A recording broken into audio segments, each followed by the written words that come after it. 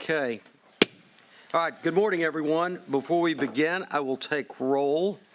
Chairman Hildebrand present. Let's see. Commissioner Abel? Present. Mr. Bell? Present. Mr. Doggett? Present. Mr. Foster? Present. Mr. Patton? Present. Commissioner Rowling? Present. Thank you. The meeting is called to order November the 2nd, 2023 at 9:08 a.m. Before we proceeding with any business, I believe Dr. Yaskowitz has a statement to make. Thank you, Chairman. Public notice of this meeting containing all items on the proposed agendas has been filed in the Office of the Secretary of State as required by Chapter 551, Government Code, referred to as the Open Meetings Act. I would like for this fact to be noted in the official record of this meeting. Great, thank you. As a reminder, please turn on your microphones and announce your name before you speak, and speak slowly for the court reporter. Before we proceed, I would like to announce that Commission Agenda Item Number 8, Acquisition of Land, Coryell County, approximately 95 acres at Mother Neff State Park, has been withdrawn. First is the approval of minutes from the Commission meeting held August 24, 2023, which have already been distributed. Is there a motion for approval? Patton moves to approve. Is there a second? Bell seconds. All in favor? Aye. Any opposed? Hearing none, motion carries. Thank you. Next is the acknowledgement of the list of donations, which has already been distributed. Is there a motion for approval? Foster, move. Second? Abel, second. All in favor, please say aye. Aye. Any opposed? Hearing none, motion carries. Thank you all for the donors as to the very generous gifts. Next is the consideration of contracts which have already been distributed. Is there a motion for approval? Rolling, so moved. Patton, second. All in favor? Aye. Any opposed? Thank you. Hearing none, motion carries. Now for the special recognitions, retirements, and service awards. Dr. Yaskowitz, please make the presentations.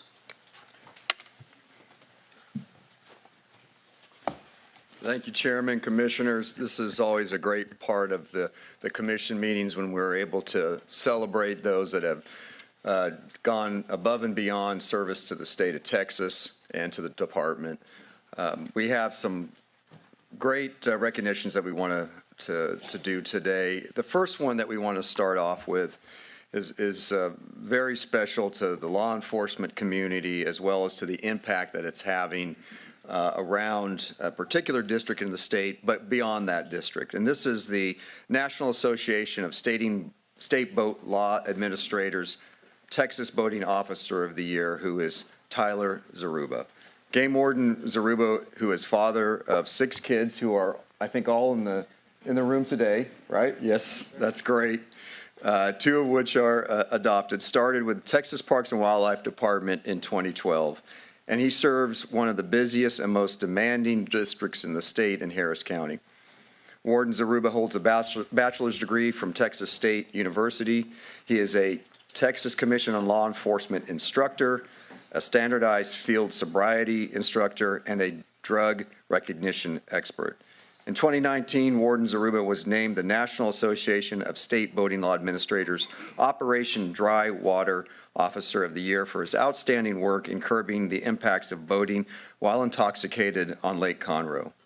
This year, the Harris County District Attorney's Office nominated the TPWD Law Enforcement Division Region 4 District 3 team, which Warden Zaruba is part of, for the 2023 Mothers Against Drunk Driving Team Award, which they won. Warden Zaruba also has great experience, making him an excellent instructor for his fellow wardens' best practices in report writing, video evidence, search warrant composition and execution, fingerprinting, and navigating the complexities in the Harris County Jail, which I'm sure are many. He is constantly looking at best practices when it comes to keeping boater safety on the public waters of the state, and has researched and organized additional funding avenues through the DA's office, and is part of a roundtable group that meets monthly to discuss enforcement adjustments. During his career, Warden Zaruba has participated in the investigation of high-profile boating accidents on Lake Conroe, as well as several other accidents on Clear Lake, and has responded to multiple events on the San Jacinto River, Lake Houston, and Buffalo Bayou to either lead that investigation or assist his first responding partners. He is a person who has never complained or turned down an opportunity to teach individuals or groups the importance of the TPWD mission and water safety, and he brings an unrivaled positivity to his team. And for these reasons, we are honored to present Game Warden Tyler Zaruba with the 2023 National Association of State Boating Law Administrators Texas Boating Officer of the Year Award. Congratulations.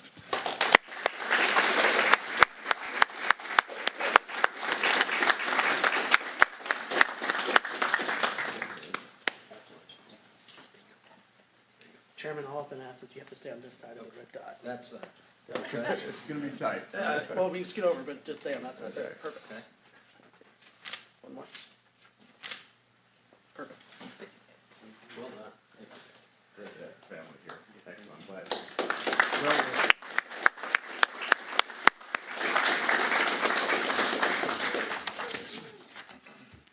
Next, we'd like to recognize a few of our employees who are retiring after a long time of service with the department and also having an impact on conservation in the state of Texas. The first is Eddie Hood. Warden Hood began his career with the Texas Parks and Wildlife Department in October of 1990 as the Texas Game Warden Training Academy here in Austin, when it was here.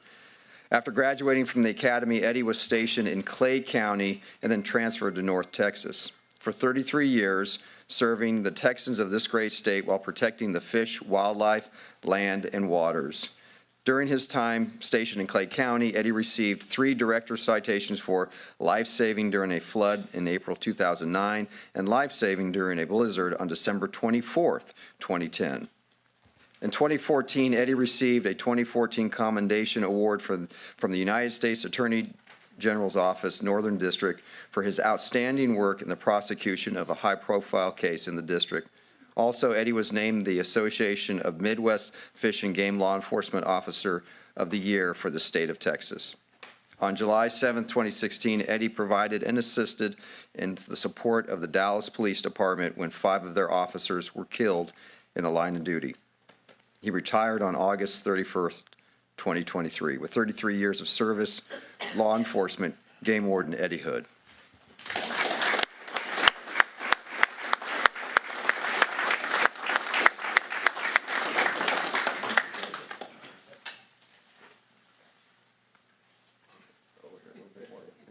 Here we go. 1, 2. One more.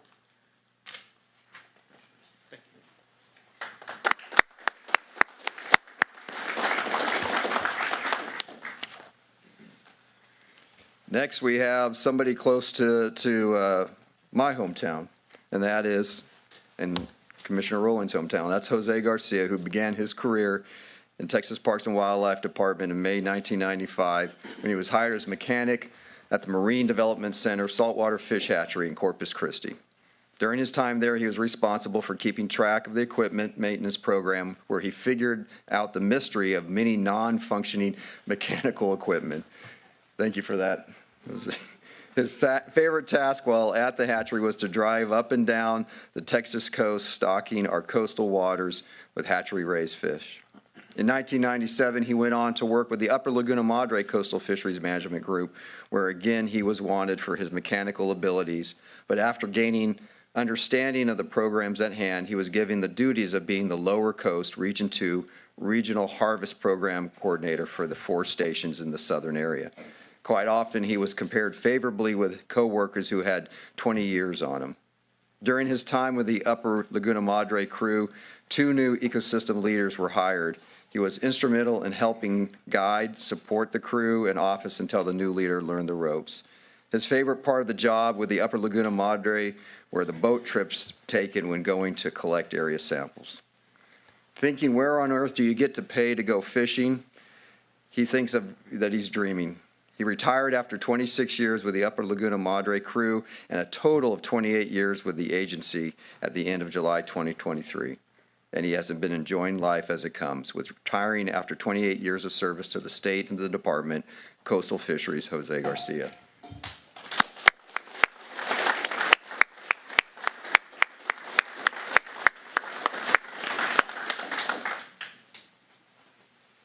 You don't want to start a conversation with you because then we'll never finish.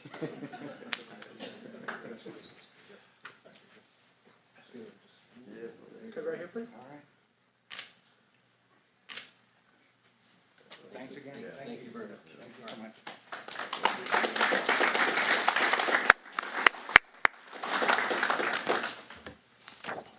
Next, we have our service awards. First, we'd like to recognize Judith Green, who began her career with the Texas Parks and Wildlife Department in September 1988. She started at the department's headquarters as temporary worker for the big game and migratory game bird programs. Judith then served as wildlife technician at the District 5 office in Tyler for 5 years, where she enjoyed conducting various wildlife surveys, specifically alligator, Houston toad, and red-cocked woodpecker surveys, and assisted with the reintroduction of eastern wild turkeys. After a 2-year stint in Dallas, Judith transferred to the San Antonio Urban Wildlife Office. As an urban wildlife biologist, she enjoys connecting people to wildlife through education, outreach, and technical guidance, offering urban wildlife habitat management strategies that can be applied to various public and private properties benefiting wildlife, landscapes, water, and people. Judith's experience led her to being a contributing author to the agency's book, Texas Wildscape, Guarding for Wildlife, and she has also led the Texas Master Naturalist Program, where she helped create it in 1996. Judith's most interesting collaborative projects she is currently involved with are Bird City, Texas, and Camp Bullis Sentinel Landscape. She loves the diversity of challenges and the possibility of change that urban wildlife biologist position can offer. With 35 years of service to wildlife in the state of Texas and the department, Judith Green.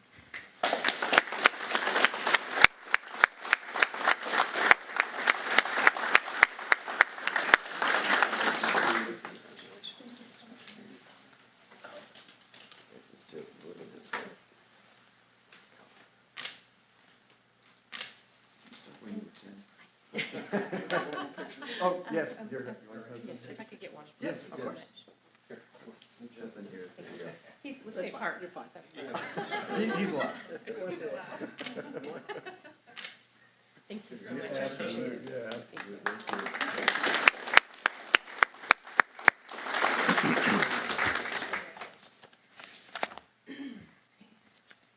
Next, we'd like to recognize Perry Trial. Perry began his career with the Texas Parks and Wildlife Department Coastal Fisheries Division in 1998 as a marine fisheries biologist on the Lower Laguna Madre ecosystem team.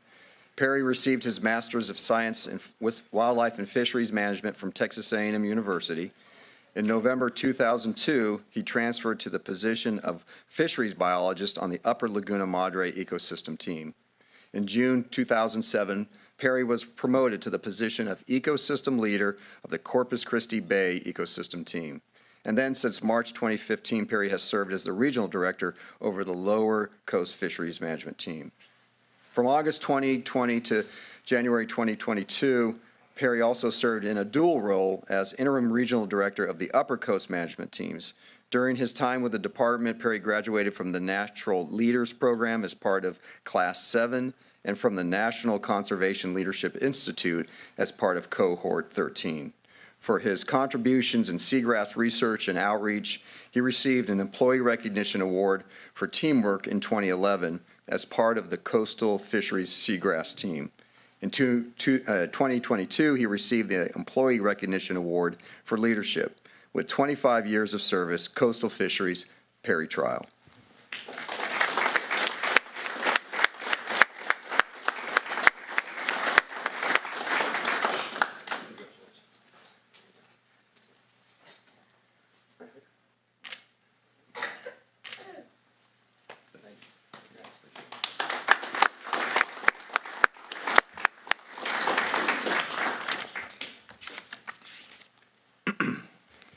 Next, we'd like to recognize Heidi Rayo, who was hired in 1998 as the Department's Hunter Education Specialist responsible for training new instructors in Houston as well as all over the Southeast Texas.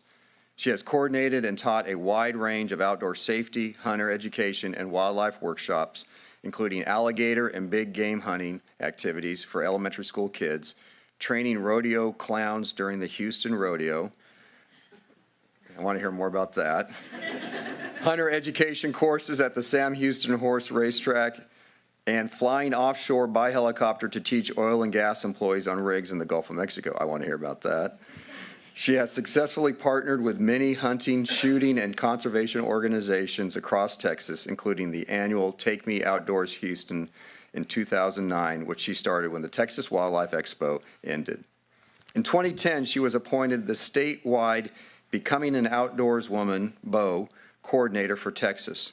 Under her direction, it has reached over 6,000 women who have added to their outdoor skills and ultimately becoming hunters, anglers, and archers. She has received the International Hunter Education Association Professional of the Year, also the Executive Director Award for that organization, the Houston Safari Club Educator of the Year, and she is also in the Texas Hunter Education Hall of Fame.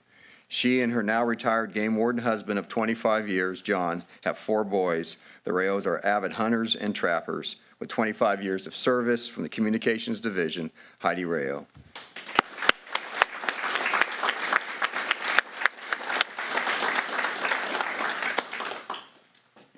I do want to hear those stories.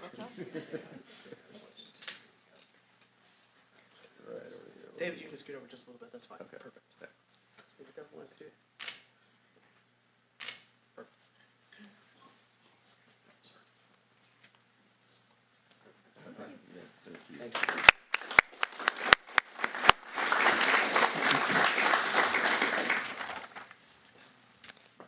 Next, we'd like to recognize Shelley Plant, who began her career with Texas Parks and Wildlife Department in 1996 as a wildlife intern. In 1998, she joined the department as a full-time employee as the Great Texas Birding Classic Coordinator.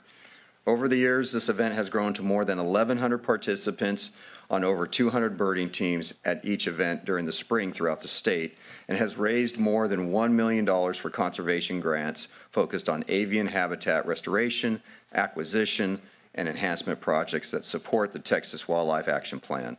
In 2004, Shelley became the Nature Tourism Manager in the Communications Division, and over the past 15 years has joined the Cross-Divisional Texas Paddling Trails team that now has 81 certified paddling trails throughout the state and more than 900 wildlife viewing sites throughout the state as well.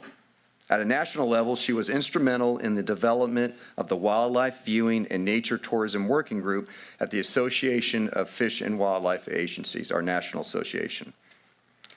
Through these committees, Shelley helped coordinate and plan webinars, conferences, training academies, and workshops for nature tourism and wildlife viewing professionals. She has been raising awareness of the importance of engaging with these constituents to increase the agency's relevancy.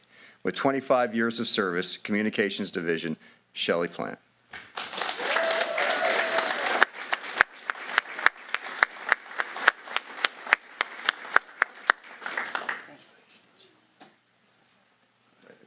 Tell me where to go. Right, yeah.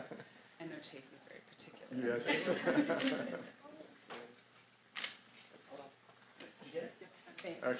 Thank you.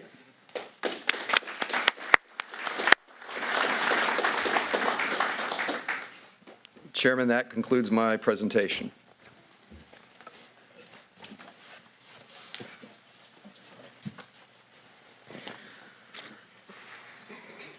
Okay, thank you very much, and thank you for the many years of dedicated service.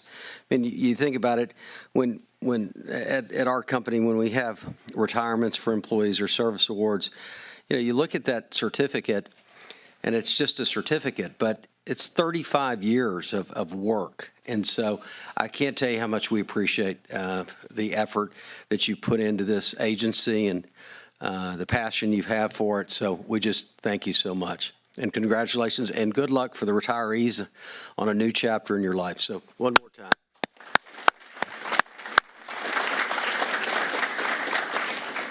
So at this time, I'd like to inform the audience that everyone is welcome to stay for the remainder of the meeting. However, if anyone wishes to leave now would be an appropriate time to do so.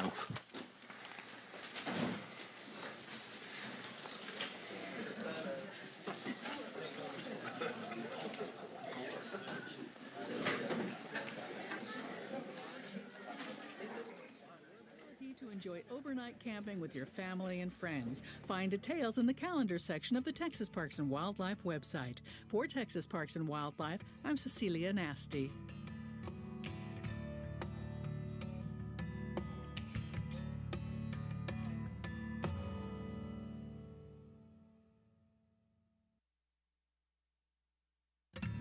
This is Passport to Texas. Wildlife biologist Sean Gray stays busy most days in his role as Parks and Wildlife pronghorn and mule deer program leader in the Trans-Pecos. I get to oversee all of the management and research for the two species for Texas Parks and Wildlife. This includes orchestrating the restoration of these species to their native range. Last year, Parks and Wildlife successfully relocated 109 pronghorn. Our surplus populations are located in the northwest and northeast panhandle. We take animals from healthy populations there to boost our local populations in the trans.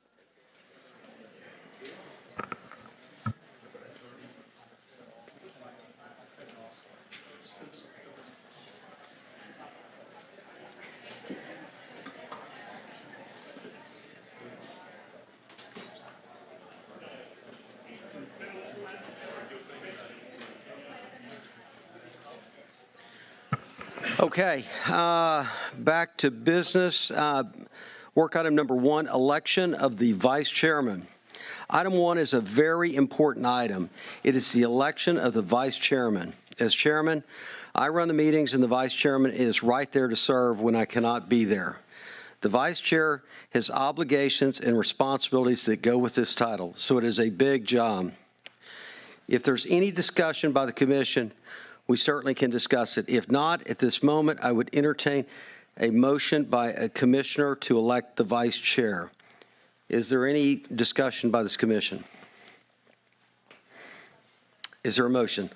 I would move that we nominate Oliver Bell as vice chair. Great. Is there a second? Doggett, second. Great. All in favor, please say aye. Aye. Any opposed? Hearing none, motion carries. Congratulations.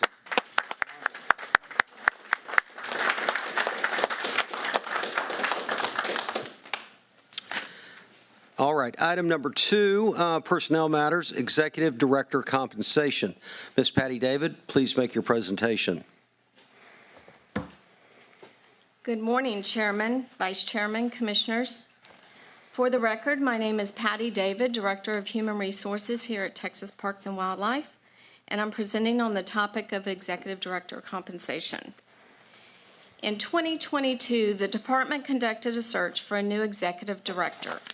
Before we posted the position and began the job search, we recognized that the salary for the Executive Director position was not in line with the current job market, and it would take legislative action to increase the salary. Through the legislative appropriations request process, we requested and were approved for Texas Parks and Wildlife Department Executive Director position to be reallocated from a Group 7 salary range to a Group 8 salary range in the General Appropriations Act, Schedule of Exempt Positions. This has allowed us to consider a pay increase for our Executive Director position.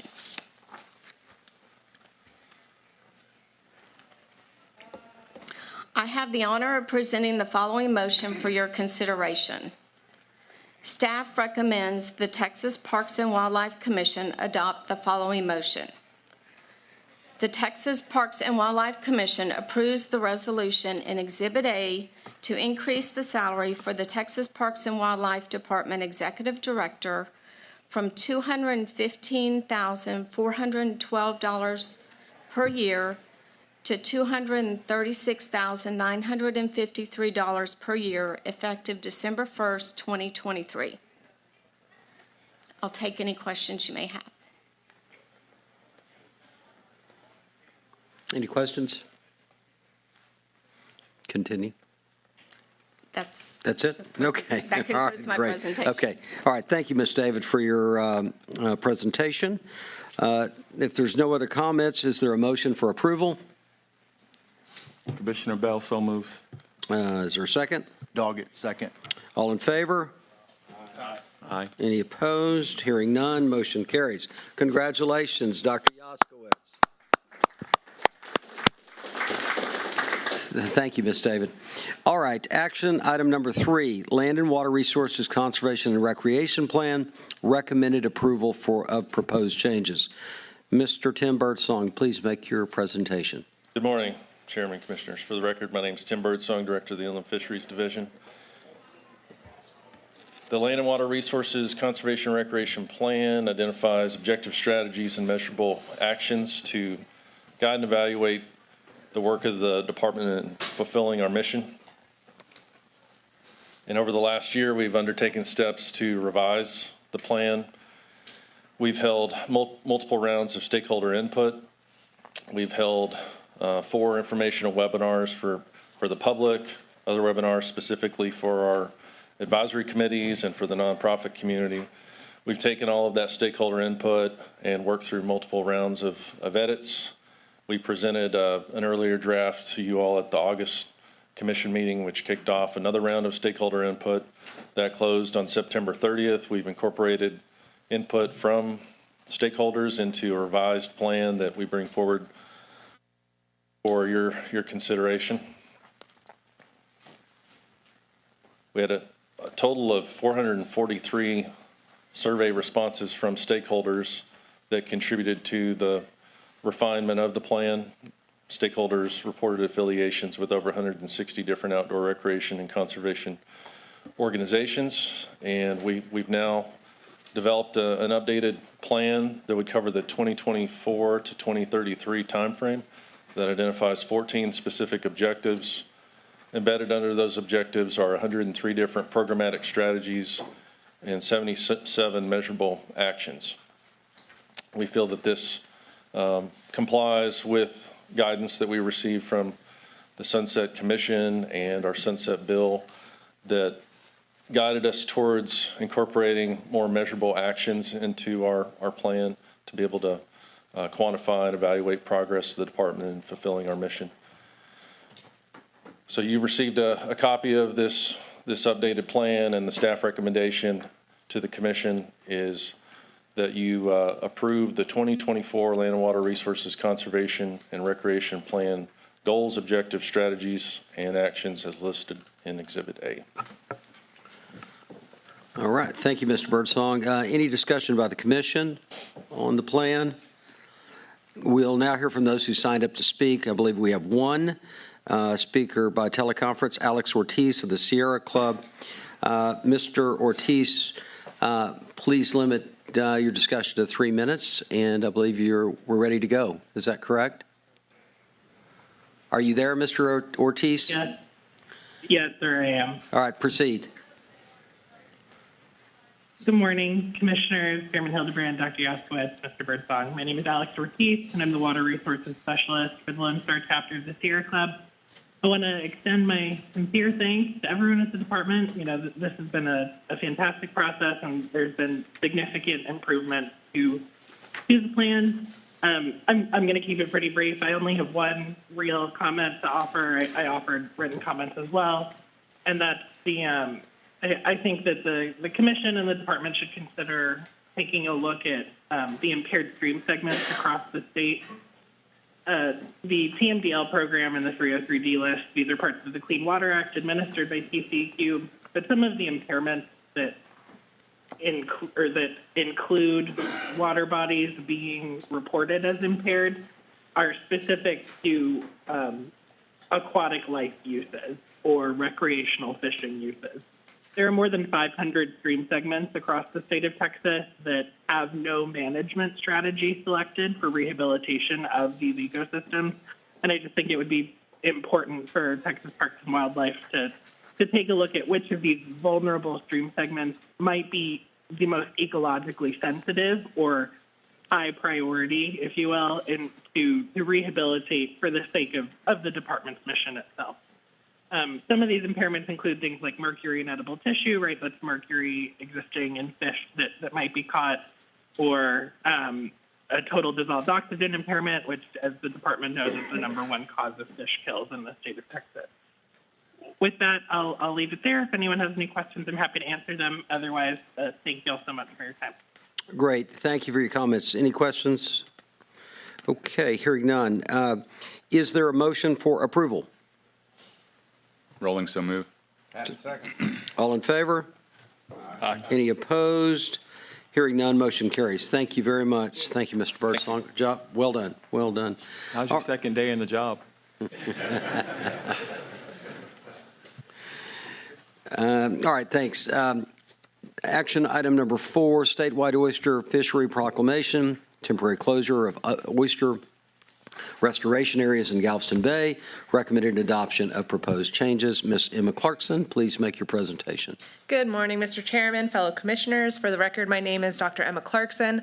I am the Ecosystem Resources Program Director in the Coastal Fisheries Division. Today, we'll be presenting a recommendation to adopt an amendment in the Texas Register to temporarily close 2 oyster restoration sites until November 2025. TPWD Code Chapter 76 grants the Parks and Wildlife Commission the authority to close an area that is being reseeded or restocked. We are currently restocking or restoring 2 reefs in Galveston Bay, where we plant mulch material to restore degraded and lost substrates. That 2-year closure gives oyster larvae the opportunity to recruit to the fresh culch and grow to harvestable size, and that time gives about the time for 2 cohorts of adult oysters to recruit. So far, all of our restorations have been successful, and the reefs that were closed for 2 years are still healthier than natural reference reefs up to 9 years later. This is, you guys have seen this picture before. Here's a picture of the oyster growth on one of our recent restoration sites. After about 1 year, you can see how many market-size oysters recruit to the site. That 2-year closure allows that structure to grow uninhibited by any disturbance. So in August, until now, 2 reefs in Galveston Bay were restored using this culch planting method. Funding for these restoration projects was generated from the CARES Act, the Federal COVID Relief Act. The temporary closure is requested only for the footprint of the restoration area and not the entire reef on which the restoration occurs, and a total of 64.4 acres would be temporarily closed. We had a lot of active engagement with industry partners on this project. We did 3 workshops to select the sites for these restoration sites. We had industry members come in the field with us, sample the sites, and help design them. And so we had a lot of engagement with industry partners for this project. And we worked with those industry partners to identify the temporary closure boundaries to make sure we were not proposing a closure on any critical harvest areas for them. This map shows the location and acreage of the proposed temporary closure areas in Galveston Bay. White is water, light gray is oysters, black is land, East Redfish Reef, which is approximately 42 acres on the right, and North Dollar Reef, which is approximately 22 acres on the bottom left. So the amendment that we proposed in August was to temporarily close 2 restoration areas in Galveston Bay, and that was proposed in the it was published in the September 29th issue of the Texas Register. Again, this is updated since I put these slides together. We have 20 public comments received, 17 of which, or 85%, were in support, 2 were neutral, and 1 comment in opposition wasn't directly related to the proposal. It was just related to oyster management in general. So the staff recommends that the Commission adopts the regulation changes as published in the September 29th issue of the Texas Register for the temporary closure of these oyster restoration reefs. Thank you for your time, and I will take any questions you may have. Thank you, Ms. Clarkson. Any questions by the commissioners? The only really question, comment, wonderful work, obviously, and it's, but as you know, the problem is large, and this is, you're having a 30-acre impact on a net basis, it looks like. What's the cost of the restoration for the 30 acres? It was around $3 million for the 30 acres. And I think we talked about this at the last meeting. The cost has tripled since, when we started a lot of this work about 10 years ago, it was $76 per cubic yard. That's turnkey cost. Now we're up over $200 per cubic yard turnkey cost. But we have started to try to identify ways to bring that cost down by a new bidding process, reaching out to new vendors, getting vendors on our bidding list so they have the opportunity to bid, and we're exploring some of those options to reduce cost. Any kind of outside-the-box ideas that could really cheapen this thing up, like concrete, discarded concrete, or, old platforms, oil and gas platforms? I mean, I know rigs to reef has been a big issue, but anything outside the box that may be out there where we could do this really cheaply and restore thousands of acres, not tens of acres? Yes, absolutely. And recycled concrete is a great point that you make. The Artificial Reefs program is getting ready to reef the Queen Isabella Causeway in the Lower Coast. Of course, all of that goes offshore. The platforms are typically offshore for nursery and pelagic habitat. Recycled concrete is a really good one, and so we call those materials of opportunity, and as long as they're clean and they don't have hydrocarbons on, you can. And so it just comes a matter of construction cost. The actual deployment is usually cost. It's not the material itself that's expensive. It's usually the barges and the deployment. But we actually get a lot of comments from the public. I have, the most interesting one was unused porcelain toilets that were clean, and so we have all of these opportunities to use materials of opportunity. The most recent one was granite countertops. So we have to go through and make sure that they don't have things like resins or pollutants or hydrocarbons in them. But yes, there's an opportunity to use those materials. Look, let's just investigate every creative opportunity out there to really reduce the cost of this, because 30 acres, $3 million, that'll take a lifetime to restore the reefs. And so, but anyway, job well done. Thank you very much. So with that, is there a motion for approval? Commissioner Bell, so moved. Is there a second? Able, second. All in favor, please say aye. Aye. Any opposed? Hearing none, motion carries. Thank you, Ms. Clarkson. Action item number 5, chronic wasting disease detection and response rules, additional provisions. Recommended adoption of proposed changes. Mr. Alan Kane, please make your presentation. Good morning, Chairman, Commissioners. For the record, I'm Alan Kane, Big Game Program Director in the Wildlife Division. This morning, I'll be presenting proposed changes to CWD detection and response rules and deer breeder permit rules and requesting adoption of these items. The proposed changes stem from concerns expressed by a variety of stakeholders and organizations in response to the current trajectory of CWD in Texas. Additionally, the department received 4 separate formal petitions for rulemaking this summer in response to the continued CWD outbreaks, the unidentified sources of CWD for some of these positive facilities, and the lack of compliance from a number of trace release sites. The chart on the slide illustrates a cumulative trends in CWD detections in breeder facilities since the first detection in 2015 to the 12 new positives, including a suspect this Monday that occurred just in 2023. As you can see, since 2020, we've seen a significant uptick in detections in captive facilities. The continued revisions and enhanced rules pertaining to CWD surveillance in breeder facilities adopted in 2021 has helped in the discovery of these recent detections. However, these proposed rule changes being presented today are necessary as we continue to work towards management actions to help curtail the spread of CWD to both captive and free-ranging populations. I'll note that of the 28 breeding facilities where CWD has been detected, including this recent suspect positive in Cherokee County, 13 have been depopulated, and of the remaining 15, one of the facilities is under a research option 3 years into its herd plan with only 1 positive there. One of them is tied up in litigation. 2 have been generally unresponsive to the Department's and Animal Health Commission's request for herd plan discussions, and then the 11 remaining are in the process of developing herd plans right now.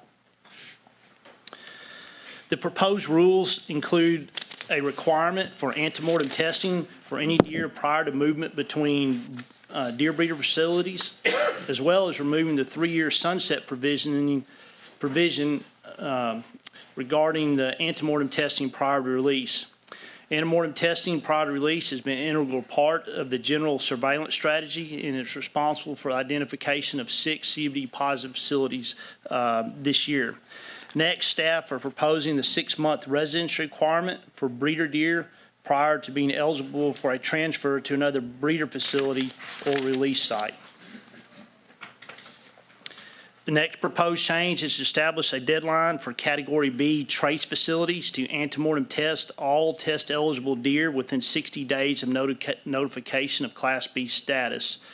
Just as a reminder, a Category B facility is a trace-out breeding facility that does not have 100% of the trace deer available to be removed for testing. Additionally, to further reduce the risk of live animal movements from nursing facilities and the complexity of the epidemiological investigations, staff proposed to eliminate provisions allowing deer breeders to transfer fawns to external nursing facilities for nursing purposes, and this would require all fawns to remain in the herd of origin till at least 6 months of age, at which point they could receive an antemortem test prior to movement. All existing nursing facilities would either have to redesignate as a breeding facility, become a contiguous pen in the existing breeding facility, or close in its entirety. Additionally, to mitigate risk between breeder facilities and release sites, the following changes are proposed. One is to reproduce the statutory provisions governing the required permanent visible ID in breeder deer to facilitate the prompt removal of CBD-exposed animals so that disease status of epi-link release sites can be determined. On that same vein, as related to tagging, staff further proposed to prohibit the release of breeder deer prior to April 1 of the year following birth to ensure that the animals can be released between, that no animals are released between 6 and 9 months of age that would otherwise not be required to retain identification. Next, staff are proposing to increase compliance among, changes to increase compliance among epi-link release sites, and it's mentioned earlier, there's been a sustained non-compliance from epi-link release sites, with only 45% actually submitting all the required harvest and testing information. Proposed rules would include a requirement for trace-out release sites to remove every trace animal within 60 days, either by lawful hunting or as specifically authorized in writing by the department. The prompt removal of CBD-exposed animals is a requirement for epi-link breeder facilities and would provide consistency between the exposed facility types. The proposal states that samples should be submitted within 1 day of mortality, but staff would recommend modifying that to 7 days for a more reasonable time period to submit samples. The proposed change would also allow for the suspension from MLD for landowners that refuse to comply with testing and reporting requirements for epi-link release sites. Next, staff proposed a change that would change the trap, transport, and process permit deadline to submit CBD samples to be within 7 days of collection. Currently, TTP rules require those samples be submitted by May 1 of each permit year. Staff are proposing this change in response to CBD positive detected in Bexar County as a result of TTP, which we didn't, the samples were submitted or not collected in January but not submitted till May, and so we weren't able to know about that until several months later. And this would allow the department to respond in a more timely manner to detections. Lastly, staff are proposing a statewide carcass disposal rule. Staff recognize that proper carcass disposal is an important management strategy to minimize unintended spread of CBD, especially in areas where CBD is not known to exist.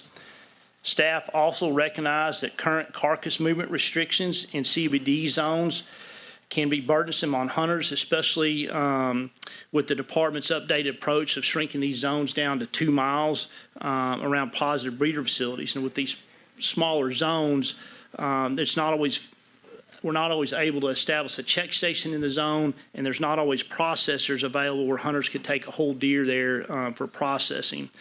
Therefore, staff are proposing a statewide carcass disposal rule.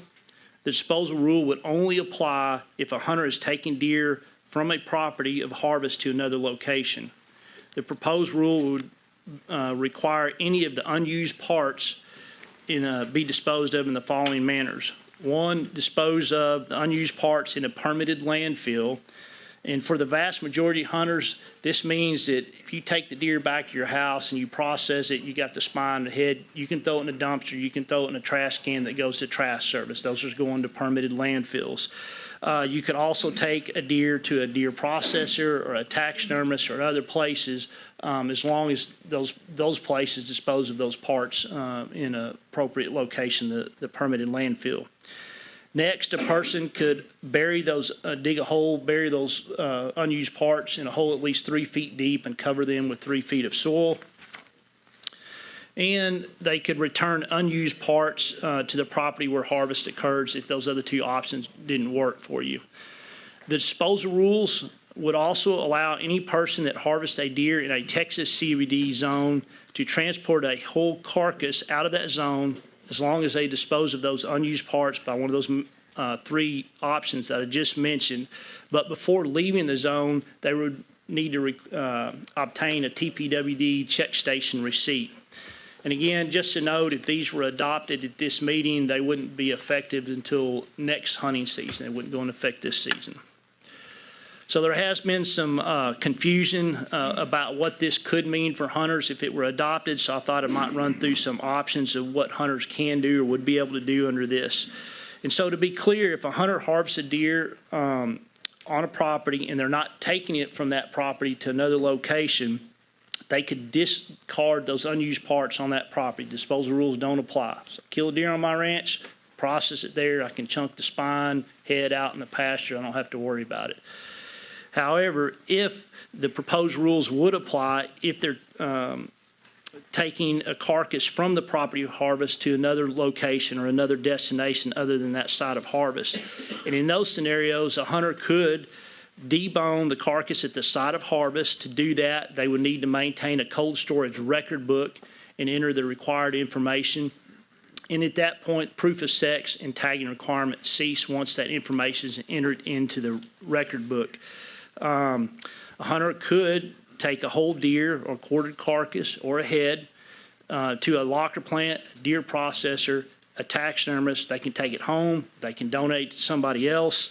As long as, and if these rules are adopted, they would just need to dispose of those unused parts, or the person, the final recipient, would need to dispose of those unused parts in one of the 3 options we just talked about.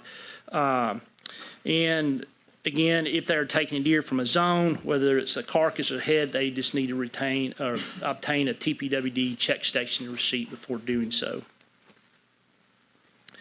As of yesterday afternoon, we received 4,260 public comments in response to these proposals, with 31.8% of those respondents agreeing with the proposed changes, 65.1% disagreeing completely with the changes, and 3.1% disagreeing with specific parts of the proposed changes.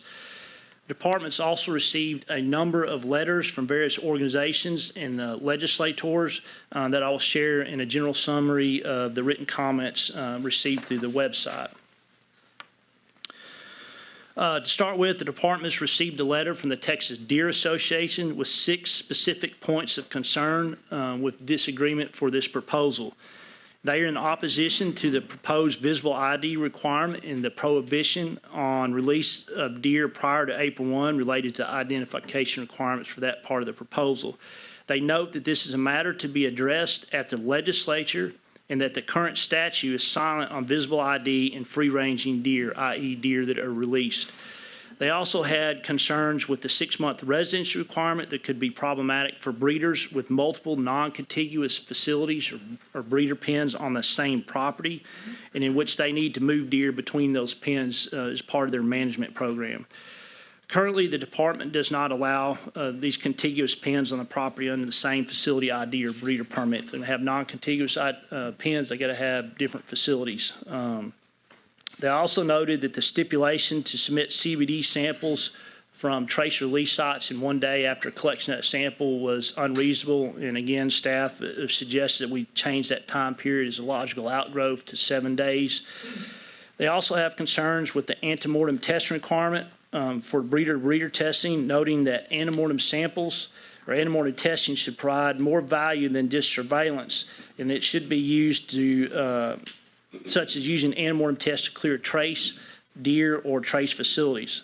Also suggesting that if antemortem testing is adopted, that Tier 1 testing requirements currently in rules should be removed from regulations, and that CWD zones should be abolished. Lastly, they recommend that 100% of all TTP deer be CWD tested, noting that the change is just the time period of submission doesn't really mitigate the CWD risk. We received another letter from the Deer Breeders Corporation yesterday afternoon, and they had concerns regarding the visible ID requirement, stating that the visible ID on release sites is a private landowner rights issue, suggesting that because deer released on release sites are free-ranging, that the ID requirement doesn't apply, and TPWD doesn't have jurisdiction over requiring tagging of free-ranging deer. Now, while Deer Breeders Corporation acknowledges the visible ID may help breeder or release sites be freed up from an epi-linked investigation, they are concerned it might be at the expense of landowner rights.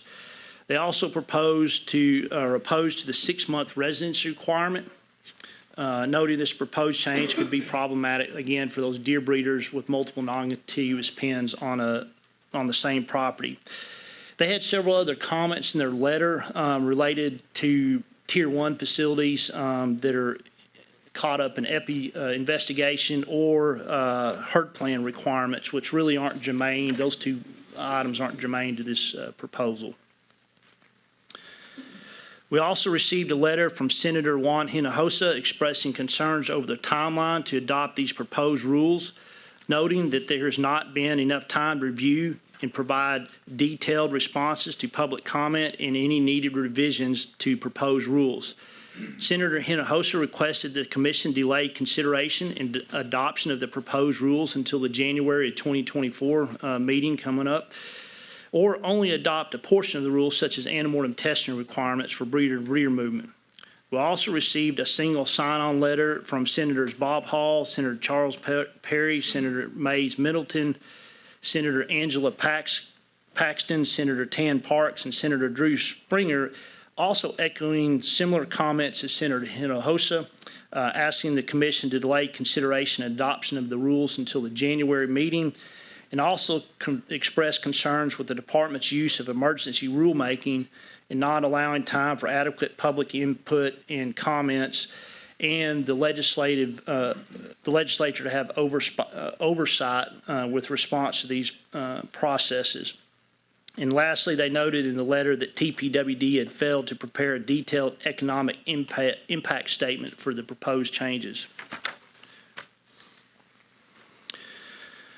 The department has also received numerous public comments, obviously in opposition with the 4,200 I was just talking about. There was a lot of written comments on the website, so I just wanted to go over some of those reasons for disagreement or specific disagreement with specific portions of the rules.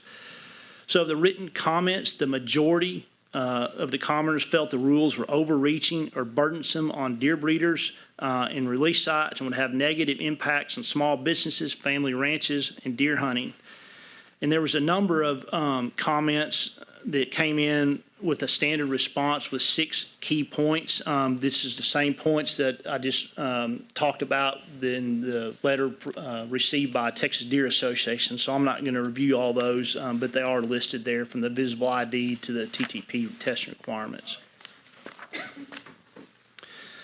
Other public comments that disagreed with the proposal or specifically disagreed with the proposal include concerns with the carcass disposal rule being too burdensome on hunters, that it could discourage hunter participation, and it could be too expensive to dispose of carcasses. There were a fair number of written comments that disagreed specifically with the carcass disposal rules only, but they were fine with the rest of the comments in that 3.1%. Other comments include a request to shut down live animal movements, that no new rules or that no new rules are needed since because the rules adopted in 2021 are working to detect CWD in breeder facilities. Some noted that CWD is not a concern, so the rules are not necessary. There was concerns from a few individuals that the antemortem testing requirement, they could potentially run out of tissue if they're continuing to have to test deer every time they move. Other commenters suggested there be no transport of breeder deer until a more reliable antemortem test is available. Others were concerned that an open-ended statement pertaining to the proposed release site provision to remove trace deer within 60 days. There's a section in there about testing hunter-harvested deer, 100% of them, and a comment of some language that the department, until the department is satisfied CUD or confident is not present. So they were a little concerned about that language. And lastly, that the animal health or disease issues such as CBD should be administered by the Texas Animal Health Commission. The department has also received a single sign-on letter of support for the proposed rules from most of the organizations listed on this slide, all the way up until Plateau Land and Water. I'll note that we did receive an individual letter from the Nature Conservancy yesterday that supported all proposed changes to this rule. We also received a letter from the Texas and Southwestern Cattle Raisers Association supporting the proposal, but noting that the Commission should continue to welcome other solutions which garner broader consensus among stakeholders while providing meaningful protection of the state's whitetail deer population. The Texas Sheep and Goat Raisers Association also provided a letter supporting TPWD's efforts to contain and eradicate CBD.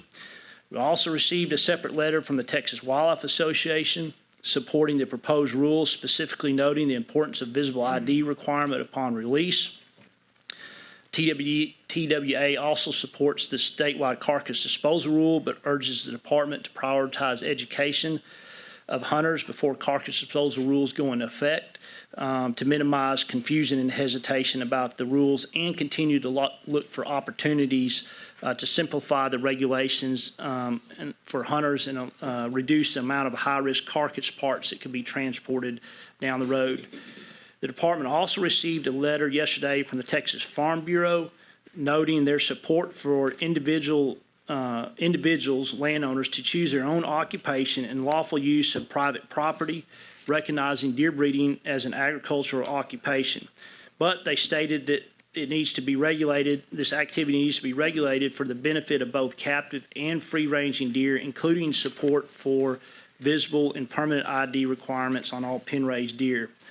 The Farm Bureau encourages the department to work collaboratively with deer breeders, independent veterinarians, researchers to identify gaps in data and research needs, and to work towards using available resources to improve our understanding of this disease and ensure that amenable and necessary regulations are adopted to best address concerns moving forward.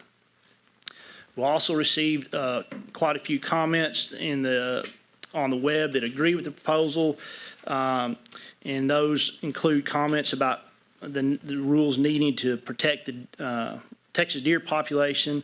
It also would help protect hunting heritage, the hunting economy, and reduce the spread of CBD, if not stop it. Many noted that visible ID was necessary to identify trace deer on release sites to aid in prompt removal for disease management purposes. Some noted support for the proposed rules, but asked that the department look into ways to allow for deboning of carcasses at the ranch of harvest without having to use a cold storage record book. And some suggested artificial movement be stopped and high fencing not be allowed. The Whitetail Deer Advisory Committee also provided feedback on the proposal with overall support for most all of the rules. There were proposed rules. There were some items with mixed support or other suggestions from members of the committee that included all deer captured under TTP be required to be tested, or some variation of that to like some percentage of the total number trapped. There was one suggestion to require the first 15 deer captured under a TTP to be sampled, so we get those samples up front if previous samples have not been collected by other means. The majority of the committee supported visible ID requirements, but there were several that disagreed with the visible ID, stating it's a personal choice for release site owners. There was also mixed support for the 6-month residence requirement, again related to the non-contiguous pens. The committee did indicate the days to submit samples on these trace release sites should be extended to at least 7 days. And lastly, the advisory committee was supportive of carcass disposal rules, but wanted to make sure staff worked towards, again, an option to allow hunters to debone carcasses at the site of harvest without having to have a cold storage record book. With that, staff recommends the Texas Parks and Wildlife Commission adopt amendments with changes necessary to the proposed text as published in the September 29th of 2023 issue of the Texas Register. I'll be happy to answer any questions. Thank you, Mr. Kane. Any questions from the commissioners? You'll have time to kind of have final questions after all the public presentation. Okay, thanks, Mr. Kane. Okay. All right, so we have 52 people signed up. If you do the rough math, that's 150 minutes. That's 2.5 hours. So here's my request. We do this with military precision. Military precision. And less is more. We're going to give each of you 3 minutes, but if you could do it in a minute, that's great. That'd be fantastic. So let's just have some respect for your fellow presenters, the commission. We're here to listen to you, but be brief and be specific, and we appreciate your comments. And so what we're going to do, have you told them what they're going to do in terms of lining up, Dee? I've got Allison lined up to stay over here, and she'll get them all lined up. Okay. So what I'm going to do is call out the first 10 people, and we'll give you a number. And if you will, line up and then come to the middle. And when someone finishes their speaking, they can exit stage left. You come in straight away and then start your talk. So let's do this quickly. That's my fervent desire here. So here we go. Roy Leslie. Well, we have 4 people to speak. Teleconference, and so I'll go ahead and take those first. Chairman, we have 2 that are not online. Number 1, Charles Greco is not online, and number 3, Brian Kanke is not online. So only 2 at this time. Great. And then the last thing I'm going to say, look, please, I'm just trying to run this quickly and efficiently. At 3 minutes, I'm going to cut you off, and we got to move on to the next person. So, because if everyone takes 4 minutes, then we're here for 4 hours. So thank you very much for your compliance there. First person, Michelle McBride. Michelle, you're on. Hello, Commissioners. My name is Michelle McBride with McBride Private Consulting Service. Commissioners, I'm thankful to speak with you today. Staff's proposed amendment state they refine surveillance efforts. I disagree with the intent based on contradictions within, the tightening on some and leniency to others, carcass movement restrictions. And a check stub or a tag of the ear does not prevent, contain, or control chronic wasting disease. Carcass movement proposal actually increases risk of epidemiological spread by termites due to the department's required transport of carcasses to designated locations, unknowing if said carcasses are carriers of chronic wasting disease. The same applies to mandated return of unused carcass parts to bury on landowners' property by harvesters. Has consideration of contaminant with the prion of unknown origin to soil and water been reviewed before imposing statewide disposal of carcasses? I believe chronic wasting disease is comparable to rabies, a prion disease we accept, respect, and have no boundaries to. The efforts of surveillance to control and contain chronic wasting disease since 2013 has been to no avail, and counterproductively the cause of negative economic impacts. I believe continuation will lead to the escalation of controversy involving overcrowding of court dockets, leading to demands burdening all entities of law enforcement by serving court orders, refereeing land disputes, and protests by hunters. I'm speaking to you from personal experiences where threats warranted defenses in LaSalle, Val Verde, and Coke counties, to mention a few. I've offered this department avenues, eliminating the need of hindering surveillance since 2019. By in-person meetings, phone calls, emails, letters, certified letters, public comment not heard by the people of Texas, and today's public comment. State departments and agencies have access to billions in funding and are encouraged to collaborate with independent entities. There is a time for all things. The time is now, before controversial escalation. Great. Thank you for hearing me, and I pray those who hold office Thank you, entrusted Ms. with the McBride. power to make decisions will seek the Lord's guidance first. Thank you. 2, Greg Simons. Mr. Simons.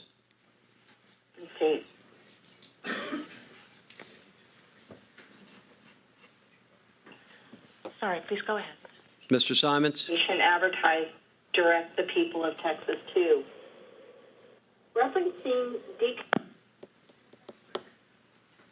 Mr. Simons. Okay. I believe he is not on. So, and you said Brian Kankey and Charles Greco are not going to speak.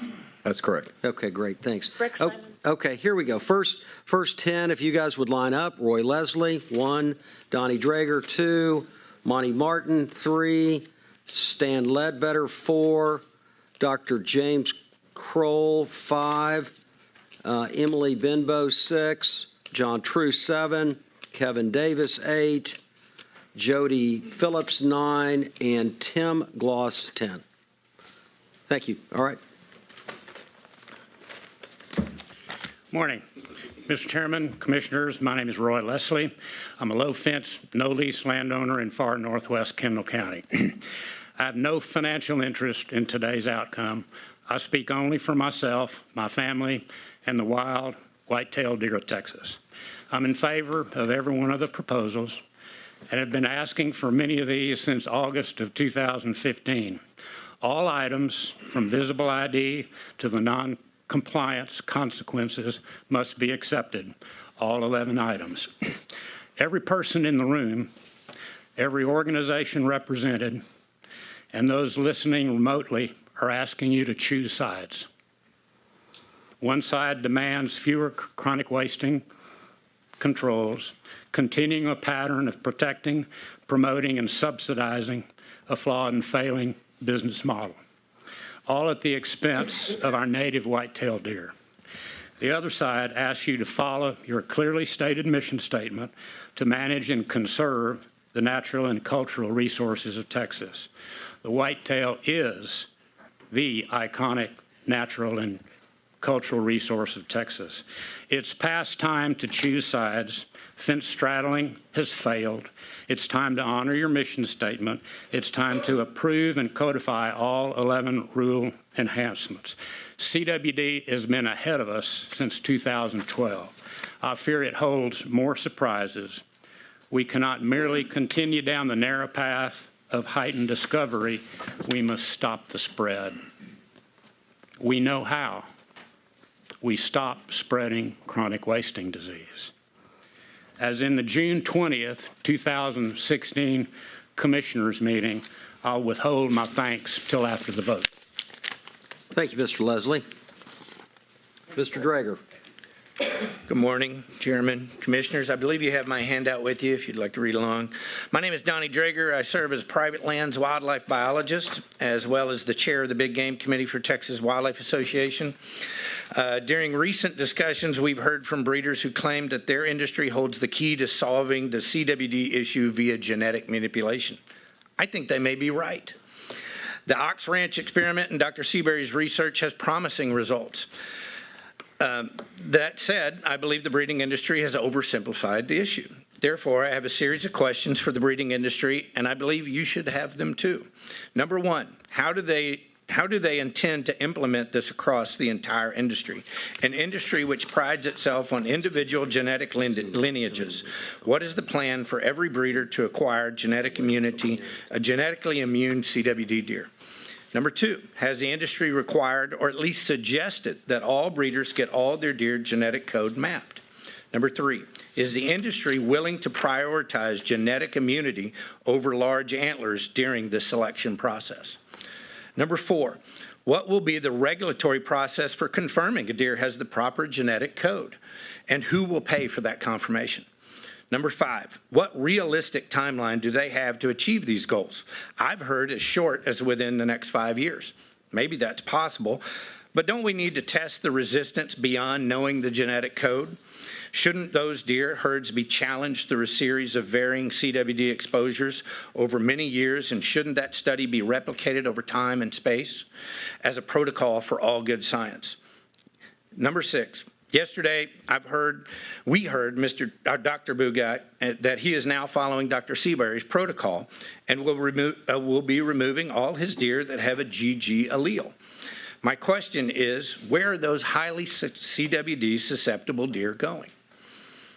Will he be euthanizing them in the pen? Or will he and the entire industry plan to sell and ship the most CWD susceptible deer out of their pens and into the wilds of Texas? To summarize, I believe the deer breeder industry is on the right path to creating a CWD-resistant white-tailed deer, but the more we analyze it, that road is much longer than it first appears. In the meantime, protections provided by these proposed rules, especially the visible tags, will give us the time the breeder industry needs to accomplish their lofty goal.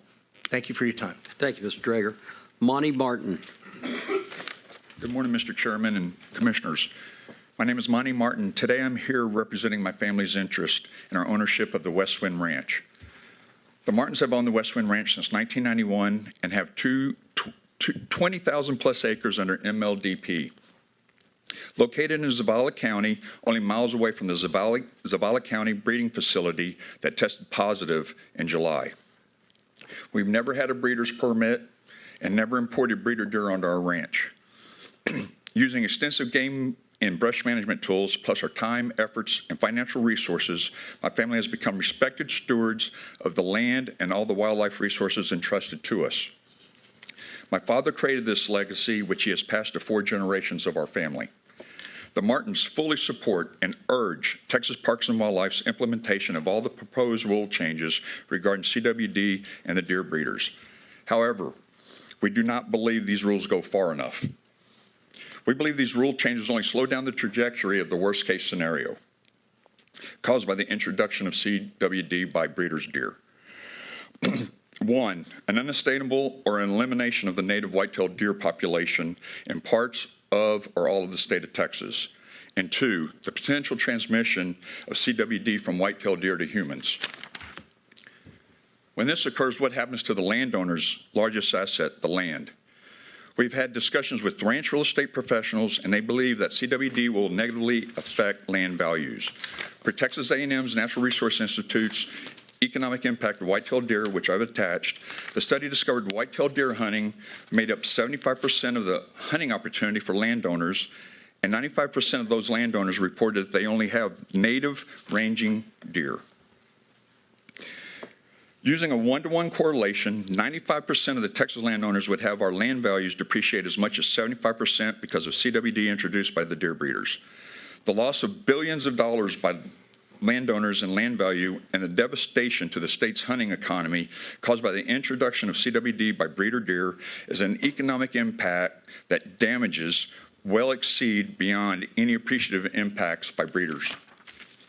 Regarding the transmission of CWD from deer to humans, our own Center for Disease Control's website attached on the transmissions page indicates there's an ongoing study that will infected meat from asymptomatic deer passed on to animals that contradict another study from 2018. Thank you, Mr. Chairman and Commissioners, for my time today. Thank you, Mr. Martin. Mr. Stan Ledbetter. Hey, good morning, Chairman, Commissioners. Thanks for today. I am a resident of Galveston County, have a small place in Duval County. I'm not a breeder. I don't sell hunts. It's just a family place. Start with, I know you got the letter from the senators, so I support their position on that, so we'll leave that alone. Statutorily, in the support of these rules, staff is to talk about economic impact. A couple of the things that I saw in the rulemaking that wasn't taken into account were ranches like mine. I was getting ready to sell my ranch in March of this year. Got a call in April saying, hey, you've been epi-linked to a deer that 4 years ago was born on a ranch that my deer had been off of by the time that deer was born. We talk about trying to get guys like us, the release sites, to comply. I got that one phone call from TWD, got a letter from the Animal Health Commission saying, hey, we'll be in touch, and then got an email from TPWD saying, test everything, but that's it. I don't have a herd plan, I haven't heard anything about that. My point today is that we've got to allow folks like Mr. Kane to add a bit of logic into what we're doing. Rules are great, I understand, but they don't apply to all of us. The rules as they exist today say that I'm locked up when my deer they were gone from the ranch where this deer was before it was born, and there was a negative test and then a positive. So I'm 4 years out from that. So as we move into my request for today is please just let there be some common sense injected into how this is all handled. Look at each site on a totality of the facts, make rational decisions that protect both these resources and the landowners and our individual rights. Don't let COVID become don't let CWD become Texas's COVID. We're better than that. We trust the science, but we have to also understand that there is still so much not known about CWD, as evidenced in the rulemaking support that you all received. We still don't know everything that goes into this. Let common sense be a part of our solution for ranches like mine. Thanks for your service to Texas, your time today, and the consideration of my comments. Thank you, Mr. Ledbetter. Dr. James Kroll. Good morning. Good morning. I'm Dr. James C. Kroll. I'm an emeritus and regents professor at Stephen F. Hall State University. Governor Scott Walker of Wisconsin in 2011-2012 appointed me the Deer Trustee of Wisconsin. So I have a lot of experience with these things. In 2002, I participated in the development of the Texas CWD Management Plan, and I was very proud of our state because it represented a common sense approach, and we would be one of the few states not running off the cliff like a bunch of lemmings. Since then, CWD did show up, and it appears we have totally abandoned the plan. CWD is a rare disease in Texas, as evidenced by the department's testing data, representing some 179,707 post-mortem tests of free-ranging breeder and released deer. The apparent infection rates are less than 1%. If we assume that testing positive for ceon prion proteins ultimately leads to death, these numbers pale in comparison to automobile accidents and episodic hemorrhagic disease. Further, I pointed out in 2002 that CWD is only significant issue if you can answer yes to the two following questions. Will it devastate deer herds, and can humans get it? The answer to both was, and still is today, no. In regard to the former, at his August 24th presentation at the Trophy Hunter San Antonio, I asked Dr. Reed if there were peer-reviewed published papers documenting that CWD reduced fecundity or recruitment in whitetail deer. He responded, yes. I asked him if he could send those citations, and he said he would. I also asked if any whitetail deer have died from CWD in Texas that could be documented. Again, he answered yes and agreed to send the evidence. After 50 days of reminding him, I received information that not only did not produce the evidence, but actually substantiated my claim that there were none. He also did not send evidence of whitetail deer mortalities attributed directly to CWD. My point is, the true scientific evidence does not support the measures being considered. Wisconsin lost 12% of its hunters because of false information about CWD. The billboard the billboard and mail-out warning that CWD is a threat to Texas deer is inexcusable, and it's costing us. The department's actions are costly to hunters, land values, and the livelihood of deer breeders. Appreciate you giving my comments some consideration. Great. Thank you, Dr. Kroll. And I believe, aren't those billboards down now? I hope so. No. I believe they are. They're supposed to be. If they're not, they need to be down. All right, thank you. Emily Benbow. Yes, good morning. Thank you for allowing me to speak. My speech is much different, and I tore up my speech. I'm going to speak from the heart. My husband and I have a ranch in Victoria County. We're the 7th generation landowners. We have a passion for wildlife and for the youth of our state. We are a deer breeder and also have a high fence for hunting. We are one of the 62 ranches that is non-movement qualified. I have so many questions with that. It's not, I guess I just need to explain how it's affecting us. You know, financially, with the burden, it's a burden with our plan is to either kill 100% of the deer, wait, I don't know the specifics of the timeline of testing 100% of the pen to get out of this. You know, it's a scary time for us. I did read about the billboards. That was something that sort of was an interest to me because it says that you've spent the money for the billboards for the CWD awareness and that you were spending money for education.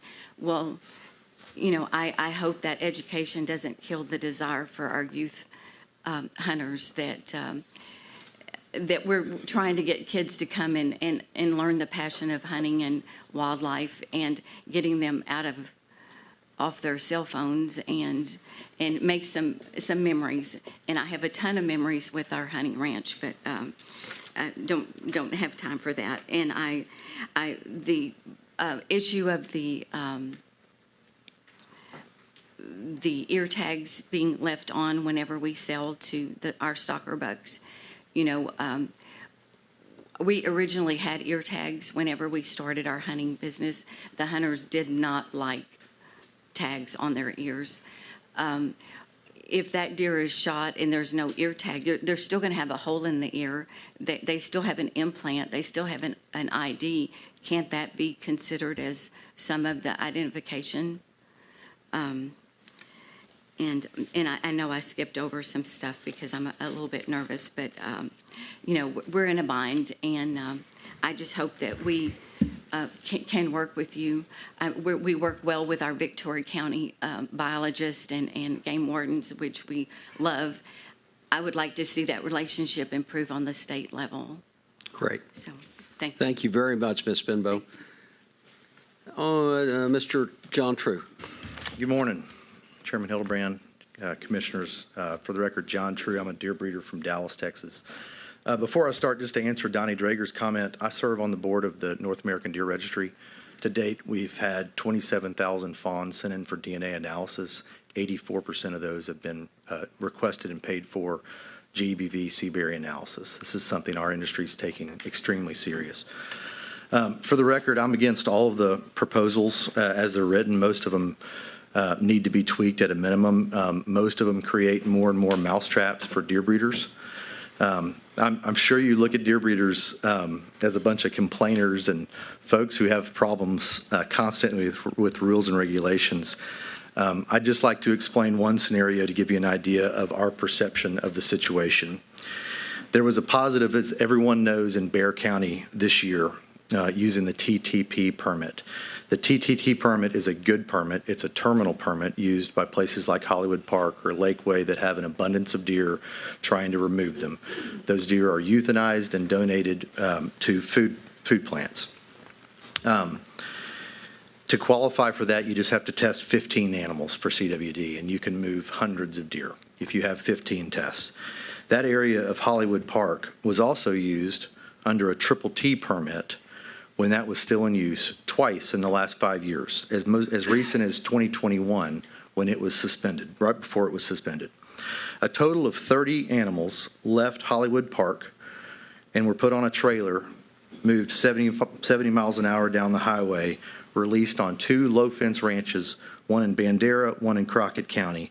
All of those deer had ear tags in their ears. At the Whitetail Deer Advisory Committee, I brought this up and was shocked to know that there has been no effort to go find those deer.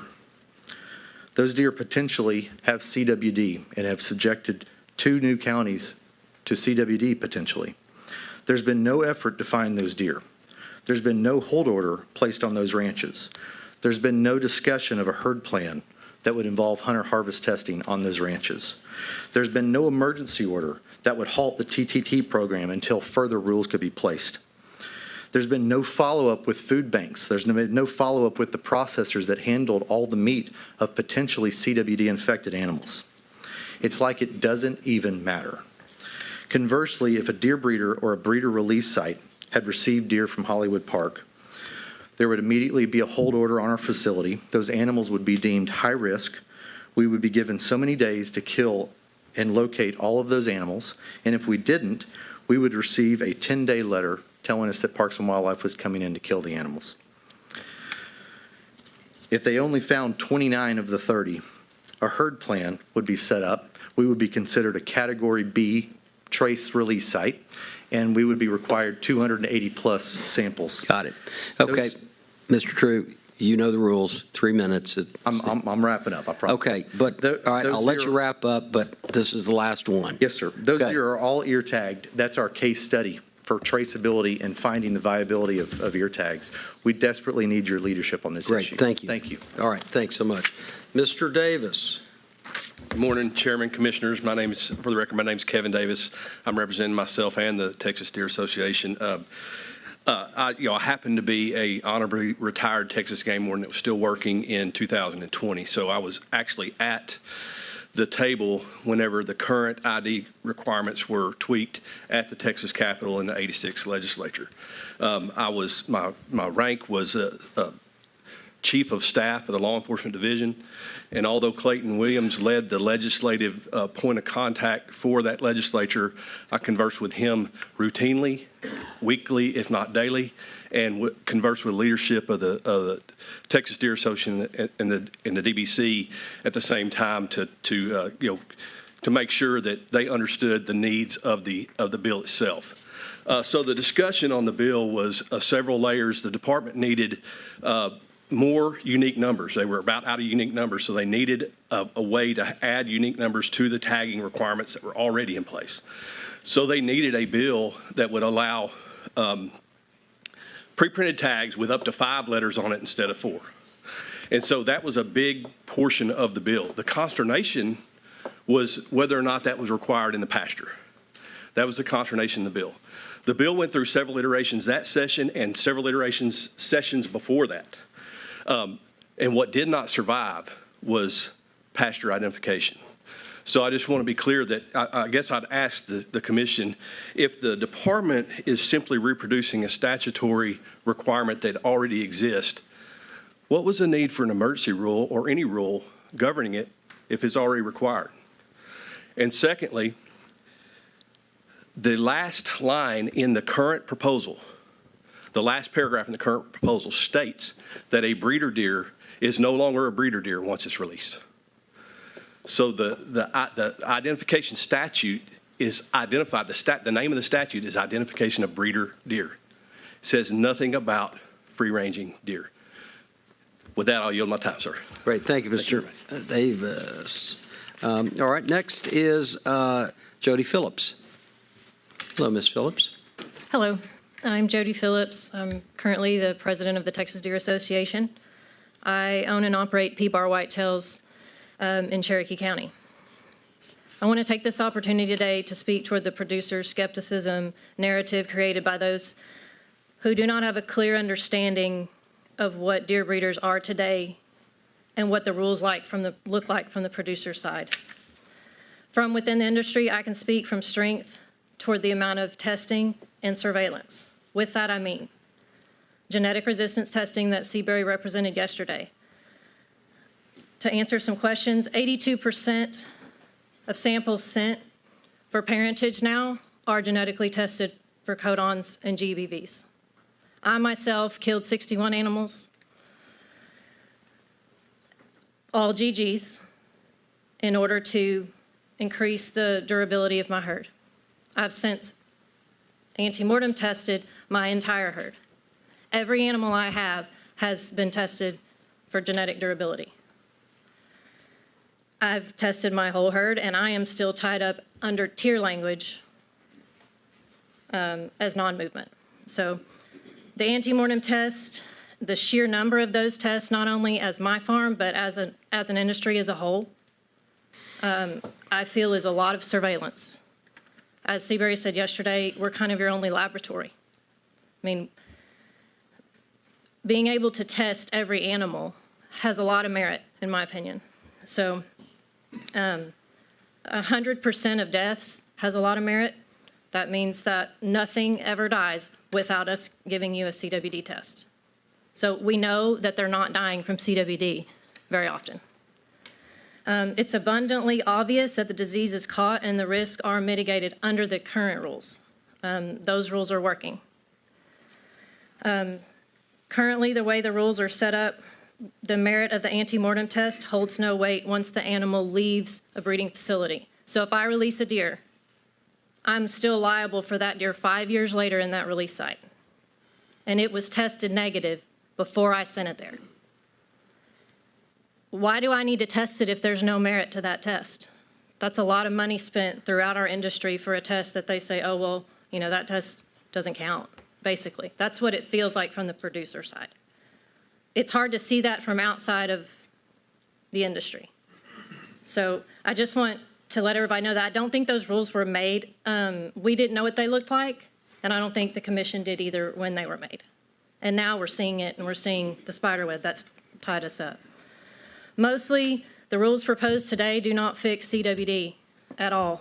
So as a deer breeder, I stand before you asking for help because of the strain passed down through dinosaur regulation created before the industry had the tools to solve CWD. So I feel like your consideration in the tools and in the testing and in all the surveillance matters. Great. So, thank you very thank you much for your comments. Appreciate it. Thanks, Ms. Phillips. Mr. Tim Gloss and Glass. Okay, and if you'll hold just a moment, let me do.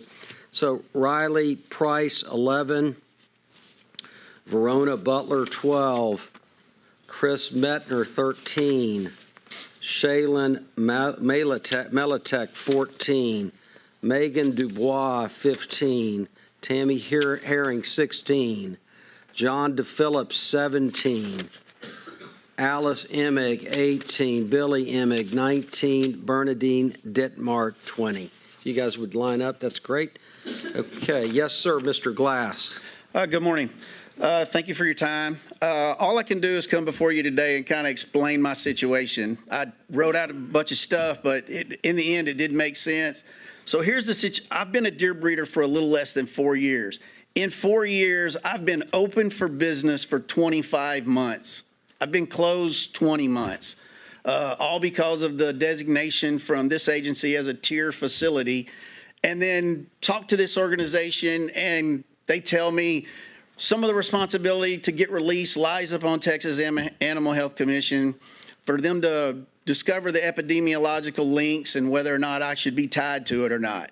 And then I talked to Texas Animal Health Commission, and they don't even recognize Tier 1 facilities. It's something that was created by this organization. USDA doesn't recognize Tier 1 facilities. It only exists here in Parks and Wildlife. And in that process, on 3 separate occasions, I've been locked down under that determination from the same trace facility. Every one of those instances are at the 4-year, 9-month, 4 years, 7-month, 4 year, 6-month time frame from their exposure to a CWD-linked facility. I'm barely within the window. And since that time, that facility has done a 100% herd test, proven to this organization in 2022 that there was no risk of CWD. But then here we are again in 2023. And once again, on 2 more instances, this organization comes to me and says, well, if I want to be open for business, just test 100% of your herd again.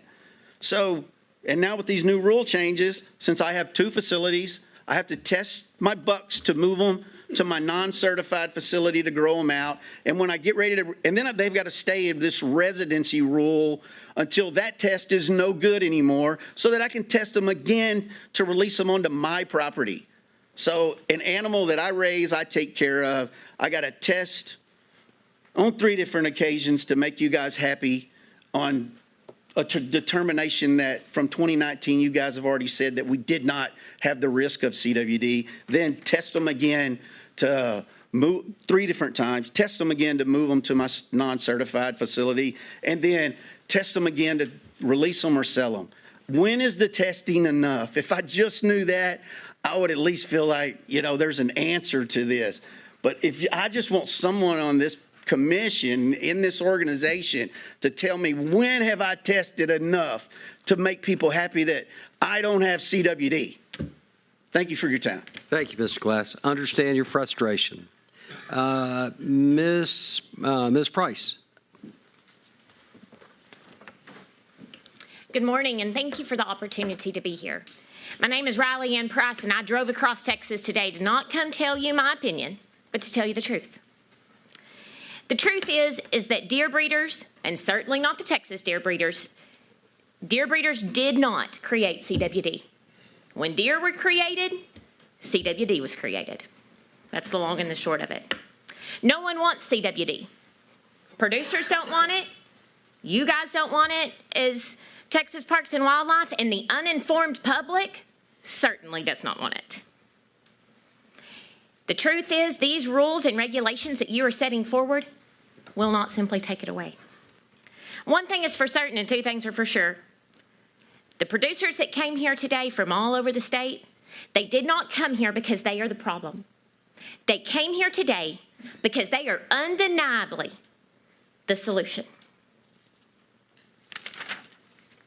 The second thing is that it was clearly stated yesterday in this very room during the workshop that the Texas deer breeder is the only laboratory that we are currently operating. The only laboratory. Why would we set forth regulations that would continue to demise our laboratory?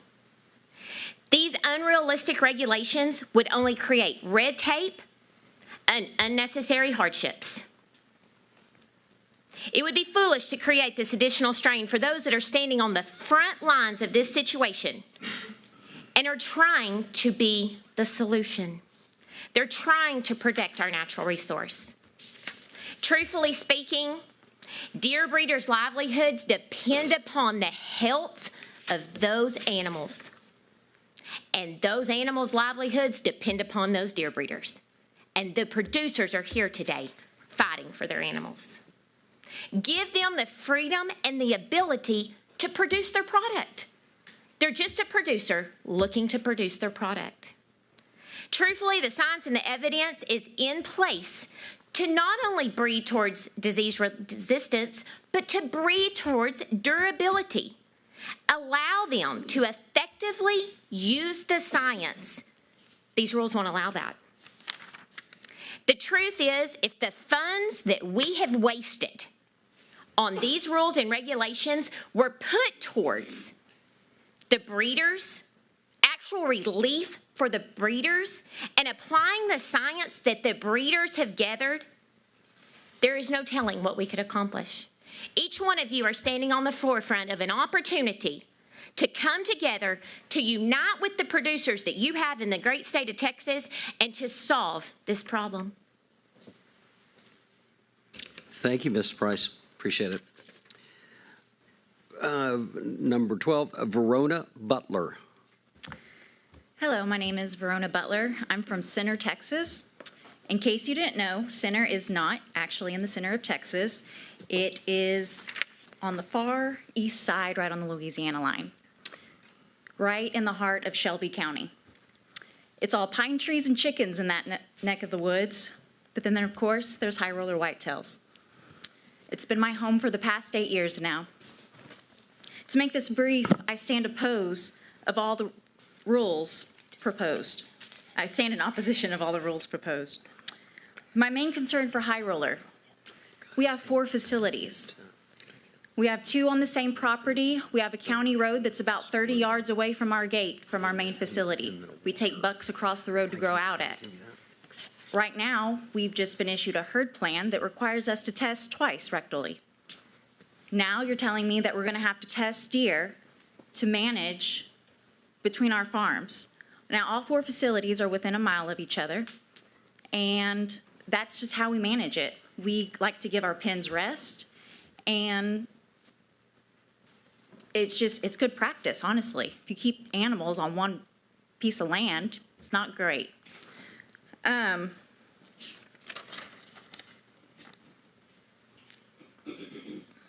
There's only also so much tissue you can take.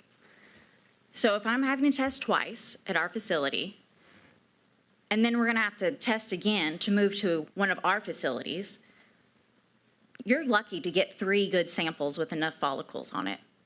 What else is there left to test after that? When we're just trying to properly manage our facilities and our herd. I encourage you to take a deeper look into this before making a final decision. There's several farms in the state that have multiple facilities. This will be a big problem. I also disagree with the fact that breeder deer are being required to be released with identification. In my opinion, this is an infringement on private property rights. It should be their choice, plain and simple. I'm a very proud Texan, and I know that Texas is supposed to be the state where businesses can grow and thrive. That honestly hasn't been the case for the deer industry. In fact, it feels like our business is being quite suppressed. We as Texans can do better. We should be the leaders of the industry in the entire country, not the ones known now with the worst regulations in the country. We, the breeders, have done the research, and we have the truths about our industry. And I hope that you can hear our pleas today. Thank you for this opportunity to speak, and I greatly appreciate your time. Great. Thank you very much, Ms. Butler. Could I please remind each of the speakers, after they speak, could you exit the room just to leave room for new presenters that want to come into the room? I'd really appreciate that. Thank you very much. Okay. Chris Metner. Yes, sir. Thank you, Mr. Chairman, Commissioners. Thank you all for the opportunity to voice our opinions today. My name is Chris Metner. I'm a graduate of Texas A&M University and have been a wildlife and freshwater fisheries biologist for the past 18 years. I hope and pray that you all can truly see the value of whitetail from breeding facilities, that they have the ability to improve genetic makeup of herds across the state, improve property values, increase the total acreage dedicated to wildlife management, increase rural Texas economic productivity, and most importantly, have the ability to provide the state with animals that have a genomic makeup of resistance to CWD and resistance to many other diseases. I hope and I pray that you all have an understanding that that very genetic influence is the only true solution to CWD other than natural selection, and is one of the strongest examples of conservation.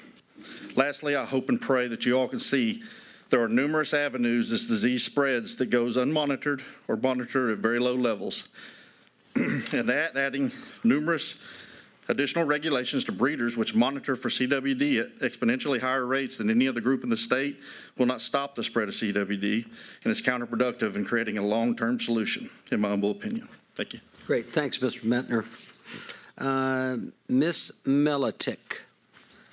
Good morning. My name is Shaylin Melodic, and I'm the farm manager at P-Bar Whitetails. Some of my favorite memories growing up are of the times I spent hunting with my dad. Those moments in the stand is where my love and respect for whitetail deer started. It continued to grow throughout my time at Texas A&M, where I began to understand more of the complexities behind the breeding and antler growth in whitetail deer. So you could imagine my excitement when I was offered a position at a whitetail deer farm. I know many breeders talk about how different the industry is from 5, 10, 15 years ago. But even in my short 3 years, it has changed drastically in terms of testing and new rules. There are many factors and rules currently plaguing the deer industry that need to be addressed, but the one I'd like to talk about is the antemortem test. To start off, the testing itself is not the problem, but the lack of validity that is placed on it. The antemortem testing is working to reduce the movement and spread of CWD and is a valid test. I'd like to take a moment to explain what taking this test entails for a deer breeder and the deer being tested. In order to correctly obtain an antemortem rectal, for example, you need all the proper tools, a licensed veterinarian, correct sanitation methods, and labor, plus the cost of all of that. Although it can be done in a shoot, majority of deer must be sedated. This may seem like a harmless task, but the stress it places on these animals in addition to pulling the test can be substantial. As things are now, many deer will be required to have multiple tests taken in the course of their lifetime or even within a year. Now imagine being required to do all of that and then being told the test doesn't really count for much. That's the current reality for deer breeders. One of the biggest problems with this is the lack of merit it holds in any trace or tier situation. If the animal has a negative antemortem test before moving to another facility or release site, it should not still be tied to the previous farm. The last thing I'd like to add is that we are actively working to mitigate risk and want to solve CWD as much, if not more, than you do. At our particular farm, we have many management practices in place in addition to testing in order to reduce that risk. This includes, but is not limited to, the proper sanitation of our breeding facility, dumping and cleaning water troughs daily to limit contamination from varmints and other small animals, and getting our hay from places that do not have any known CWD on the landscape. Most importantly, we are breeding towards a more CWD-resistant herd. I'd just like to ask that you place as much credibility on the antemortem tests that you are making us put on it by requiring us to take them. Great. Thank you, Ms. Molitek. Next, Megan Dubois. My name is Megan Dubois, and my husband Ben and I work for P-Bar Whitetails in Bullard, Texas. We moved to Texas in 2020 to both pursue careers in the whitetail breeding industry. Ben had previously interned at a high-fence ranch in Missouri, where he cultivated his passion for whitetail deer, and I was happy to follow his dream. We have had the pleasure of getting to learn so much and meet so many great people in and around this industry in our short time here. Through him and being a part of the whitetail breeding industry in Texas, I have learned so much about conservation, management, and gained an appreciation for big game animals. I have grown to love whitetail deer so much. It's the highlight of my day every day, getting to take grapes to my favorite does on the farm. These emergency rules only hurt our industry and the livelihoods of thousands of Texans. The rules before were working. CWD was found and eliminated from landscapes. Since 2021, deer breeders have tested more deer than there are currently in pens. As with any industry, there are outliers, but as a whole, the deer industry wants to do what's right in regards to CWD surveillance. Testing 100% of all deaths and every deer that gets released is ample surveillance. Add on top, deer being moved breeder to breeder being tested. I would like to reiterate, every deer that is released from my breeder pen has a negative antemortem test and is being put out in a high fence release site. No breeder deer are being put in the wild and do not come in contact with wild deer. One thing is abundantly clear. There are certain agents at Texas Parks and Wildlife trying to kill our industry and Texans' livelihoods. This is not the Texas I imagined when we moved here in 2020. Laws and rules need to be made through proper channels. Emergency rules that affect the entire industry don't need to be made hastily by a government agency. Checks and balances protect everyone and need to be applied here. Deer breeders are the solution to CWD. The work Dr. Seabury has done to help farms create genetically resistant deer to CWD will be what helps Texans eradicate CWD. If deer breeders are regulated out of business, CWD will still exist in Texas. Look at Arkansas. They have no high fences or deer farms, yet they still battle CWD. Since 2016, they have had 1,485 positives in whitetail deer. If it weren't for the Texas whitetail industry, my husband and I would not be proud Texans. We hope this industry can flourish again and keep us here.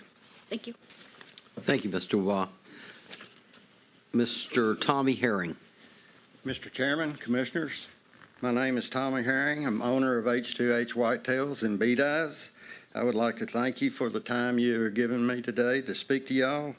As you know, Texas deer breeders test more deer for CWD than any other group around.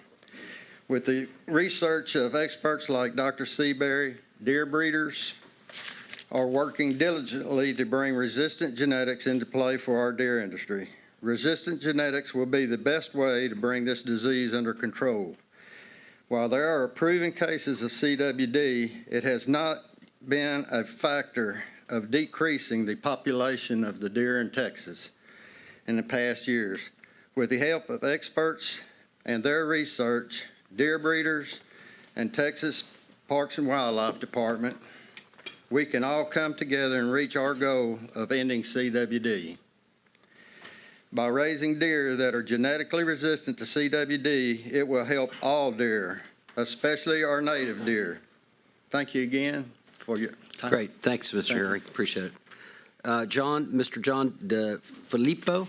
DeFilippo. DeFilippo. Yes. Good morning, Commissioners and Chairman. I'm John DeFilippo, Executive Director of the Texas Conservation Alliance. And since 1971, our alliance and 50 alliance members have advocated for wildlife protections throughout the state. Our organization is the Texas affiliate of the National Wildlife Federation, and we represent a wide variety of individuals that enjoy the outdoors. Not just hunters, but birders, hikers, canoers, and of course, state park users. Our organization fully supports and thanks TPWD's aggressive response to chronic wasting disease in Texas. I am here today to voice our support for the proposed amendments and to the current rules governing CWD. CWD is a serious issue for conservation-minded Texans and everyone that cares about wildlife protections. This is a Texas conservation issue for all healthy wildlife habitats and wildlife species of our state. We also recognize that the North American model of wildlife conservation has been shown to work, and we need to protect it. This model supports the basic tenets that wildlife is a public trust, an American birthright, and that wildlife species need to be managed in a way that their populations can be sustained forever. Texans also need and deserve to know if their wildlife were raised in a pen. Therefore, is it essential to have permanent, visible, and external identification of captive raised deer, as outlined in the current statute. Texas Conservation Alliance encourages the Commission to adopt all the proposed amendments and the rules governing CWD detection, response, management, and deer breeder permits. Thank you again for the opportunity to speak with you today, and we greatly appreciate what you've done with CWD so far and your ongoing stewardship for the wildlife of Texas. Thank you, Mr. DeFilippo. Ms. Imig. Good morning. Mr. Chairman, I think we lost our Vice Chairman, and the Commissioners. I'm Alice Imig, and I'm co-owner of Blue Creek Whitetails that's here in Falfurrias in Brooks County. Listening to the men and women who arrived today, their concern of how the Commission voted in August and the speed of the decision it was cast and the votes cast, it was a concern to me as well. Mr. Commissioner, well, actually, Mr. Bell's gone, but he had applauded, I want to applaud him for asking some questions yesterday to the experts, and I thought, what is the largest threat or need to protect our Texas deer? I agree with that. That's the largest question. What is the need, and what can we do and be responsible, to protect a native resource? And I said, now, Mr. Chairman, with Parks and Wildlife, the rules that were needed to stay in place that required the anti-mortem testing, we agree 100%. Because to transport deer is so important. If this is all we have, let's use the tool before us to mitigate concerns to other places and other ranches. We owe that to our neighbors, we owe that to our community, and we owe it to ourselves as breeders. I mean, because this is our state. So I do believe that does need to stay in place. Because that's the best we have right now. And so we should use that. And I also agree with delaying the other rules until January. And this is literally because the way the rules are written has this commission acting like an executioner that's swinging an axe that's going to be the instrument that destroys Texans' livelihoods. And I'm here today asking each of you to please delay the balance of these rules yesterday that were covered by Alan Kane. And only until an unbiased, full economic impact study can be presented and reviewed for all the counties that will be financially affected. This is so important. These are rural communities that most of these breeding facilities are in, and we are part of that community, from the churches to the grocery stores to everything. It matters. Along with some information from experts that will present you science-based facts in full without any bias. This is important. I mean, I listened to the experts. It was very, very suggestive language.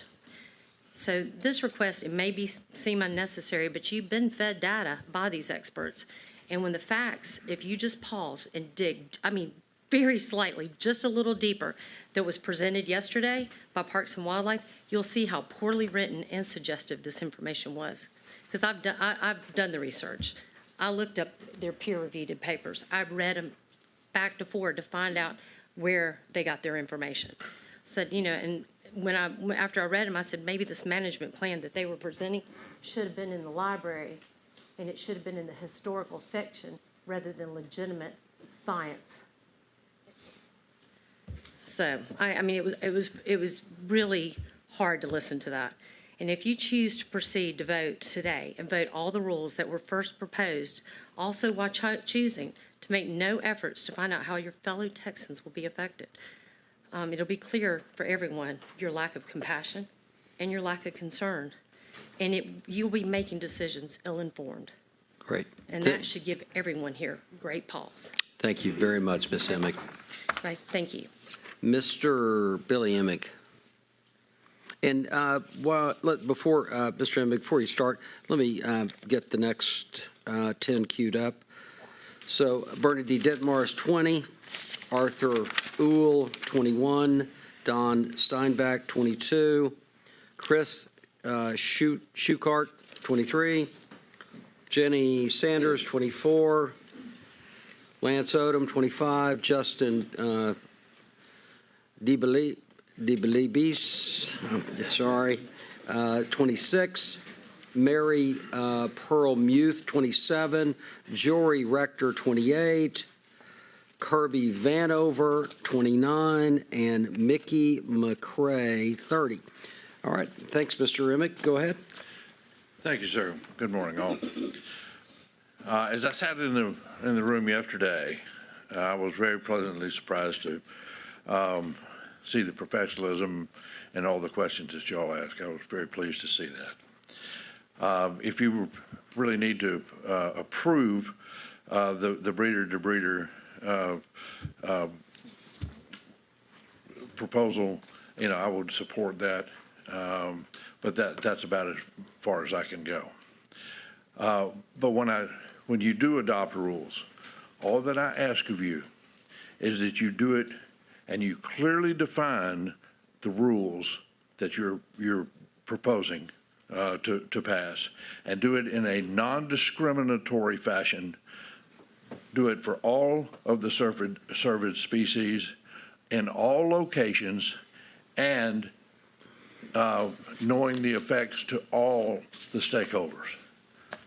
Non-discriminatory. Please, for God's sake, do that much for us. The rules, and more importantly, the enforcement behind the rules that you now have in place are not based on science. Unfortunately, it is not. The science is completely incomplete that you're relying your decisions upon. And as you heard yesterday, and as I've seen in the presentations by your staff, they're completely skewed to one side of the spectrum. There is no equal justice in the presentations that you saw. They get to cherry pick the language and the people that provide you with information. I would challenge you, as my wife did, go read the Chronic Wasting Disease Handbook or the management plan. Challenge the, quote, experts that were here yesterday. I promise you, my wife can debunk every one of them, and you should too, because you cannot make rules until you know the answers to all of it. And unfortunately, there is no objectivity to all of this. There is no rationality to all of this. When CWD is found, and yes, it is a disease, none of us want it. We don't want any disease in our pens. We don't want EHD that kills 1,000 times more deer than CWD. We don't want pneumonia. We don't want anthrax. We don't want any disease. It is financially punitive to us to have any disease. we don't discuss those, but they are hugely more important to the deer health of our herds than CWD is, but yet we're not addressing those. Right. But we're here to talk about the things that do affect us, and those are the things behind your rules, the herd plans that you were not Yes, sir. writing I down. understand fully. I understand fully. Mr. Emig, I apologize, but your 3 minutes is up. Thank you for your comments. Appreciate it, and duly I would noted. appreciate at some point an ability to say everything that needs to be said. Understand. Thank you very much. All right, next, Bernadine, Ms. Dittmar. Hello, I'm Bernadine Dittmar. I'm the widow of Dr. Bob Dittmar. Thank you, Chairman Hildebrand, the commissioners, Dr. Gachowitz. It's an honor to be here today.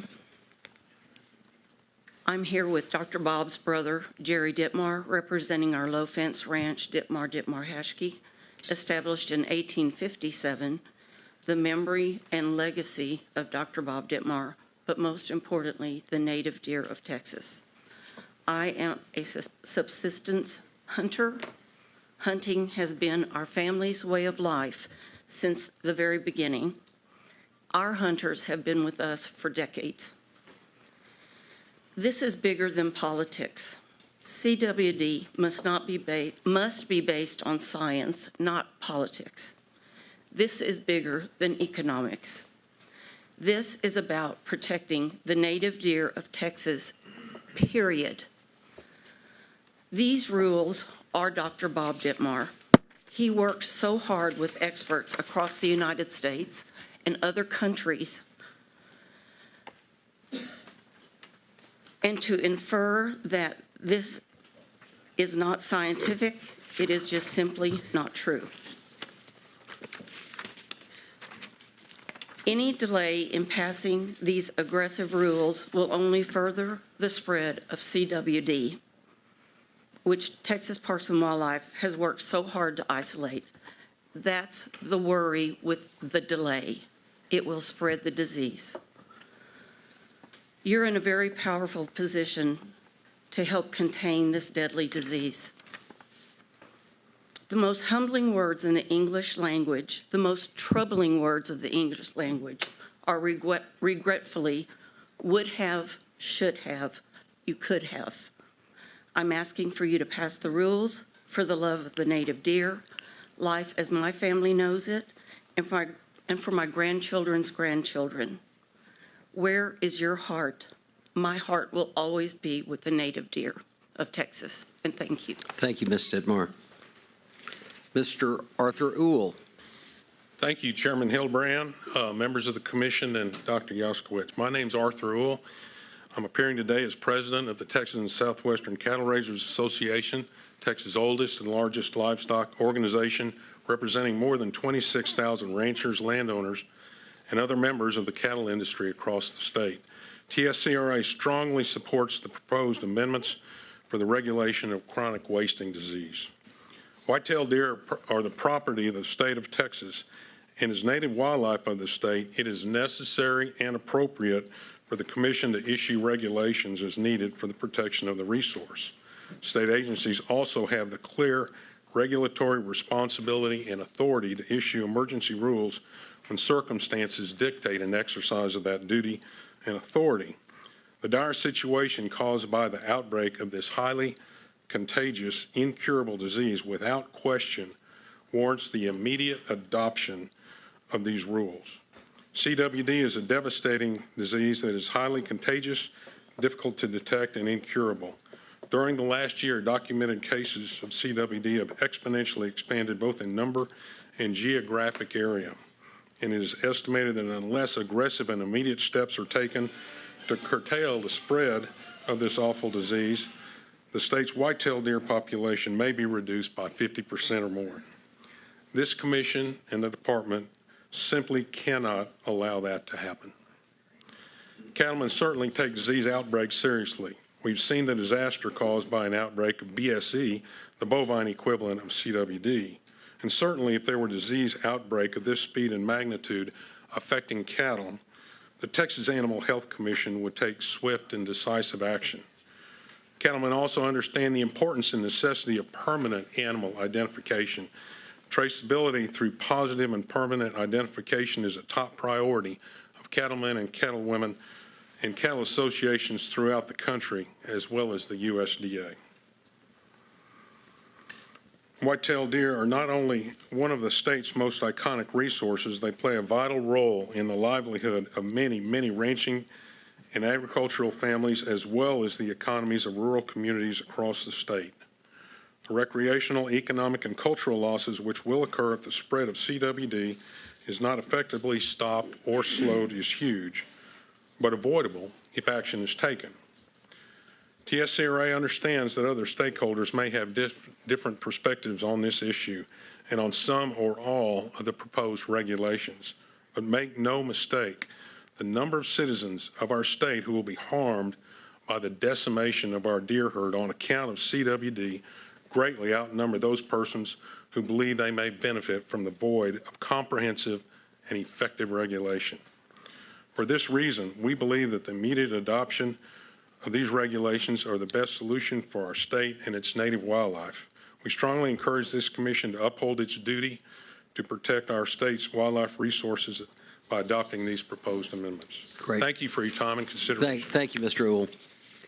And once again, I just request, when the red light comes on, could you guys just stop your speech? Or if the yellow light's coming on, that means you got 15 seconds. So you should be wrapping up when it's yellow. But I want to tolerate everyone. But so, anyway, your go, Mr. Steinbach. Good morning, Chairman Hildebrand, Executive Director Yawkes. For the record, my name is Don Steinbach, Executive Director of the Texas Chapter of the Wildlife Society, a society for professionals. So I have about 900 members. Texas has a rich history of innovative deer management by many landowners and managers of Texas ranches. Several of these managers are icons in this state. One of these managers, Al Brothers, former employee of the department and manager of the H.B. Zachary ranches, he and Murphy Ray authored 2 versions of a book, Producing Quality Whitetails. The book set in motion some of the deer management concepts that I would guess several of your fellow commissioners are utilizing on their ranches today. Al asked me to pen a chapter in the second revision of that book entitled Ethics and New Developments. I did not consider myself to be prophetic, but in 1998, I could already see changing deer management strategies from an ecological approach to a physiological approach. As these changes were evolving, conservation groups and landowners were putting into practice some of these new approaches, and the Texas legislature passed new laws to permit those new practices, and the state agency was required to accommodate those policy changes. The United States has been blessed with an abundance of native wildlife resources. Lack of understanding and policies on the utilization of those native natural resources allowed the exploitation of elk, mule deer, buffalo, white-tailed deer. The implementation of new informed policies like the North American model of conservation have guided us to recover these species from exploitation. There are several examples of recovery efforts from misguided policies that I know you are all aware of that rectified these misguided policies by efforts of conservation groups, agencies, and the legislature. Texas is at a crossroads with our policies of white-tailed deer management and the effect of those policies that have allowed for the exploitation of our native white-tailed deer. The Texas Parks and Wildlife Department has the opportunity to pass and implement these rules today and rectify some of the past policies that did not anticipate some of the unintended consequences of the exploitation of Texas white-tailed deer and return management conservation efforts, not exploitation. Thank you for listening to those comments. Thank you very much, Mr. Steinbach. Chris Schuhart. Mr. Schuhart. Good morning. For the record, my name is Chris Schuhart.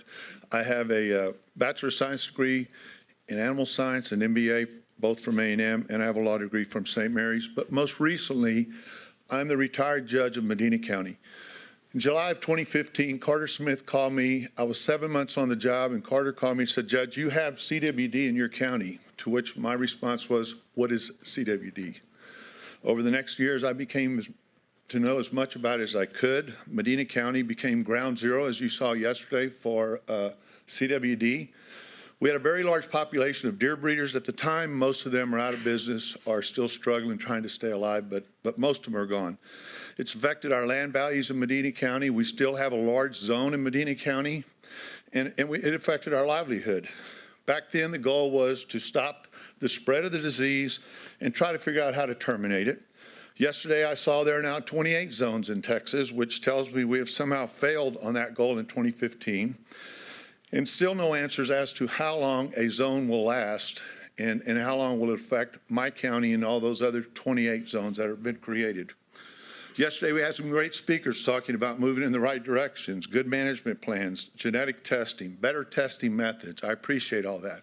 I also heard speakers that are still talking about studies in Wyoming, Colorado, Wisconsin, and I'm wondering, why are we using those studies when we have hundreds, if not thousands, of the best animal labs here in Texas that we should be studying, and our studies should come from Texas, not those states. I also heard a lot of mites and mays and stuff like that, which as a lawyer just kicks me in the rear, because behind that statement of a mite or a may is probably a sentence that's not going to be supported by facts. And we should have plenty of facts to study. So I'm here today to ask you for an additional amendment. I am not a deer breeder. I just own a ranch that has a high fence that my family hunts on. I'm here to ask you for somehow come up with the ending of these zones. When will they ever end? And secondly, to amend the rules to define the CWD zone to be the confines of the fence line of the infected ranch if it has a high fence, and omit the 2-mile radius, or at worst, maybe the adjacent ranches to it, because I think the 2-mile radius is random, that it's not supported by science. It used to be 5, now it's 2, so what is right? My ranch in Frio County is 1.83 miles from another ranch, and it's going to take a deer to jump out of that high fence, run across 1.83 miles, jump into my high fence to possibly infect my deer, and we all know that's statistically impossible. Lastly, I want to thank Alan Kane for putting up with all of us. He's done a great job, and I want you to consider this amendment. And I also want to thank you, from someone who served, I want to thank you for your service and all that y'all do. Thank you. Thank you, Judge. Miss Jenny Sanders. Good morning. Mr. Chairman Hildebrand, Commissioners, Dr. Yaskowitz, appreciate y'all entertaining this testimony. My name is Jenny Sanders from Apple Springs. I'm a natural resource professional, a small acreage landowner, and a hunter. I want to thank the Commission and staff for the inclusive and transparent process that has resulted in the development of these rules. I know some are new to this game and may not realize this, but these conversations are not new. The pro-wildlife, hunting, livestock, and science community have been expressing concern to you, your predecessors, and legislative oversight committees for years about the risks associated with captive deer breeding. And as it relates to CWD, the warnings have become reality. Captive deer breeders have a biosecurity problem. They are leaking a toxic disease across Texas and putting our $4.3 billion hunting and rural economy at risk. Look, I get it. These folks are facing a situation where the business they have built has become unsafe to operate under the current model. It's not an easy pill to swallow, but accountability and mitigation of disease risk is not too much for the people of Texas to ask. This should not be a difficult decision. Permanent identification is clearly required by statute. Permanent ID is the hallmark of disease management and control in any animal industry. The deer already have tags in the pen. There is no justification or reason to remove the tags upon release. In fact, the irony of the argument being posed by the breeders and their apologists is that they are asking you to delay a defensible regulatory process in order to honor some backroom deal that was never incorporated into the statute. The reality is that the deer breeder business model is built on deception of their end user. How could anyone credibly oppose the prudent disease management tool, this prudent disease management tool, unless they know their customer base will suffer if they are aware of the true origin of the deer they hunt and harvest? While I understand the frustrations of these political pressures, you have a job to do, and that job is by its nature to be based in science and concern for the resource. And to that end, I will close with a quote from the Commission Policy Number 3 that's published on the department website. That policy states that the Commission shall be responsible for preserving and conserving the resources of the state while preventing depletion and waste of those resources. This will necessitate giving biological data precedence over economic and political considerations. We are begging you to hold firm on this rule. It's time. Thank you. Great. Thanks, Ms. Sanders. Mr. Lance Odom. Ladies and gentlemen of the commission, thank you for your time. Our ranch is like many other private landowners. We manage it, spend enormous amounts of time, effort, and money to improve the herd, the land, and the habitat for all the wildlife, for our children and for our children's children. We are not in the deer breeding business. We are not in the hunting business. We simply have this ranch for our own enjoyment. We love our property and want nothing but the best for it. We ask that you consider the following before making any decisions. We strongly disagree with current actions and proposed amendments concerning CWD. The science doesn't justify nor direct this response from Texas Parks and Wildlife. There must be logical and fair discussion to find amicable solutions before great harm is done to Texas deer herd and to Texans. We're not against testing. We're absolutely for finding this disease and stopping it. We just need a logical approach and the ability to do so. We have proposed several options for increased testing solutions but have been denied. The health and well-being of the deer are certainly at all our best interests. This is and will continue to cause great economic damage to Texas and to Texans. There will be severe economic impact to many small businesses and rural communities throughout the state, specifically damaging the value of our property if this continues. Texas is the leader in deer management, which is why we have to work together to find logical solutions. Thank you. Great. Thank you, Mr. Odom. Justin. Morning, Mr. Chairman, Commissioners. For the record, I'm Justin Dreibelbliss. I'm the CEO for the Texas Wildlife Association. Our membership continues to be very concerned about chronic wasting disease and the way that it's spread around the state through movement of deer and in captive facilities. It was referenced quickly yesterday, but the 12th facility this year popped up positive this week, and I think that's important to remind everybody. You've got a really good rule package in front of you that has a tremendous amount of national and state support, and we feel like it moves the needle in the management of this disease. While components of that package, like permanent visible ID and breeder-to-breeder testing, are absolute no-brainers from a disease management perspective, there's some things in there that took a little more conversation around the TWA leadership table. One of those was carcass disposal rules. And while there is certainly some level of risk on confusing or scaring hunters, we feel like the benefit outweighs the risk. And so we are supportive of those carcass disposal rules because we feel like everybody's got a part to play here. With that support, Alan did mention that we've got just a couple of suggestions. I feel like we ought to really clearly communicate and educate hunters before those rules are put into place. Specifically on, we need to communicate to hunters that they can still transport a whole carcass to a processor. We need to clearly define what a TCEQ permitted landfill is and acceptable ways to get carcass parts to that landfill. And then we also need to just continue to look for ways that we can simplify regs and also cut down on the amount of material that's moving down the road. A couple of examples that have been touched on is boning out meat on the side of harvest, and then also not requiring heads for proof of sex. It's not a good look, and it's something that's just adding to the risk. In closing, I just want to say that there was some very concerning data that was presented yesterday from some of the positive facilities, but there was also some very encouraging things that were talked about through research. And I would say that the constant there was we've got to do our best to stop the spread or at least slow it down significantly if we have a chance of benefiting from that research, and we feel like these rules move us closer to that. So thanks for the time. Thank you. Ms. Muth. Good morning, Chairman Hildebrand, Commissioners, Dr. Yaskowitz. For the record, my name is Mary Pearl Moit, and I am here as President-elect of Texas Chapter of the Wildlife Society to voice my support for the full rule package presented today. Texas chapter applauds the department's numerous efforts over the past 10 years to slow, contain, and regulate CWD with the shared goal to ultimately eliminate the spread of the disease in Texas. We recognize your staff and leadership's efforts to diligently manage this disease while using an adaptive rulemaking and science-based resource decision framework, tempered only where necessary with human expectations.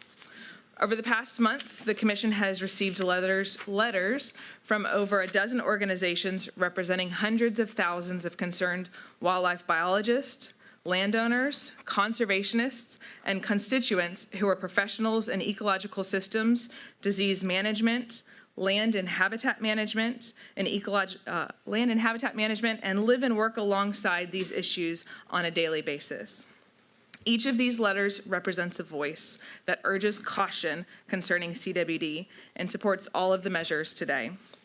As a species held within public trust, it is the responsibility of the Commission to ensure proper safeguards of our iconic wildlife species, one that you've heard numerous times generates over $4.3 billion in local and statewide economic impacts. Each of the proposed amendments represents common sense and science-based improvements to Texas's CWD rules that will assist with managing CWD, the disease, more effectively.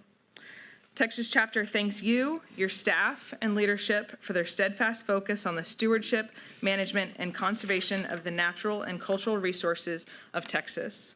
We applaud you, Commissioners, for taking the responsibility to juggle these issues. And as you said yesterday, Chairman, the right policies will be embedded in sound scientific principle to safeguard the well-being for all of our deer population. Great. Thank you, Ms. Mirth. Jory Rector. Good morning, Commissioners. My name is Jory Rector. I'm a Texas landowner. Have great concern regarding past and more specifically these proposed rules and regulations. With help from friends, I've compiled some numerical data directly from the Texas Parks and Wildlife through public information requests and the department's own website.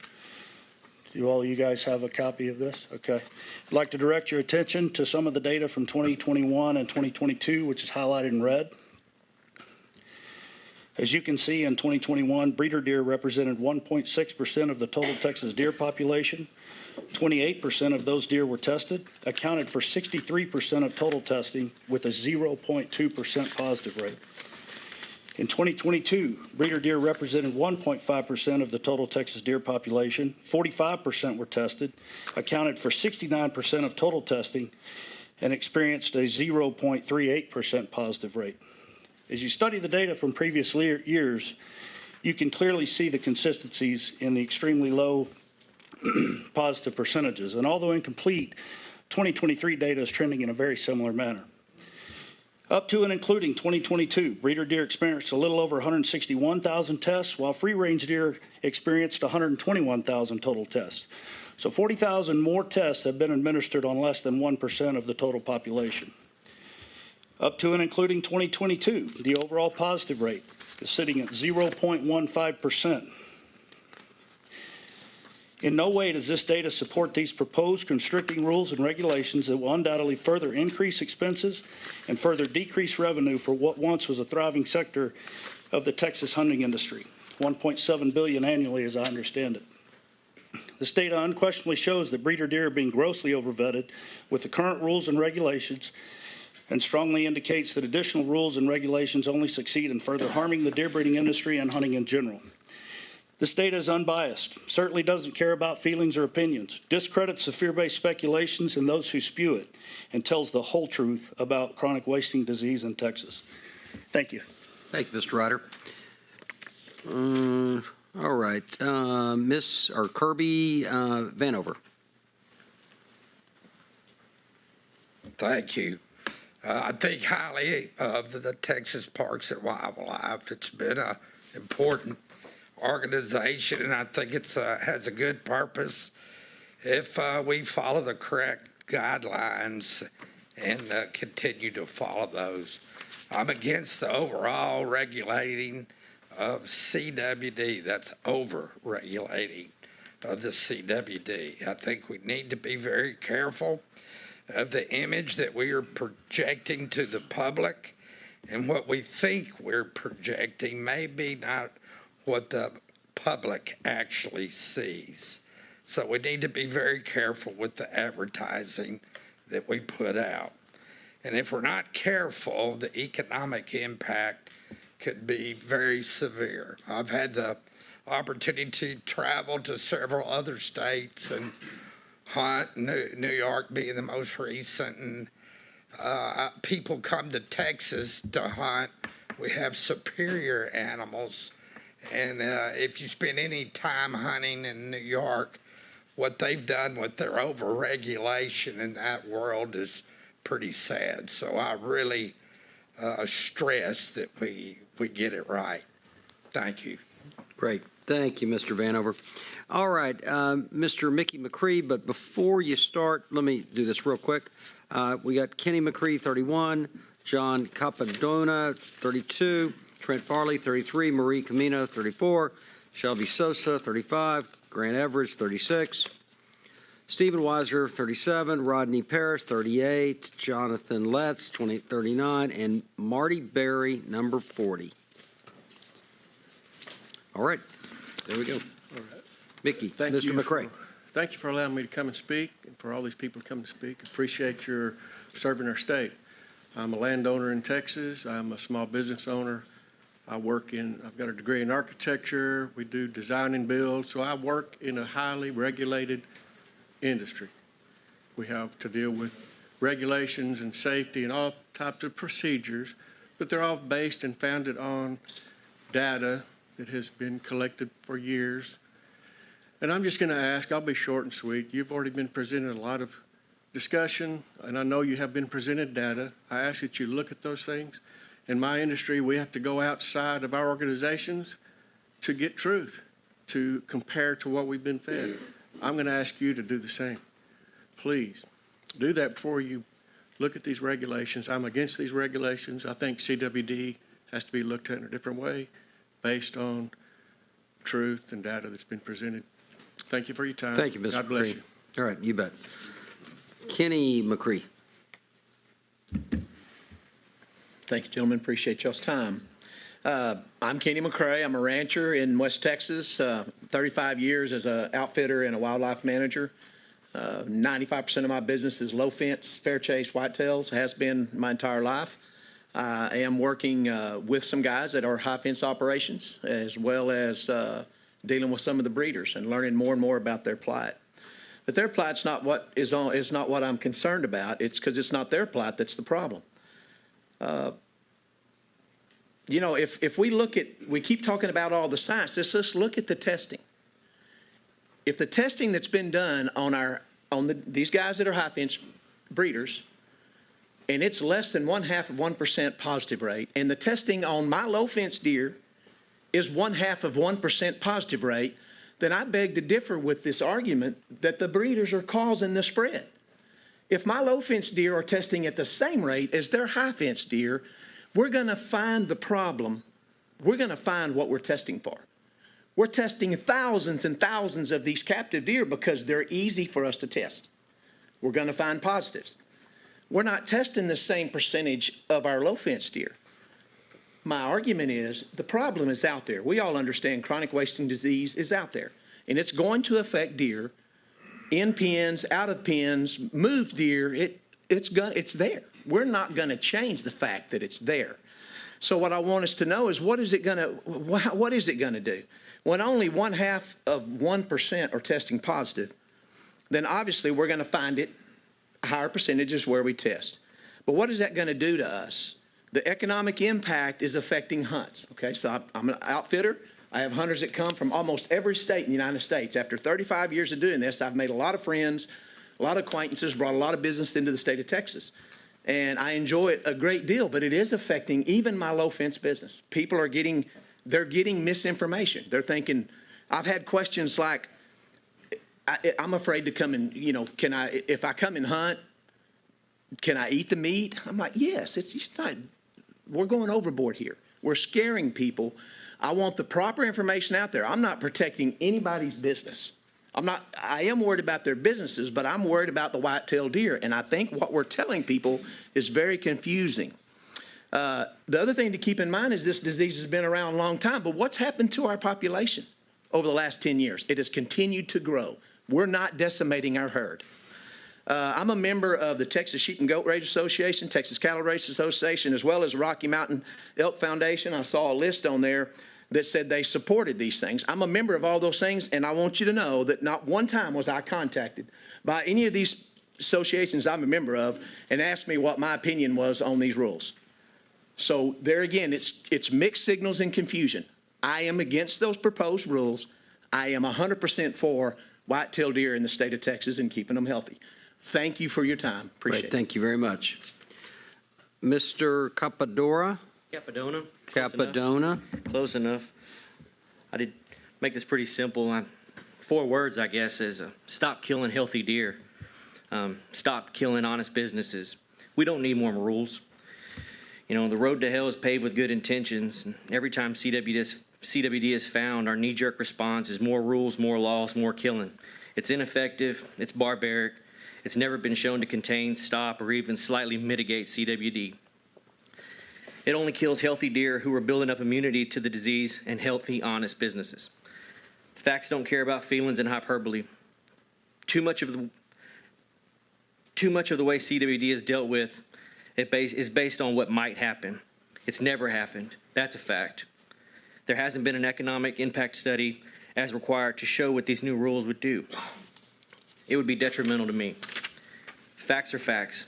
CWD doesn't decimate deer numbers anywhere, and it's not a harm to humans. Good science is available, and it's on our side. We as deer breeders can actually do something about CWD if allowed to. I believe this commission's heart is in the right place, and I ask that you work with us. It's in all of our best interest to stop CWD. We can and are working towards that without new rules and at our dime. Again, it's simple. Stop killing healthy deer and stop killing honest businesses. Thank you. Thank you. Mr. Barley. How y'all doing? Thank you for having us all here today. I'm a scientific deer breeder in Brady, Texas, McCullough County. It's a very small town. I'm firmly against all the rules. I don't have to compound on it. You guys have heard it. I'm going to tell you how I kind of help my local community. It's kind of a poor community. There's not a lot of true job opportunities there. I had my first high school paid intern last year. I'm a small operation, so 1 is good. But as I grow, because I can't sell my deer until I full test my herd in 2024, October 2024, you know, I have to keep paying for my feed, but I can, every year now, since I had my first high school intern, I've got about 10 phone calls from other 4-H members and high school students that want a summer job, that want to come learn about the whitetail deer. And, you know, it's very beneficial. I can involve my local 4-H. They definitely want to come help. My second part is how do I help my customers? Most of the time, these guys are taking raw land and help them develop it, turn it into a whitetail hunting paradise. And then most cases, after we've helped them develop it, improve genetics, they go and hire a local ranch manager to come look after it because they still, you know, work in San Antonio or Austin or Dallas or something. So, I mean, you know, this is an integral component of getting employment, you know, in small places throughout the state. I don't know. Thank you very much. Thank you very much. All right. Ms. Camino. Hello. Good morning, Chairman Hildebrand and Commissioners. My name is Marie Camino. I'm the Government Relations Manager for the Texas chapter of the Nature Conservancy. I'm here today to echo our written comments and sharing our absolute support for item 5 on today's agenda. TNC's mission is to conserve the lands and waters that all life depends on. For the last 6 decades, TNC's Texas chapter has worked to conserve nearly 1 million acres of land and over 200 miles of rivers and streams in our great state. Across our 37 nature preserves and more than 160 conservation easements, we provide habitat for nearly 900 species of animals, including native Texas deer. Deer in Texas are not only for hunting. They play a crucial role in our state's diverse ecosystems. Deer contribute to the vast biodiversity that Texas has to offer, and that biodiversity is declining at an unprecedented rate. As stewards of our state's wildlife, we have to do all that is in our power to protect this keystone species. That is why TNC is supportive of the adoption of the proposed rules outlined here today. Retained identification, ante-mortem testing prior to transfer, and the other strengthened provisions are essential in tracking and slowing the spread of this devastating disease. We want to commend the Commission for taking the necessary steps to protect our wild spaces, places, and all of the life that depends on them. Thank you for your opportunity to provide comments today. Great. Thank you very much. Mr. Sosa. Hello, hi, my name is Shiloh Sosa. I'm a Texan, a graduate of Texas A&M Kingsville, and I'm a low fence landowner and a high fence landowner. And I come to you today in opposition to these rules. I think we've been overregulated so hard that we need to take a better look at these rules. And there's a couple of tweaking that could be, and there's some that should just be rejected. I'm just like all of y'all here. I mean, this is a wildlife agency, but I think that what keeps these lights on and y'all sitting here is the white-tailed deer. And I think that we're being overregulated. And I am a proud Texan, but I'm not a proud Texas deer breeder. We're overregulated, and I think we've got a lot of knives thrown at us. We're not bad people. I live and work on a 30,000-acre plus ranch. We've been breeding deer for 20 years. It's a not commercial operation. We do it because we love the deer and we love to improve our genetics. I just want to tell y'all that we oppose all the overregulation, and I do, and I'd just like to see it better thought through. Great. Thanks, Mr. Sosa. Mr. Everidge. Morning, Commission. Grant Everidge, Brady, Texas, Everidge Whitetails, Facility ID 13354B. This past Sunday after church, I had a potluck supper or potluck lunch. A good friend of mine was sitting at my table. He's a Texas A&M graduate, a petroleum engineer, 75 years old, traveled all over the world, hunted all over the world. And he asked me with a straight face, will it kill me to eat a white-tailed deer? A 75-year-old college-educated A&M graduate. Will it kill me to eat a deer? Your billboards, your emails that y'all are sending out, it's working because you're scaring the hell out of people. As far as my situation, I'm a deer breeder, been breeding deer for 20 years. In 2021 and 2022, I bought 11 deer from a facility. On March the 10th, I get a call from Claudia Solis saying, Mr. Everidge, one of those deer, or that breeder, has CWD. Okay, I know my deer, I know my herd. I had 3 deer left from this facility that I purchased these 11 deer. I immediately went and killed those 3 deer, killed them. That was Friday. So Monday, I took all the heads to A&M. Negative. The remaining, out of those 11 deer, 6 of them were post-mortem tested, and 5 were released in the pasture. I have followed every one of y'all's rules. I'm still shut down. Why? That was March the 10th. Okay, October the 16th, I get an email from Texas Animal Health submitting me a herd plan. And it says, thank you and have a wonderful day. Boy, it made me feel really warm inside. This herd plan, it took 7 months and 6 days. You know, a government agency, this is a dangerous disease. Why does it take 7 months and 6 days to get me a herd plan? If I had a business, or if I was running a business and I had to get a proposal to whoever, and it took me 7 months, I would be out of business. And that's the problem. I no longer run my business. Y'all do. I'm shut down. And I am going broke. Thank you for your time. Understand. Thank you, Mr. Everidge. Mr. Weiser. Thank you, Mr. Chairman and committee. My name is Steve Weiser. I'm a scientific deer breeder for 15 plus years in the CWD program for 13 of those years, a certified facility. And I received, I'm currently not movement qualified based on tier deer that came through my facility. And when I received notice of this, it took several months. But when I was finally notified, I just got a letter from the Parks and Wildlife that gave me 7 days to euthanize the animals. Well, when I called the Parks and Wildlife, the Dr. Reed was out of the country. Claudia Solis was on maternity leave. There was no one to answer my questions to say, is there a live testing option for these animals? I was forced to file a lawsuit to get a restraining order to not kill the animals. Currently, I want to negotiate and put an end to it and have some live testing options, but to me, the live testing that we're doing now, that the test doesn't hold any credibility for us. I've got ranches that bought deer from me, one whom testified that was trying to sell his property down the road.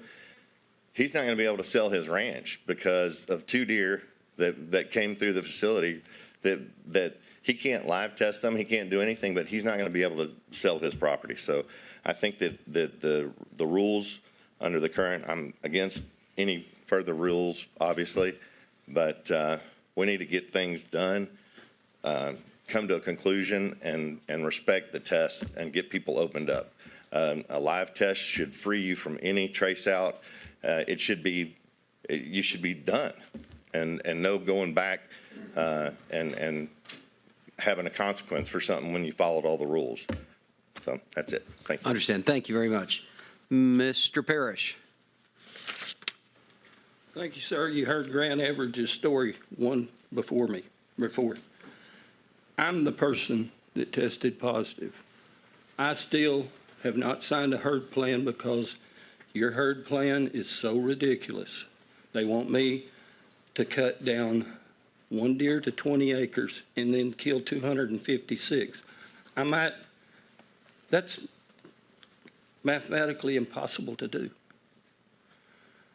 I don't have a problem with going, I've done everything y'all have asked. I got a herd plan. I didn't agree to it. I called Mr. Savosky, and later on he wanted to have a meeting with me. Had his attorney get with my attorney. Yes, we're agreed. Well, a month or so later, they don't want to. They're too busy. And this was to discuss my herd plan. We're still not meeting. They won't meet with me. They sent a revised herd plan that is just as crazy as the first one. I'm willing to get through. I said that over my dead body, they would kill my deer. I'm 70 years old. This has taken 10 years off my life. I am not healthy anymore because of this. I want this ended one way or the other. Either y'all get your stuff done. I want to meet with Savosky like he asked, across the table from him. We go down the herd plan and agree on it. Not everybody's is the same. I want to get done with it. I want to go on with my life. And this is killing me, people. I didn't drop the ball. Your people dropped the ball on settling my deal. And if we're going to kill my deer, that's fine. But don't take me 7, 8 months. I've settled the indemnity. Y'all's people dropped the ball. I want to meet with Savosky like he asked. I want to sit across the table with his attorney, my attorney, and we discuss my herd plan. Thank you very much. I appreciate you, sir. Yes, sir. Thank you very much. Mr. Letts. Mr. Letts. Good morning, Chairman Hildebrand, Commissioners, Dr. Yaskowitz. For the record, my name is Jonathan Letts, and I'm president of the Texas Wildlife Association. I'm a landowner, rancher, and hunter and live in Kerr County. This spring, summer, and autumn, an unprecedented number of CWD positives were detected in deer breeding facilities around the state and in isolated wild populations.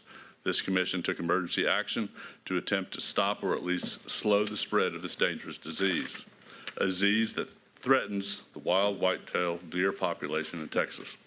While some may question the use of emergency rules based on the quantity of new positives and the times of the year when deer are moved and released from breeding facilities, I believe the use of the emergency action was justified and needed. TWA supports adoption of all proposed amendments to the rules governing chronic wasting disease. The majority of these amendments have been agreed to by CWD Task Force, which has a strong representation from deer breeders and all other stakeholders. Keeping permanent ID on released deer seems to be controversial. However, to me, this is just common sense. How can you control the spread of a disease if you can't identify which deer have been released into the wild population? How can I, as a low-fence property owner, protect my ranch from potentially infected released deers? I want to be clear, TWA is not against deer breeders. We are against the spreading of this disease. The movement of deer from breeding facilities has been shown to greatly increase the risk of spreading CWD. The proposed amendments will help this industry control the spread. CWD is a real threat to our rural communities, our private working lands, and the future of hunting in Texas. We appreciate the seriousness with which this department and commission are approaching this process and making decisions based on the best available data to protect this important natural resource. It is critical that the department continue to take all necessary steps slowing the spread of CWD. I'd like to also remind everyone that yes, deer breeders are businesses, somewhere around 700 businesses. However, every farm and ranch in the state are also businesses, and there are hundreds of thousands of these businesses that need to be protected. Thank you. Great. Thank you, Mr. Letts. Okay, Mr. Berry, but before you start, let me cue up the next 10. Fred Trudeau, 41, John Shepard, 42, Sean Schaefer, 43, Matt Wagner, 44, Lance Clausen, 45, Levon Burdall, 46, Ken Walter, 47, John Chansey, 48, Sarah Heimeyer, 49, and Bobby Schmidt, 50. Mr. Berry. Thank you, Chairman, Commission. I appreciate this opportunity to speak. I am Marty Berry. I'm from Corpus Christi, Texas. I've been in the deer business for over 30 years. I first wanted to kind of put one thing to the side that I think is interesting to me. First of all, thank whoever is in charge of taking down the billboards. There were some in my town. They're detrimental to hunting, regardless. People tell me, I believe it myself. I don't need somebody else to tell me. But you're talking about these positives across the state of Texas, and the positives are not positive CWD. There's been many studies that show that CWD is caused by a folded prion. You've heard that. These positives are only the folded prion. They're not CWD. You've never had a spongiform encephalopathy in white-tailed deer in Texas. Don't know why, but you have it. If you can find that in a swimming pool like the man talked about yesterday, animals do ingest folded prions, there's no question.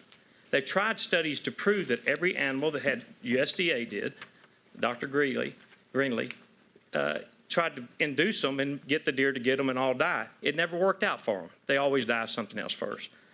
I'm against the whole rule package across the board. I do find some things in the carcass restrictions that are very good. But I want to talk to you about something else. Y'all are very concerned about CWD spreading. The state of Texas has fawn rehabilitators. They're all over the state. They move deer without testing any and release them only to lowlands without records. We need to stop this. This is not good. It's not good for us. It's not good for me as a landowner in a number of counties, and I also have low fence. I don't want that. I want it to stop. It needs to stop. Y'all have the ability to ask them to test. They need to test. The other thing is DMP bucks. The rule today says when a breeder transfers a buck to a DMP pan, he can't get it back. I want my deer back. That's a trap for me. I rent you a buck or send you a buck, you buy it, and guess what happens? Somebody else sold you deer and you get wrapped up, they knock me out too. And I can't even go get the deer. I'd rather bring my deer back and have a test on it or kill it so I know it's got tested, so I'm out of the loop.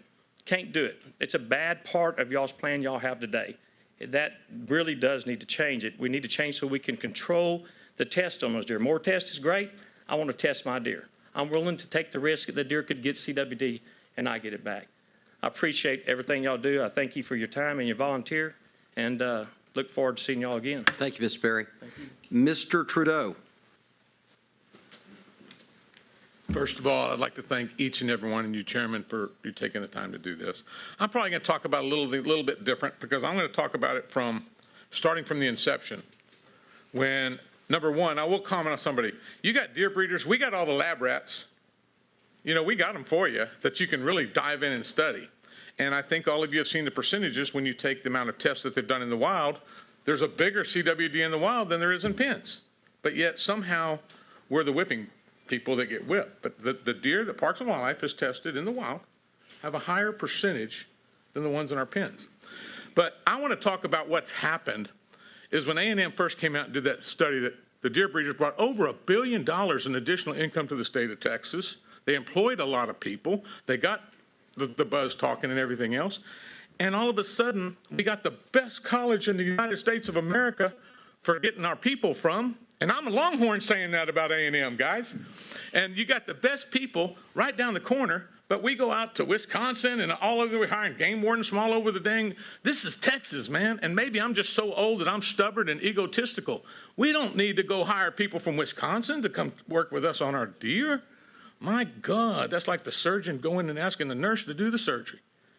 And I mean, it's just kind of crazy. But on my point, before it gets to yellow and I get run off by Mr. Hildebrand, rightfully so, I might add, let's talk about it from a family.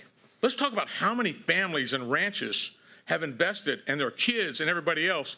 And then all of a sudden we get a CWD that no deer has ever died from. And they lost their homes, their homesteads, filed bankruptcy over this, I know y'all hate this word, over this political disease. What about all those people? They didn't do anything to deserve that. I mean, I'm lucky. I haven't had any, but that doesn't mean I'll be lucky 2 weeks from now. They don't deserve that. I mean, that's just bad. I retired from my job. I got 15 seconds when the yellow comes on, right? Okay, I'll make sure I do it in 10. I retired from my job to bring my son with me on the ranch, to work on the ranch, because he's grown up in the deer business. He loves it. I did everything I could. I moved down here. I get my facility, and I do everything. And with all due respect, I know intentions have to be good somewhere, but we just got off track. And I think it has been more of an embarrassment to the state of Texas than anything at all that it's accomplished, because we're just not getting. Whoever, again, the billboards, it's yellow. Great, thank you. I was surprised today there is still some billboards up in Texas, which I didn't know. I found that out. And I see you're from Beeville, Texas. I used to live in Beeville. Oh, did you really? 301 East Fannin Street, right down from Hutchinson. There you go. I would have given you extra time for that. I probably screwed it up, sir. Okay, thank you very much. Mr. Shepard. Yeah, Mr. Chairman and Commissioners, my name is John Shepard. I'm the Executive Director of the Texas Foundation for Conservation, and I'm here in full support of the proposed rules package. Now, there are a number of provisions in this rules package, but far and away, the most important issue to the deer breeding industry is the enforcement of existing law that requires external visible ID upon release. Their form letters make a variety of other objections, but make no mistake, this is the one they're really concerned about. And why is that? They don't want to leave visible ID in place because they think that they can sell shooter bucks for more money if the deer does not have ear tags. There's allegedly less demand for pen-raised bucks than wild deer, and you can't pretend it's a wild deer when it's got an ear tag. So a handful of individuals are willing to risk the health of the wild Texas deer herd so they can make a little bit more money in the short term. And they are asking, actually they're demanding and they're threatening this commission to be complicit in their deception. Yesterday, you heard a lot about Dr. Seabury's genetic research, and he may be onto something. But the deer breeding industry didn't pay for that research. This agency paid for it. On the other hand, the deer breeding industry pays tens of thousands of dollars every month to lobbyists at the Texas Capitol to undermine the science-based regulations adopted by this agency, but they won't financially support Dr. Seabury's research. They're happy to let Texas hunters and anglers subsidize their industry. My final thought, who knows more about wildlife diseases? The people who work in this building or the politicians downtown? This rules package is not government overreach. This is a state agency protecting a public trust resource. Great, thank you, Mr. Shepard. Mr. Schaefer. Thank you, Chairman and Commissioners. I'm Sean Schaefer, Executive Director, North American Deer Farmer Association. After listening to yesterday's information session, I have 3 areas I'd like to comment on. First, there's a statement about the unknown number of CWD positive deer remaining in the breeding herds. This statement's a little misleading as it paints an image in our heads of numerous diseased deer in the breeder herds widespread throughout the state. Now, don't get me wrong. I'm not saying there won't be any more positive deer in the breeder herds in the state of Texas, but I also don't think it's a fair professional statement to insinuate CWD is a disease that can be hidden within the program. It is very well accepted in both the wildlife and agriculture sectors that CWD is a highly contagious, always fatal disease. CWD is not seasonal and it cannot be driven underground or farmed through, but it can be managed. More on that later. If you study the epi on most of the cases of CWD in breeder herds, you will find that most of the index cases, they have ruled the source of the infection cannot be explained. I'd like to discuss that a little bit. What that truly means is the index herd did not purchase or move the disease in from another breeder. More than likely, the disease came in one or more of the many ways CWD can be spread: scavengers, feed, mud. In those cases in which they can be traced back to a previous herd, it's very easy to track using the current animal identification and the TWIM system. This leads me to my second comment. Yesterday, we heard a lot about the numbers and percentages dealing with the prevalence of CWD in the wild, and what level do we actually cross into that tipping point of no return. I think this even led to a question about the total number of positives for each species and their location within the state. CWD is not evenly distributed throughout Texas or anywhere else for that matter. There are many environmental factors that come into play, such as the clay soils that we heard Dr. Schuler refer to, which can limit or amplify infectivity. So I would caution you against a false sense of security by trying to factor the prevalence divided by the entire deer population. Prevalence should be broken down to hunting deer units or deer management units. My point of this is not to debate the method of counting deer in Texas, but to draw attention to the fact that right now, as we are here having the discussion, there are hundreds, if not even thousands, of positive deer walking around the landscape of Texas. I'm not saying clinical. I'm saying positive in some stage of incubation. CWD is not seasonal like EHD or tied to weather conditions like anthrax or bird migrations like avian influenza. CWD is there 24 hours a day, 365 days a year. Most positive deer will never reach that clinical stage. Hunters, coyotes, Fords, and Chevys are far too efficient. We also heard about the RT Quick testing. I think the big thing that to use there, we have excellent testing and excellent programs right now. Where that RT Quick would really shine is when you have that positive herd, like we've heard several of these herds talk about where they're stuck in these herd plans or they haven't signed a herd plan yet. Why don't we roll in there and use the RT Quick right away at that point? Perfect. Thank you. Thank you, Ms. Schaefer. Mr. Wagner.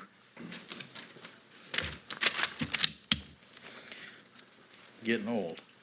Greetings, Chairman Hildebrand, Commission members. I'm Matt Wagner. I'm past president of the Texas Chapter Wildlife Society, certified wildlife biologist. I teach wildlife law and policy at Texas State University and consult on private ranches in Central Texas. Texas Parks and Wildlife is the most landowner-friendly state wildlife agency in the country. This agency works with over 7,000 landowners, managing over 25 million acres. Your reputation and credibility with landowners is second to none. Now, it's important to recall where we've been in managing CWD in this state. In 2002, this agency began prohibiting the interstate shipment of white-tailed deer into Texas. That same year, the CWD task force was formed to involve all stakeholders in this issue. Since 2004, Texas Parks and Wildlife has collected over 127,000 tissue samples from wild deer to detect the disease at a low prevalence. The Breeder User Group was formed to engage deer breeders in policy making. In 2012, the same year that CWD was first discovered in wild deer, the CWD Management Plan was created. The department has hosted 3 CWD symposiums to educate and exchange information, plus the session yesterday. Texas Parks and Wildlife created the Texas Wildlife Information Management Service. It's a database that took over 2 years to build and now requires an average of 6 full-time employees to operate and maintain. Beginning in 2016, Texas was the first state to utilize antemortem testing in order to accommodate the movement of breeder deer. Lastly, the agency spends over $2 million annually to manage CWD, more than any other state. All of this energy, effort, and cost has gone into managing this disease while accommodating the deer breeding business. Everything that can be done is being done to abate the spread of the disease, and yet the spread continues. Why? The obvious reason is because the movement of breeder deer continues. In short, I'm in support of these proposed rules. Thank you for the opportunity. Thank you, Mr. Wagner. All right, Mr. Clausen.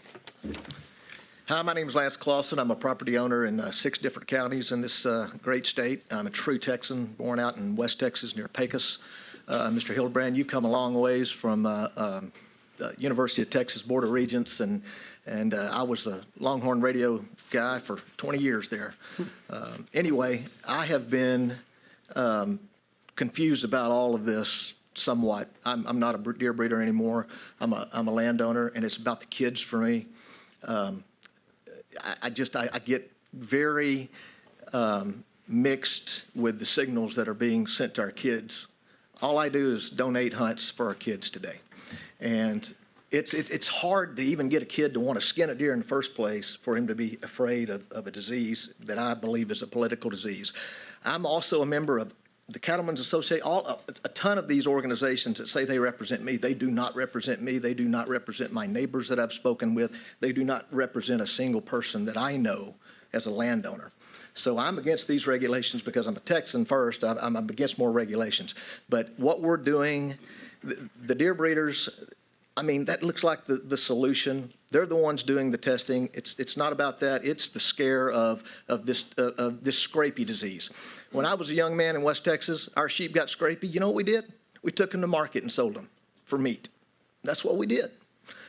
I'm 55 years old, so I can go back that far.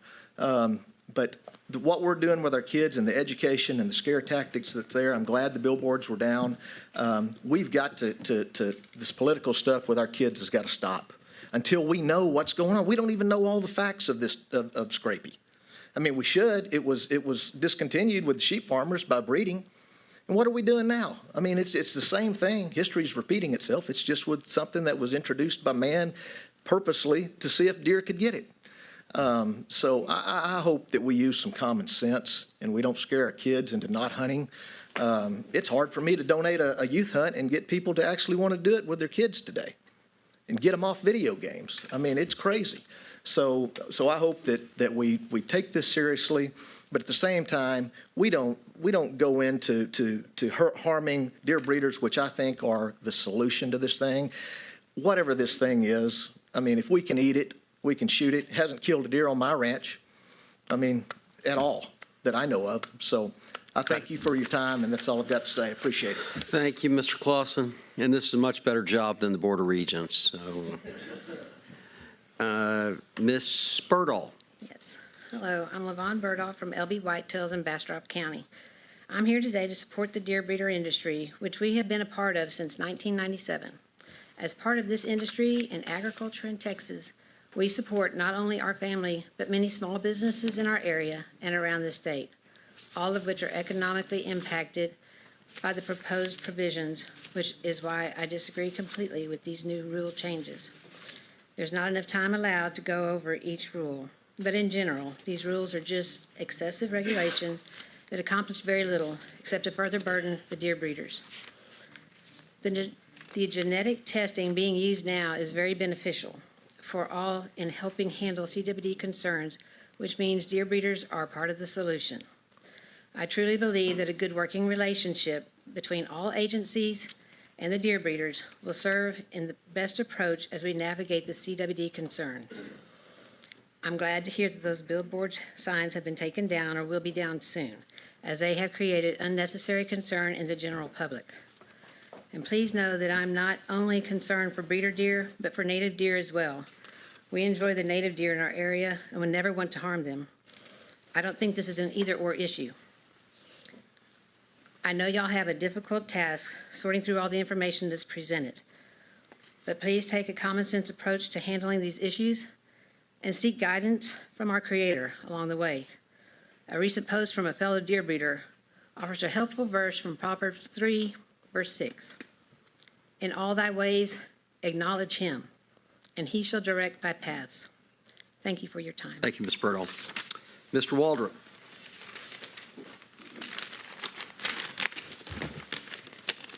Thank you, Mr. Chairman. My name is Ken Waldrop. I've been a licensed veterinarian in Texas since 1985. I have a master's degree in I have a master's of science degree and a PhD, both of which were earned researching wildlife diseases. At one time, I was the supervisor of the CWD program for the Texas Animal Health Commission. I currently work for another state agency, and please be aware I am not representing that agency today. I'm representing myself. I've worked with TPWD biologists and law enforcement officers since 1985. I'm well known to your staff in the Trans-Pecos. I've been collecting samples in El Paso, Hudspeth, and Culberson County since 2007. I've done over 125 deer necropsies in that time and have shared detailed notes about those necropsies with your staff. Here's a few copies of those notes and some of my correspondence with TPWD through 2019. I didn't bring the rest of it. I am boots on the ground. It is my intent today to share with you some basic epidemiology. In epidemiological terms, prevalence is defined as the number of positive tests divided by the total number of tests conducted and is usually represented as a percentage. This is basic epidemiology 101. Okay, regarding free-ranging white-tailed deer in Texas, a recent open records request to your staff indicated that a total of 107,180 free-ranging white-tailed deer had been tested since 2012. From the positive CWD case tracking document on the TPWD website, a total of 25 free-ranging white-tailed deer have been recorded as CWD test positive in that same time frame. Therefore, the prevalence of CWD test positives in free-ranging white-tailed deer in Texas is 0.02%. 0.02%. Okay, that can also be expressed as 2 animals out of 10,000 in 11 years. Okay, CWD in free-ranging white-tailed deer is not an emergency. It is not a crisis. Okay, this is a minuscule prevalence. Okay, no disease with that small a prevalence can possibly be a populating limiting disease. To that end, in 2012, the estimated population of free-ranging white-tailed deer in Texas, this is your statistics, was 3.6 million. In 2022, the estimated population of free-ranging white-tailed deer in Texas was 5 million. The population has increased it by 30% in 10 years. Where are the dead bodies? The 25 positive free-ranging white-tailed deer were found in 5 counties, 5 out of 254. And you want us to believe that this is a statewide problem? It's not. You've been told that CWD is a highly infectious disease. Obviously, it is not highly infectious in free-ranging white-tailed deer. By comparison of mortalities and anthrax outbreak, I'm sorry, sir. Thank you very much. Thank you. Appreciate it. Mr. Chansey. Good afternoon. Rules put in place in 2021 through emergency action required any deer breeder within a breeding or any deer within a breeding facility to have an antemortem test registered before it was allowed to be liberated. Deer breeders threw a fit. We didn't like it. But in retrospect, it was actually a pretty good rule. However, the implementation of the rule through emergency action has been extremely detrimental. By hastily demanding scientific breeders have their deer live tested before the deadlines previously set by the department, we jumped the gun by not providing veterinary staff the time to be properly trained on sanitation between animals and facilities so as to not spread the prions. With the rash of unknown causes of the CWD cases we have seen this year, it is becoming more and more obvious this lack of training has contributed to the spike in positive rates. The cost of these tests created a huge economic burden on the scientific breeders, whether the department wants to acknowledge that or not. In the first year alone at my facility, we had a 10% death loss for all animals that went through that biopsy process. not to mention the cost of the vet to show up to perform those biopsies, as well as the payment for the test to the TVMDL. We as scientific breeders took it on the chin without a second look from the department. We were also assured at that time the removal of ear tags would solely be up to the breeders and release sites upon liberation. The reason for that is because some release sites are hunting operations and their hunters are turned off by seeing ear tags. It's obvious. Now here we are at present talking about ear tags and being forced to go back out into the field trying to find trace or tier animals that don't have ear tags. Other problem with that is those animals left these facilities with antemortem tests showing they were free to go, showing they were not detected to have CWD prions. If a deer was liberated under the rules of compliance at that time, the commission should pass a rule that says the animal's gone. Let's move on. We did what we were supposed to do. Every single breeder did what they were supposed to do. If they didn't, they're out of business. Many deer that herd plans are calling for ranchers to go find now left the facility they were on with a non-detect antemortem test. But all these rules and regs come at a price. Properties are locked down until TPWD staff is satisfied enough animals have been killed, but the process is never transparent to know what number it is before the process even starts. It's all very arbitrary. Chairman Hildebrand, commissioners, I want to thank you for taking on the responsibilities you have. There's new leadership over TPWD, and it seems to me this would be the perfect time to make changes that would alter the direction that the department has taken in dealing with scientific breeders and CWD.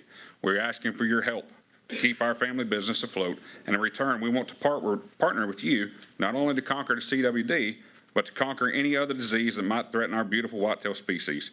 Thank you for your time, and thank you for your service to the people and the wildlife of Texas. Thank you, Mr. Chansey. Ms. Heimeyer.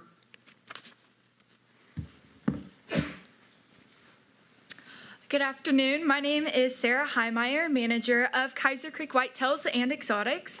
I'm opposed to the proposed disease detection and response rules to be considered for adoption. Since 2012, only 1.77% of the 79,538 post-mortem breeding facilities deer that have been tested have come back as positive. Through this time, breeders have worked tirelessly to make the deer in our facilities less susceptible to chronic wasting disease through genetically selecting deer that have the codons to become less susceptible to this disease, something that is not in a scientific setting would not be able to be done. The efforts Texas Parks and Wildlife has instituted in order to protect native deer and captive deer from chronic wasting disease has yet to accomplish the goal of slowing down the spread of CWD in the state of Texas. The economic loss throughout Texas for deer breeders, game ranches, and landowners has been particularly significant.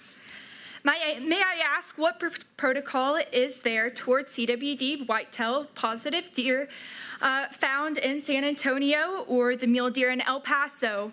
With these deer walking 2 to 3 miles per day, I couldn't help but imagine if there was a positive deer out in the wild, how easily it would be to spread CWD throughout what they touch and any contact with other deer that they might have had throughout the day. Through the numerous biologists, chairmen, and vets I have asked, I have yet to receive any information about the protocol to free-range deer, but urge you to please consider either revealing these plans or working with other organizations that have went through something similar to make plans instead of taking the easy route of blaming the deer breeders. With Texas Parks and Wildlife's core values being to inform and educate the public about conservation efforts regarding information like CWD, I have seen instead confusion and concern from the public, not knowing anything about CWD, like the billboards that have been confirmed to still be up 4.5 miles from my breeding operation today, and we do have evidence of it if you ask. I ask the Parks and Wildlife thinks of the future of not only the deer breeding program, but also whitetail hunting for the youth of Texas, like myself, to enjoy and not be fear-stricken from the confusing, indirect information given out from an organization like yourself. Thank you. Great. Thanks, Ms. Heimeyer. And if you tell the staff where the location of that billboard is, we will get that taken care of. Thank you. Mr. Schmidt, well, actually, before Mr. Schmidt, let me, we're coming down to the end, so well done on everyone's part. 51, Tim Condit. 52, Sarah Biedenhorn. Brent Hallford, number 53. Wendy Schmidt, 54. Mike James, number 55. Mr. Schmidt. Good afternoon. Thank you, Parks and Wildlife Commission, for listening to all this today. And I know you probably heard anything and everything there is to say about it. So just got a couple of things here. I'm a little bit confused on things. One thing I haven't heard today at all is talking about the United States Department of Agriculture. I've got some information on my desk. I've got a 19-year-old granddaughter, and they ain't even can find anything. And she found this information, and it says, the USDA says, and it's very simple, that they have decided it's CWD and deer and scabies and sheep is one and the same thing. It says it point blank right there. Why hasn't the Animal Health Commission, Texas Animal Health Commission, and the Parks and Wildlife gotten together and looked into this and tried to figure this out? That's what, I haven't heard anybody mention that today at all. That's why I brought it up. But some time ago, with our Animal Health Commission and the Parks and Wildlife, my son's place was shut down in South Texas because, like you heard today, of a tear deer. This tear deer was on the place some 4 years ago, was going to another place, walking around on the place. They saw it every day. Never got a notice from anybody. Animal Health Commission, no problem, opened up. Got online, look, shut down by Texas Parks and Wildlife. Made no sense. With some help up here, thank goodness we got it and got it planned and got open. First it was going to test 200-something deer. Then got down to 60-something deer, and then we could go get the one deer. Thank goodness those people with that deer were still walking around, and they were told, wasn't a problem over there walking around, but 4 years ago as a tear deer, it was a problem. It makes no sense. But anyway, we talked to people, and they were very nice about it. We got the deer tested negative and open, so we got past that, no problem. These new rules, some of them, I mean, the carcass deal, I know where I live out in the country. I know what people are going to do. They're not going to bury anything. They're going to throw it on the side of the damn road like they do now anyway. That's about what they do out there anyway. So, you know, the ear tag rule was changed some time ago with state law was passed, and I don't know why we're getting into that again. That deer's got a microchip in it, and it's been liberated. It's been tested for CWD, and it's got a tattoo in his ear, but now we want an ear tag in it. Yeah, somebody made a comment earlier about deer breeders want people to shoot the deer. They're going to shoot the deer anyway. It's got a tag in his ear. A lot of people that way, but I've got people that's come to me already that hunt with us, friends, that said their wives that tell them, do not bring deer meat to my house. That's how damaging these signs and all this is out here. That's what's happening to us right now. So, you know, I don't know I don't have the answer. Alan Kane's done a heck of a job working with us, and Mr. Reed has too. We've been trying to work everything out, but these new amendments, I'm just asking y'all, please do not pass these like they are. Let's work on them, do something. Some of them might have some validity to them, but not the way it is right now, all of this, please. Thank you very much. Great. Thanks, Mr. Schmidt. Mr. Condit. Thank you, Mr. Chairman and members of the commission, Dr. Yoskowitz, for having us here today to be able to speak. Thank God for Dr. Chris Seabury is from Texas and is one of the few CWD researchers in the nation that reaches factual-based conclusions and reports the truth about these facts regardless of the result. Thank God he researches for solutions instead of grant harvesting for taxpayer dollars to gather useless information. I encourage this commission to allow more time to be set aside to utilize Dr. Seabury in a more hands-on role. Thank God we have deer breeders to breed genetic durability into our breeder deer and can help supplement the low fence to help bring a solution to both sides. The commission should encourage people to be deer breeders. You're going to need us. The CWD rules package before you today does nothing to stop or slow CWD. It does, however, suppress our rural property values, taking money from the rural school systems. It suppresses small businesses in the rural communities that need it the most, costing thousands of jobs, and it suppresses the American dream. Texas has a rich hunting tradition that is being lost. Scare tactics used by many of the groups listed as supporters of these rules would continue to erode our ability to get new hunters in the field. The biggest threat to deer hunting is not CWD. It is hunter recruitment and hunter retention. Wildlife agencies across the country are failing miserably at this with their actions. A Wyoming legislator just yesterday proposed issuing an unlimited number of elk permits to ranchers in an effort to reduce overpopulation of elk in eastern Wyoming. Eastern Wyoming is the epicenter of CWD. The same people testifying today against deer breeders was testifying against deer breeders prior to CWD being discovered in Wisconsin in 2002. The CWD Task Force and the Whitetail Advisory Committees are skewed heavily with anti-breeders, and we have no chance of a bipartisan conclusion. The only committee with equal representation is the Breeder User Group, who hasn't met in 3 years. The Texas Southwest Cattle Raisers Association wants to stop deer movement. I sat on the Federal ID Committee where we fought for 20 years alongside their association to keep from having to put RFID tags in cattle. They support every rule against deer breeding, including RFID and now visible ID. Apparently, the Sheep and Goat Raiders Association wants to stop deer movement. I guess they don't want their scrapie back. Thank you. Thank you, Mr. Connick. Ms. Biedenhorn. Chairman Hildebrand, Commissioners, Dr. Yaskowitz, good afternoon, and thank you for your continued commitment to difficult but important issues impacting Texas. I am Sarah Biedenhorn and am past president of Texas Wildlife Association, a landowner and a hunter. I am deeply concerned by the continued detection of CWD-positive animals around the state. Despite efforts by many, this disease continues to spread and puts the future of hunting in Texas at risk. As we've heard several times today, rural economies in Texas depend on hunting-related businesses. We must do all we can to slow the spread of the disease. I'm supportive of all the proposed rules, particularly the requirement to not remove ear tags. The ability to find a potentially exposed animal in the pasture is critical when it comes to disease management.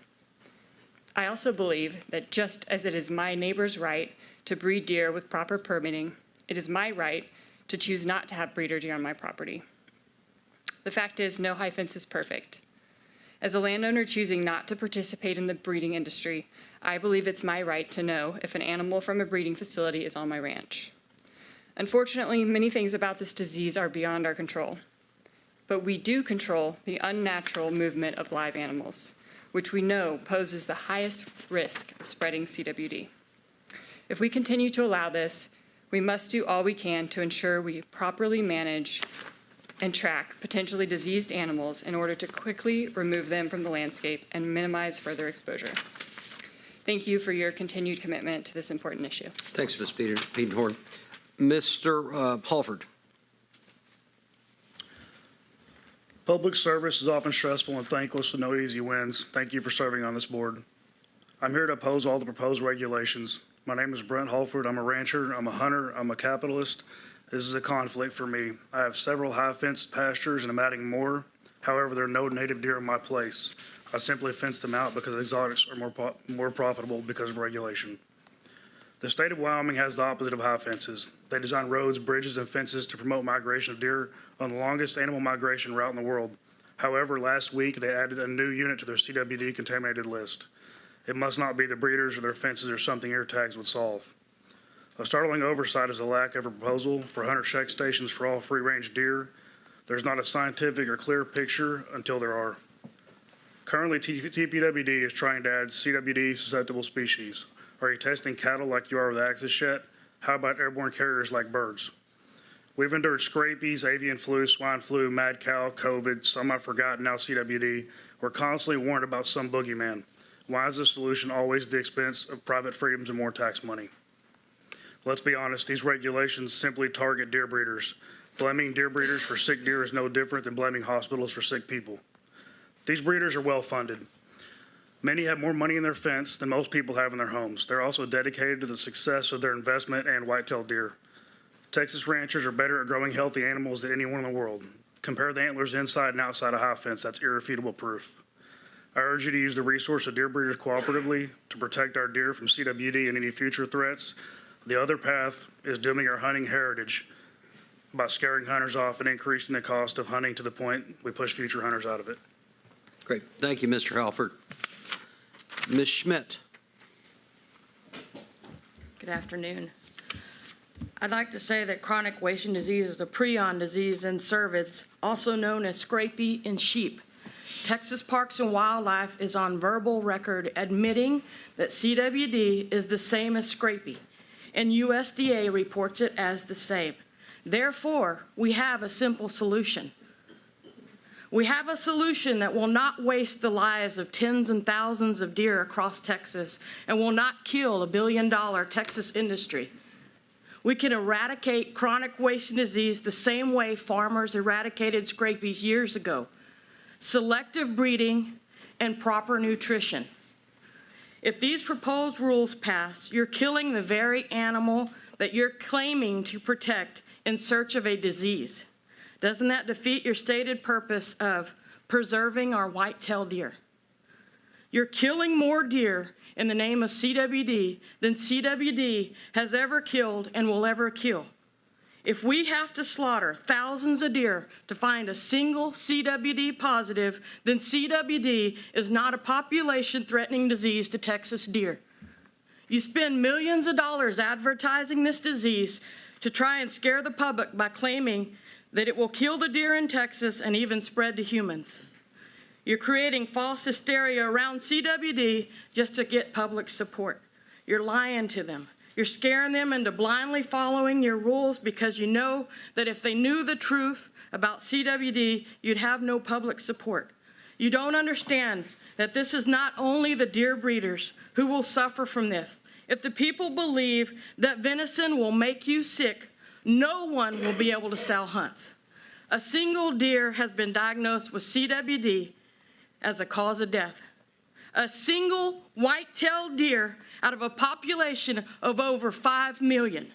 CWD will not come anywhere close to killing off white-tailed deer species.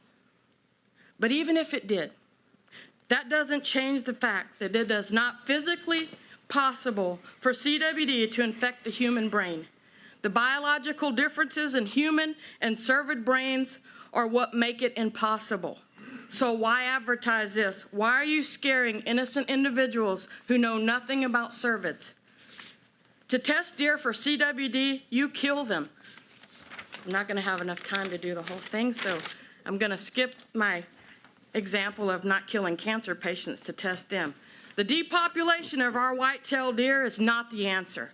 Depopulation is the only answer for a small group of individuals who stand to benefit from the destruction of deer breeders because they're their biggest competitor to their low-fence facilities. Your doors have been closed to working with us. I want you to look us in the eyes. I want you to hear our stories. I want you to shake our hands. And let's work together to implement the solution. We have the time to do this the right way. I ask that you take the time, look at the facts, and consider the negative impact and that these effects will have on the great state of Texas. And I ask that we can all work together to do this, and I pray that you make the right decisions. Thank you. Thank you, Ms. Fent. All right, last speaker is Mike James. Is he present?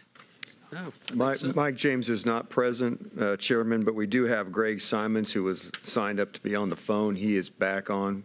All right, Mr. Simons, it's your show. Hey, can you hear me now? Yes. Okay, thank you. Chairman Hildebrand, other members of the Wildlife Commission, Dr. Yoskowitz, thank you for your service and thank you for this opportunity to provide this public commentary. My name's Greg Simons. I'm a private wildlife biologist. I'm also one of the petitioners that filed a CWD-related petition with you all this summer, and I'm very grateful that many of the requests that were on that petition have found their way onto this agenda today. For additional context, I think it would be good if we wrap up this by shining the light a bit more on the diverse group of organizations that have officially shown their support for this rules package. You know, you have some mainstream Texas agricultural groups like TSCRA, Texas Sheep and Goat Raisers Association, Texas Farm Bureau that filed a letter expressing their interest for you to enforce the tagging statutes that are already in place. You have some groups that are a bit on the green side, the Nature Conservancy, Texas Land Conservancy, Native Prairies Association of Texas. And you have some huge national sportsmen's groups like Rocky Mountain Elk Foundation, National Deer Association, the Mule Deer Foundation, Backcountry Hunters and Anglers. You have the oldest conservation group in this country through the Boone and Crockett Club, and you have the world's largest professional peer organization of the wildlife profession with the Wildlife Society, and you have many others. I only know of 2 special interest groups who have opposed these rules package, and they're both deer breeding groups. Among other things, I think there are 2 important take-home messages here. One is this is much larger than a deer breeding issue. It's a wildlife issue that has implications that could potentially cripple our country's most important conservation funding mechanism. And then secondly, when it comes to broad stakeholder groups that are relevant to this discussion, the vast majority of these stakeholder groups clearly show their support for these rules. As appointed commissioners who are responsible for making sure that we have adaptive and progressive rules in place to ensure the future health of our wildlife resources, I would like to respectfully ask that you all vote to adopt these rules that have been recommended to you by your professional staff at the Texas Parks and Wildlife Department. Thank you once again for your time. Great. Thank you, Mr. Simons. All right. With that, any comments from the commissioners or staff?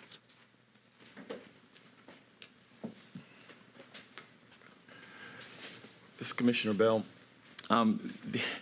Obviously, first we appreciate everyone who came today and made comments. Information very valuable. Also, I think we had an opportunity for a different kind of learning experience yesterday when we had a lot of the scientific data presented from very different points of view and from people who would actually, in some cases, recommend different outcomes from each other. So that peer group, so to speak, was not aligned necessarily on outcomes. So it gives you something to think about. And I believe that in part that information may want to cause us to take a look at how we look at the proposal we have on the table and whether or not we should make some adjustments in that proposal we have on the table, because I'm not certain that proposal that's on the table for the emergency rules as is serves us as well as possible. And I would just like to get any thought process anyone else has on the commission in that regard.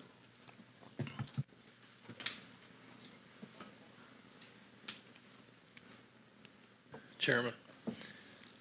Yes, sir. Commissioner Foster. Chairman, I have just Commissioner Foster. A couple of comments or questions that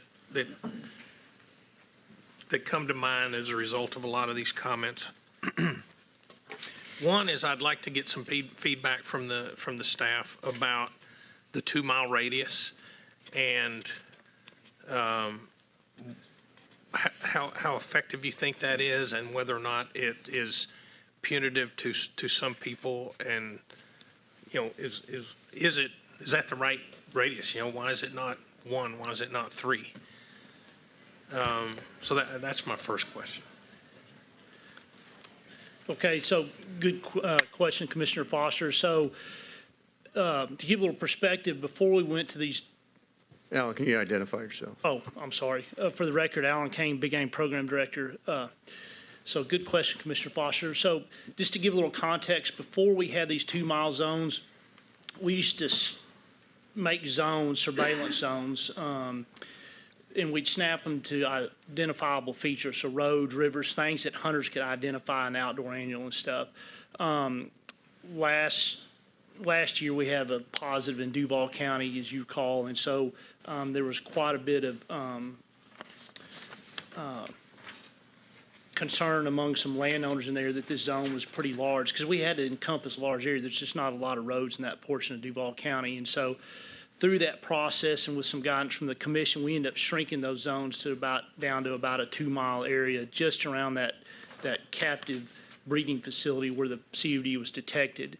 And so in those situations where we only found CUD in that facility, we were just looking right in that core area around there where it was most important that we get samples from right around that facility to ensure, and this had a release site, although it wasn't a deposit on there, but in those pens there was. So we just wanted to make sure that we could focus our sampling effort right there within that 2-mile area around that positive facility. And so that's why we did that. The 2 miles, it just, biologically, average home range of a white-tailed deer's about a square mile. They might, can range further than that during rut. Bucks can up to, some of the distances are up to 9 miles or so. But in general, we tried to keep it compact. And in that particular situation, again, the positive was only in that breeding facility, so that's why we did that. I will say this. We've got, 28 potential zones in the state. It's not sustainable for the department. We hired 53 seasonal staff, or in the process of still trying to get those hired just to manage those zones. That's a significant impact on our staff. We've got to find a way forward to manage zones and when they go in and how big they are, and zone rules such as whether it's carcass disposal, that's hence the statewide aspect of the carcass disposal rules, mandatory testing when it comes and goes. Something that Chairman Hildebrand brought up was sunsetting, or some way to know that there's an end goal, because that's what I hear from landowners. It's like, once I get in this zone, I'm stuck forever, and they don't like that. So I think we have some thoughts and ideas, but we need to flesh those out and over this fall, and then sometime November, December, and whether we come back with some different changes in January to the commission on the zones itself or sometime later, but it's something that's top of mind and we need to address it. Okay, thank you. So another question I've got is whether, and listening to some of these speakers talk about how excessive the testing is in certain circumstances. What are your thoughts on that? I mean, are we over? I guess in the context of, I mean, there's a lot of different testing requirements that I guess trying to put it in context. So, there you go, Hunter. Yeah, I'll let our vet. So the question is about testing, whether, oh, sorry. I'm Dr. Hunter Reed, wildlife veterinarian for Texas Parks and Wildlife.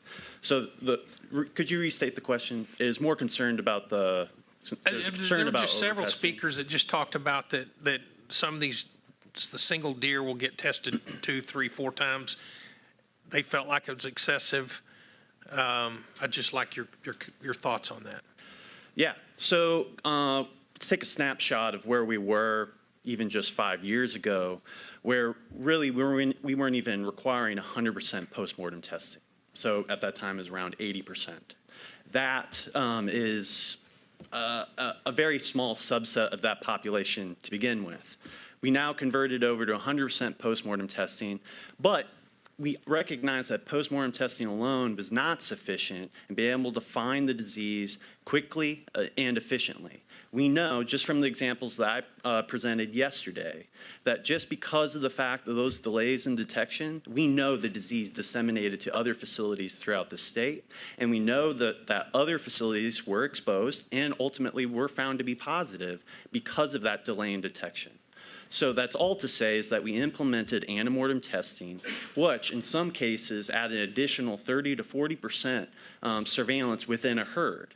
And that's just to say that, granted, if breeder-to-breeder testing is implemented, maybe animals will have additional testing. But what I can tell you is that of those animals that go to release sites that would otherwise not have a test at all, it is capturing those. And now we have some gauge as to what is actually happening in these herds.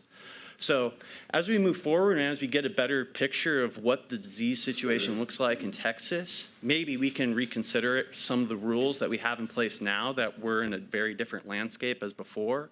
But as where we are right now, where the disease is popping up, the more we test, despite proportional or despite increases in testing for both free-ranging deer and captive deer, and we see even more detections in captive deer. We still need to have that cautionary principle that Dr. Schuler had talked about yesterday, and make sure that we're doing what is right, especially if we're going to be transferring deer from captive facilities to release sites, where ultimately they'll expose free-ranging animals. Okay, thank you. So Commissioner I have Bell, two more. Go ahead. Hopefully they'll be pretty quick. One is about the billboards and mailers. I guess this isn't even a question. I just would like to ask the commission to be sensitive about the messages they communicate and make sure that they're vetted at the highest levels of the agency before we go live with these types of messages. Certainly. So that was not our intent when those went out, to scare people, and they were vetted up through leadership. But we want people just to be aware and educated. But to your point, that's the last thing I want. I need deer hunters out there to hunt deer, kill deer, keep the populations in check. So we definitely need to keep Right, that and I in mind. acknowledge that wasn't the intent, but let's just be careful about that. And my final question, and I think it's just a yes or no question. Statistically, is CWD more prevalent in a high-fenced or breeding facility than it is in free range? Just yes or no? In Texas, yes. In Texas? Yes. All right. Thank you. Here, I'll follow up on that question. By how much? Because that's almost too easy an answer, because if the difference is 0.02 versus 0.03, that's insignificant, right? So I just want to understand the difference in the number, so that if we say yes and stop there, yes is meaningful if it's 0.02 on the outside and 27% on the inside. That's a meaningful difference. Yes. Right? So is that what it is? So what I'm saying is that we're talking 3/4 of our tests that are positive here in Texas come from breeding facilities. And we've tested around 127,000 deer here in Texas, and we found around 100 animals. And granted, a lot of that testing is even coming from areas where it's greatest risk, where we know the disease is supposed to exist. And that could be similar for situations here in the captive side of things. We're still collecting tests out of positive breeding facilities. And even in a facility up in Hunt County, we know that we are continuing to have detections in that herd despite not being able to depopulate. But part of that is not part of that an aberration, so to speak, because it's easier to test at a deer breeding facility than it is to capture deer outside. So because you have so to speak, a captive audience, you have more opportunity to create a testing environment there. Because I was listening to the comments made by folks about the potential to look at this as a laboratory environment and to create some new opportunities around testing and maybe protocols that would lead to other solutions, because there are a lot of creative ideas out there besides just, so to speak, stopping everything dead in its tracks. By the way, I'm not saying that stopping everything is wrong. I'm saying there's a lot of different opinions out there about that. So I would challenge that statement and say that, sure, it is easier to test within a captive environment. But I also say that within the zones, those folks are subject to those mandatory testing requirements as well, that harvest animals within those zones. And whether that occurs up in the Panhandle, whether that occurs in Trans-Pecos, Duval County, Gonzales County, wherever, those folks are subject to those same testing requirements. And the fact of the matter is we're not finding it at the same degree in those free-ranging areas surrounding those positive facilities as we are in those positive facilities that initiated the zone in the first place. But what was the difference again? But I think I've heard the numbers over and over again. So it's for in the wild, it's less than 2/100ths of 1%, and in the breeders, it's less than 1%. I think that's the question you were asking. What's the magnitude? I will say that I don't know the accuracy of the data, but the one that Joey Rector provided, 0.15 free range, 0.38 breeder deer. That was 21.08 versus 0.22. So it looks like about 2 to 3 times. I mean, if once again, if these are accurate, but those are, I don't, Doctor, any comment on those? I guess what my point here is that this is a regulatory disease. We want that to be low. I am glad that we are not at prevalences of 30 to 50% that we have seen in other parts of this country. The point of this management is to be able to keep it that way. And while it can be very difficult to manage it in the areas that we have it currently, it does not mean that we need to facilitate the spread of this disease to other areas where in itself it will be difficult to manage there as well.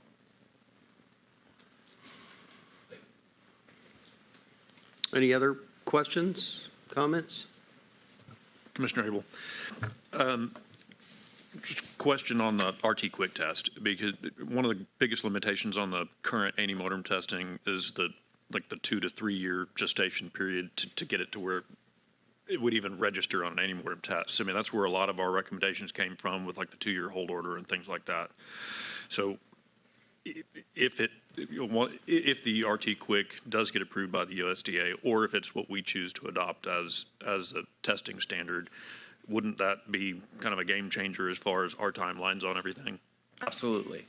If we can get a validated test that is accepted by USDA, I think we could see significant changes in how our testing protocols unfold. Just tomorrow, I'll be having talks with at least 2 different people talking about RT Quick. One of those looking to pursue USDA validation. So it's to say it's something that we're actively engaged in conversations with, and it's something that we're eagerly awaiting to see because it could have huge implications here in Texas. Commissioner Bell, one additional question. What if the notion in part was instead of waiting on FDA approval, we volunteer to be a pilot program for the FDA and bring it on? If we think the merits and sensitivities of the tests as generally described work, what if we did something like that so we can get in front of it and be the national leader in how we might approach this? Yeah, and I'm fully in support of that. I would say that we currently are a leader. We have done RT Quick. We have been in collaboration, currently administered grants with Dr. Rodrigo Morales, and have tested thousands of samples here in Texas, RT Quick, as well as with Western blot. We are also working on trying to come up with more effective ways to test for prions in the environment because there's additional issues with trying to reasonably detect and reliably detect prions in that sort of setting. So I would say that we're already there, and we certainly could even step farther to the front. I would encourage us to do so. I'd say yesterday was the first time since my time on the commission where I sort of saw a light at the end of the tunnel. I think, if you could use the RT Quick testing to do the sentinel testing at feeders inside breeding enclosures and sort of be a real-time monitor on whether there's CWD in that enclosure, and then if it's discovered, be able to do a whole herd test and remove those animals. I think we can get away from all of the depopulation issues. Yeah. We'll definitely have to create a strategy that's, especially with new technology, we can see what the strengths and weaknesses are of it, but I think it's a promising tool that we'll be able to use moving forward. Any other comments? All that's not to say that we should do nothing today and wait on all that to happen, just to be clear. Understood. Anything else? All right. You can sit down. I've got just a couple of, somewhat maybe rambling comments just after hearing, thank you, Mr. Kane. After hearing all of the testimony today, a couple of things strike me. One is, I think as an agency, we do need to be more responsive, more nimble, and use more common sense in how we regulate CWD. I think we need better interaction with the Texas Animal Health Commission. Can we be the tip of the spear? And because for these landowners to have to go to 2 agencies, one's bad enough, and so 2 it just absolutely complicates their lives multifold. Once again, we're trying to make it easy to hunt and fish and enjoy the game in the state of Texas. I think The RT Quick test has real opportunity for us. I'd really ask the staff to take a look at it and see how can we integrate it in. And to Vice Chairman Bell's comment, we don't really care about, I mean, yes, we care about the USDA, but we're the state of Texas. This is our agency. And so let's be more nimble and entrepreneurial. I understand there would be some issues on false negatives with it, false positives. You know, we could work through that, but a test that we can determine if the disease exists within 2 to 3 months with minimal concentration levels of prions is an absolute game changer for us. So I would really ask us to look into how we might integrate that into our thinking process. I think we need a way for people to be able to be sunsetted out of all of these zones. I mean, at some point, you got to get out of jail for doing your penance. And so I would ask that we look at that. I think the trace out facility rules are problematic. I mean, a lot of the folks today are very frustrated with how that's affected their herd, when they've received deer 4 or 5 years prior to. There's been no attempt to go find those deer and so on and so forth. And look, I understand it's complicated, but we need a more entrepreneurial approach. Now, on the other side of the equation, look, regulation, it's a necessary element of all industries. I'm in the energy business. It is the most regulated industry in the world today. And being in that industry, we find a way to make it work. And so non-compliance is not appropriate and will not be accepted. We're trying to strike a healthy balance between commercial interest and the greater good. And really, that's where this argument comes down in my mind.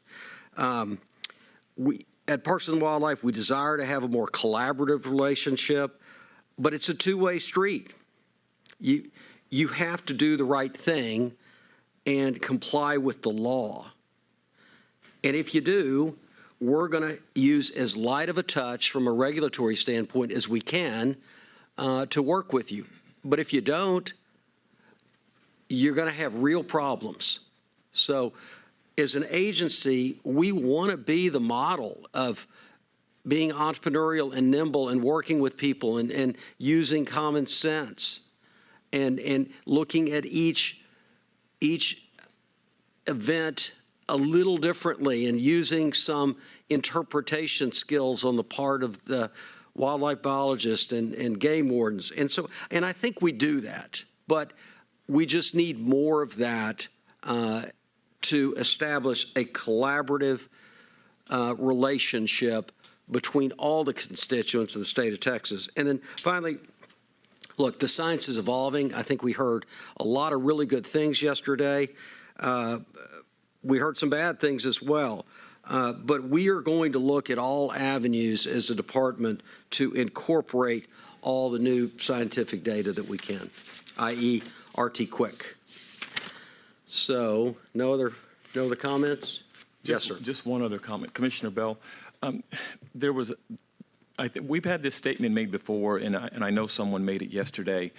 It's kind of, we've all lived through COVID, and now we know how to live with it, right? And someone made a comment yesterday, I think it was a veterinarian in one of the briefings, but said, this is here to stay, so to speak. We have to learn how to live with it. So, I mean, we just have to learn how to live with it.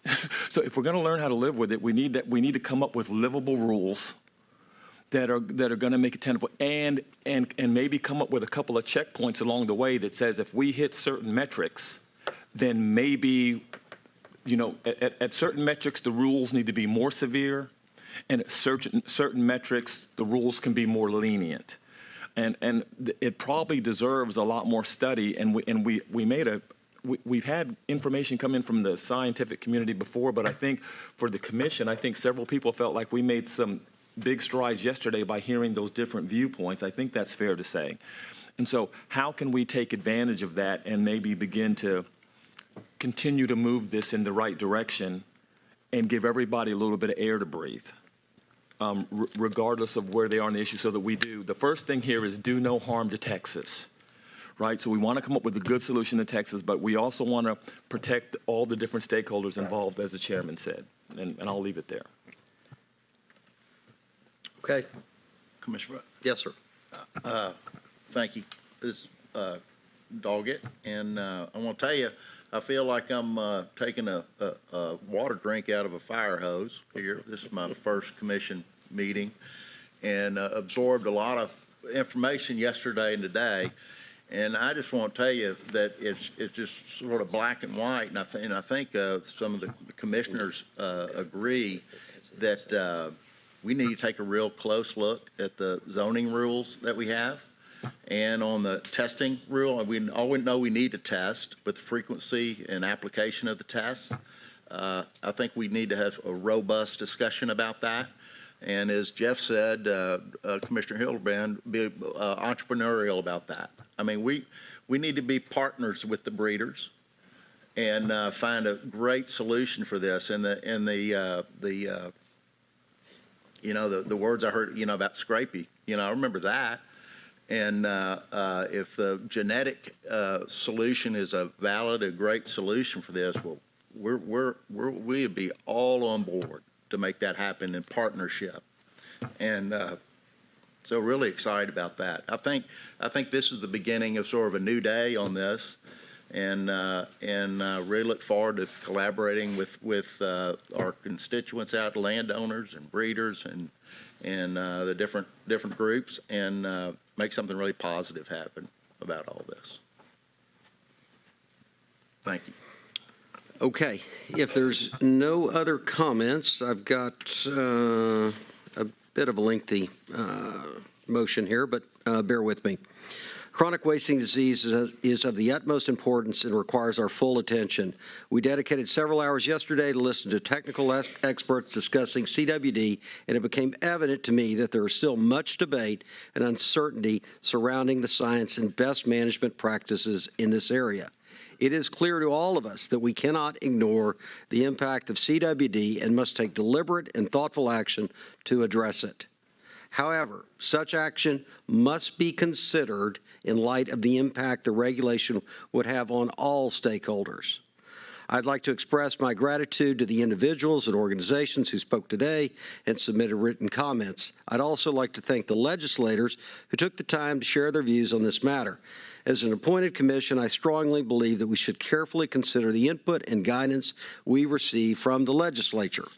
Furthermore, I want to extend my appreciation to the wildlife staff who have actively engaged in this issue and provided invaluable insights to help us make well-informed decisions.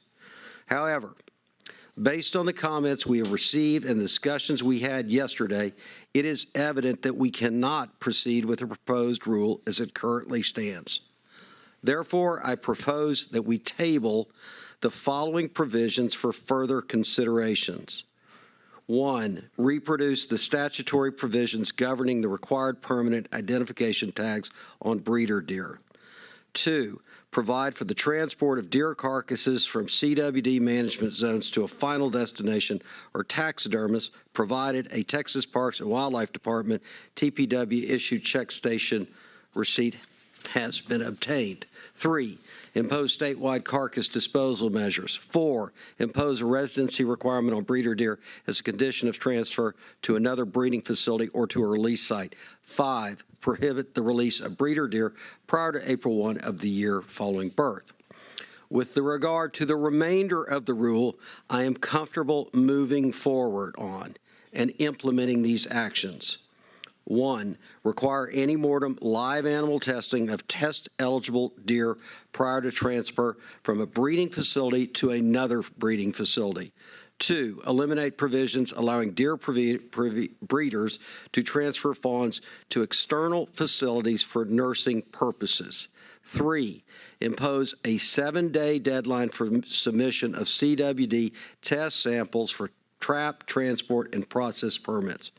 4, remove the 3-year sunset of provisions governing the ante-mortem testing of breeder deer prior to release. 5, change the deadline for Category B trace breeder facilities to submit required whole herd ante-mortem CW samples from 45 days to 60 days.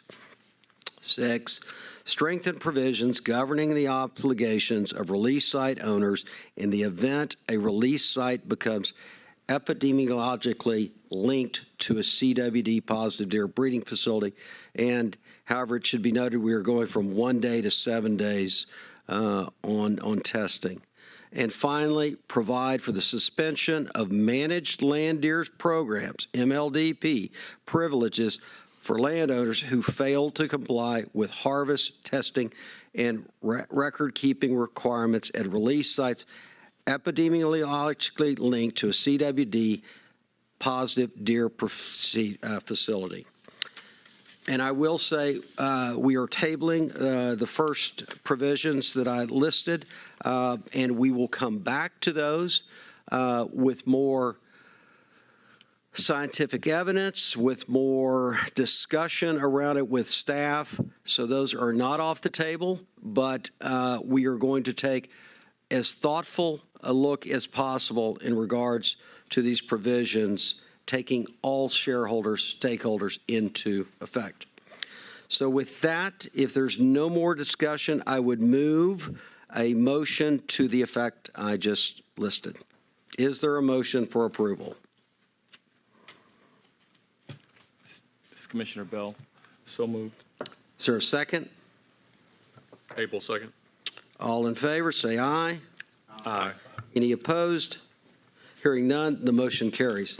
Thank you for everyone's testimony, thoughts today on this, the staff's hard work, and we look forward to a successful resolution of CWD over the years to come. So thank you very much.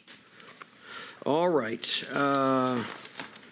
Action item 6, acquisition of land, Brown County, approximately 869 acres at Lake Brownwood State Park. Mr. Trey Vick. Yes, sir. Good afternoon, Commissioners. For the record, my name is Trey Vick. I'm with the Land Conservation Program. I'm here today to present an acquisition of land in Brown County of approximately 869 acres. Lake Brownwood State Park is in Brown County. It's 10 miles north of Brownwood. Lake Brownwood State Park consists of approximately 500 acres in north central Texas, just north of the city of Brownwood. The park was acquired in Brown County from the Brown County Water Improvement District in 1934. Lake Brownwood State Park offers recreational opportunities such as fishing, boating, camping, hiking. There's several group halls built by the CCC in the 30s and 40s and are available as meeting venues for the general public. Staff proposes to acquire approximately 869-acre tract from a willing seller to improve access to the state park and allow future expansion of the park's recreational opportunities. Here are a few photos of the subject tract. It's along the shore of Lake Brownwood. As you see on this map, the subject tract is outlined in yellow, and it's adjacent to Lake Brownwood State Park, outlined in red. As of this morning, about an hour ago, we've received 46 total comments, all which were in favor. And if there are no further questions, staff recommends that the Commission adopt the following motion. The Texas Parks and Wildlife Commission authorizes the Executive Director to take all necessary steps to acquire approximately 869 acres of land in Brown County for addition to Lake Brownwood State Park. I'd be happy to answer any questions. Great. Thank you, Mr. Vick. Any comments, questions, Commissioners? Is there a motion for approval? Patton moves to approve. Is there a second? Doggett, second. All in favor? Aye. Any opposed? Hearing none, motion carries. Thank you. Yes, sir. Mr. Vick, you're up again. Action item 7, acquisition of land, Houston County, approximately 12 acres at Mission Tejas State Park. Thank you. Again, for the record, my name's Trey Vick. I'm with the Land Conservation Program. I'm presenting today an acquisition of land in Houston County of approximately 12 acres at Mission Tejas State Park. Mission Tejas State Park is located in Houston County, approximately 25 miles southeast of Palestine. Mission Tejas State Park consists of approximately 660 acres northeast of Crockett in Houston County. The park was developed by the CCC in the 1930s and was managed by the Texas Forest Service. The property remained in the Texas Forest Service until 1957 when it was transferred to Parks and Wildlife. Today, the park offers camping, geocaching, nature viewing, and hiking for the public. Staff proposes the acquisition of approximately 12 acres from a willing seller to expand Mission Tejas State Park, increase public access, and allow future expansion of recreational opportunities. You can see here in this map, Mission Tejas State Park is outlined in red. The 12-acre tract is outlined in yellow. As of this morning, we've received 42 comments in total, which all were in favor. And if there are no other questions, staff recommends that the commission adopt the following motion. The Texas Parks and Wildlife Commission authorizes the executive director to take all necessary steps to acquire approximately 12 acres of land in Houston County for addition to Mission Tejas State Park. I'd be glad to answer any questions. Any questions? Motion for approval? Rolling, so move. Second? Bell, second. Area, Mr. Stan David. Good morning, Chairman and Commissioners. For the record, I'm Stan David. I'm with the Land Conservation Program. Presentation is about a potential acquisition of land in Matagorda County. It's approximately 1,300 acres. It's adjacent to the Mad Island WMA. The red star down there in mid-coast is Matagorda County. It's just 20 miles south of Bay City. The Mad Island WMA was established in 1987. The acquisition of 7,200 acres at that time. It was marshland and flat coastal prairie. It's part of the Central Coast Wetlands Ecosystem Project. The project's mission is to provide for sound biological conservation of all wildlife resources within the Central Coast of Texas for the public's common benefit. D staff proposes the acquisition of approximately 1,300 acres from a willing seller. Subject tracts would add valuable land to expand TBWD's research and management activities for wildlife species with an emphasis on waterfowl, as well as adding additional recreational opportunities for the public. A portion of the acquired land will be managed within the Wildlife Division as part of the WMA, while the remainder will be managed by the Coastal Fisheries Division and will be freely accessible to the public. No additional staff or infrastructure will be needed to manage these tracts. Here's some pictures of the proposed acquisition. The Mad Island WMA is in red. You could see the two potential acquisition tracts. The one north of the canal would be attached to the WMA. Track south would become part of the Coastal Fisheries Management Area. As of this morning, there was 49 comments. They're all in favor, all in support. No opposition. The staff recommends the following motion. The Texas Parks and Wildlife Commission authorizes the executive director to take all necessary steps to acquire approximately 1,300 acres of land in Matagorda County, a portion of which will be for addition to the Mad Island Wildlife Management Area, and the remainder of which will be managed by the Coastal Fishery Division for public recreation. I'm glad to answer any questions if there are any. Any questions? Hearing none, is there a motion for approval? Able, so moved. Second? Is there a second? Bell, second. Okay. All in favor, please say aye. Aye. Any opposed? Hearing none, motion carries. Thank you, Mr. David. Thank you. Item number 10, Renewable Energy and Wildlife, Miss Laura Zebahazy. Zebahazy. Golly, I almost got it. Zebahazy. All right, please make your presentation. Oh, goodness. Okay. Good afternoon, Mr. Chairman, members of the commission. For the record, my name is Laura Zebahazy, Ecological and Environmental Planning Program Director within the Wildlife Division. At the request of the Commission, this briefing will present details on renewable energy development in Texas with an emphasis on wind, TPW's role in reviewing renewable energy projects, and wildlife and habitat impacts. Land-based commercial wind energy development has been occurring in Texas since the late 1990s. Wind energy contributes approximately 25% to the Texas energy portfolio, and it is second only to natural gas production.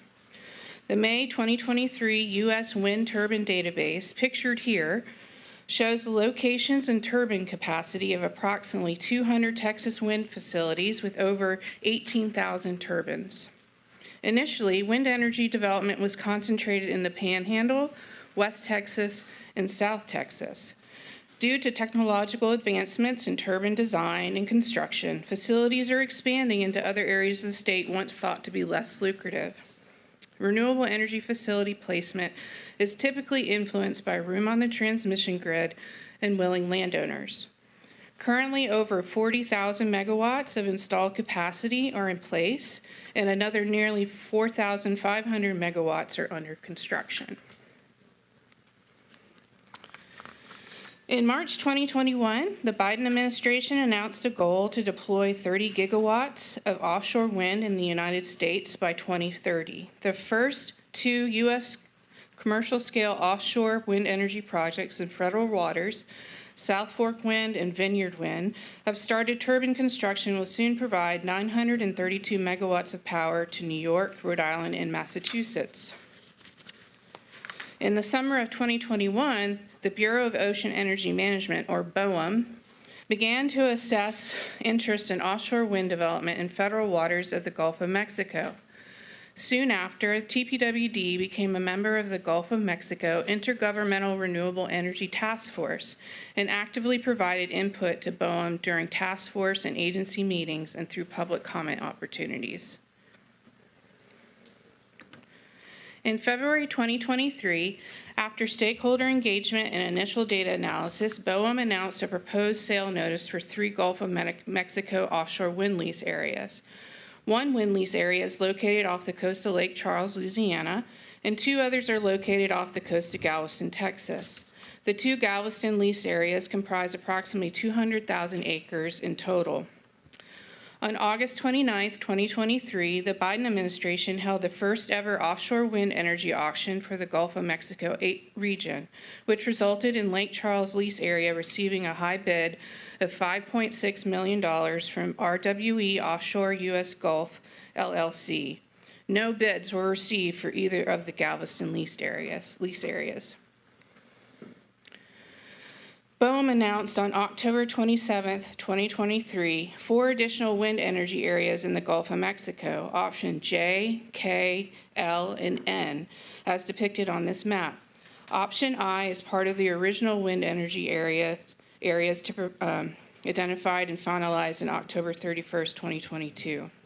BOEM added these additional wind energy areas to provide more leasing flexibility to advance the Biden administration's goal to achieve 30 gigawatts of offshore wind by 2030, to be responsive to Louisiana's renewable energy goals, increase the potential for competition in future offshore wind energy solicitations, and to develop a predictable leasing pipeline.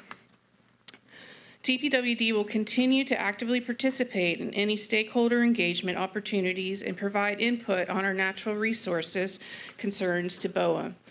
Those concerns include the lack of data available to adequately assess how offshore wind development may impact birds, bats, marine mammals, and fisheries occurring in the Gulf of Mexico. I am emphasizing wind energy development during this briefing. However, I want to spend a moment describing the state of utility-scale solar energy development in Texas. Utility-scale solar energy facilities are typically defined as ground-mounted solar projects with energy capacity of 1 megawatt or above. Depending on solar panel technology and individual project design, it takes approximately 5 to 10 acres of solar panels to generate 1 megawatt of energy. Currently, there are approximately 200 solar energy facilities operating in Texas. This map, provided by the Solar Energy Industries Association, shows the generalized location and capacity of operating in development or in construction solar energy facilities. Solar energy development has increased significantly over the last 5 years, and it is predicted to soon outpace wind energy development in our state. In 2019, solar energy capacity was approximately 2,400 megawatts. By 2022, solar energy capacity has increased to 18,801 megawatts, which means up to 188,000 acres of land has been developed for solar energy sites, usually in the rural areas of our state. Solar energy provides over 5% of Texas's electricity. According to the Solar Energy Industries Association, more than 4 gigawatts of solar capacity is expected to be installed over the next 5 years in Texas. From this point forward, I will return to focusing on land-based wind energy development. Of the 18,552 turbines located in Texas, 33% occur within 20 miles of a state park or a wildlife management area, while 13% of turbines occur within 10 miles of TPWD properties. Wind energy facilities can have viewshed impacts on our recreational areas, including impacting visitors' experiences at scenic overlooks and camping sites, as well as causing light pollution from Federal Aviation Administration required lighting. Wind energy development can also directly or indirectly impact wildlife management and conservation efforts on our properties by influencing wildlife behavior or occupancy. Thoughtful and informed siting by wind energy developers can alleviate those potential impacts to our properties. Parks and Wildlife Code, Section 12.0011, directs TPWD to provide recommendations on or information about protecting fish and wildlife resources to entities that approve, permit, license, or construct development projects or make decisions affecting those natural resources. Environmental review biologists in the Wildlife Division's Ecological and Environmental Planning Program engage with some, but not all, renewable energy project proponents or developers and provide recommendations and beneficial management practices that, when implemented, will avoid or minimize impacts to natural resources or can influence siting decisions. The key point here is that engagement with our department and implementation of our input by developers is voluntary. Also, it is important to note that wind energy developers typically discourage written input from TPWD since that input can influence project investments. Staff also actively participate in national discussions related to renewable energy and natural resources impacts through the Association of Fish and Wildlife Agencies Energy and Wildlife Policy Committee and the associated working groups. TPWD's participation in these discussions ensures that our perspective, experience, and unique challenges assist in identifying opportunities to protect and conserve our public trust resources. In 2012, the U.S. Fish and Wildlife Service published land-based wind energy guidelines, which provided a structured scientific process for addressing wildlife conservation concerns at all stages of land-based wind energy development. These guidelines also establish lines of communication among wind energy developers and federal, state, and local conservation agencies and tribes. Often, U.S. Fish and Wildlife Service will invite TPWD to meetings with wind energy project proponents so we can provide state-based input on potential natural resources impacts. During the construction and operation of wind energy facilities, permanent impacts to habitat can be less significant than other development types. Typically, most habitat loss is associated with individual turbine pads and facility roads, which equates to less than an acre to 10 acres per megawatt of installed capacity. With that being said, habitat impacts can be more significant in areas with rare or imperiled plant communities, habitat types, and species like tallgrass prairie, playa lakes, and lesser prairie chickens. Also, there can be aerial habitat loss associated with each turbine's rotor swept area, and that loss is not usually quantified. The vertical infrastructure of turbines can also displace sensitive species or cause certain species to completely avoid areas with wind energy facilities. The greatest impact to wildlife occurs through direct mortality of bats and birds encountering moving turbine blades. There is evidence that bats are actively attracted to wind turbines, and ongoing research seeks to understand why this attraction occurs and how we can prevent or reduce mortality due to bat turbine interactions. It is estimated that hundreds of thousands of bats are killed each year by wind turbines. However, fatality estimates are influenced by many variables, including study location, study period, search area around individual turbines, searcher efficiency, and scavenger removal of bat carcasses. Most bat fatalities occur during fall migration, when not only are bats migrating, but they're also mating. Mating influences migration pathways, which, unlike bird migration, do not follow straight lines from point A to point B, and can increase interactions with wind energy facilities. Texas tree roosting bat species like red bats, yellow bats, silver-tailed bat, and hoary bat are greatly impacted by wind energy development due to an attraction to turbine mass. Because of these direct mortality impacts, there is momentum to federally list the hoary bat in the U.S. and internationally. Cave-dwelling bats are not as heavily impacted by wind energy facilities, but because their populations have declined 90% or more due to white nose syndrome, additional mortality from wind power is a concern for species population viability. Overall, despite years of data collection and analysis, there are still many unknowns about the cumulative and long-term impacts of wind energy development on bat populations. Birds also experience direct mortality from wind turbine blades. Some fatality estimates report 3 to 6 birds are killed per megawatt per year in the U.S. The same variables that influence bat fatality estimates also impact bird fatality estimates. Overall, the collision risk of different species is poorly understood, and long-lived species like raptors may be more vulnerable due to fewer offspring being raised each year compared to other bird taxa. Radar studies indicate that 90% of avian nocturnal migrants fly above the height of the current rotor-swept zones of turbines. However, turbines are projected to get taller as the technology improves. It is assumed that taller turbines may cause greater bird fatalities. Research has shown that sensitive species like whooping cranes and lesser prairie chicken either avoid or are displaced by wind energy facilities, which can have implications on migration stopover areas critical for rest and foraging and breeding success. Texas has some of the most important stopover and wintering sites for birds in North America. The map on this slide is from the American Bird Conservancy Wind Risk Assessment Map. The red areas represent areas that are critically important to birds. High importance areas are shown in orange, and the blue dots represent turbine data from the U.S. Wind Turbine Database. As you can see, many existing wind energy facilities occur in areas that could increase direct impacts on birds. What isn't depicted on this map is the transmission infrastructure needed for these facilities to deliver energy to their customers. That infrastructure can also expand impacts to birds through collisions with transmission lines, artificial light at facilities, and habitat loss and fragmentation. It is critical that energy developers address and minimize the cumulative and long-term impacts of their facility siting decisions going forward.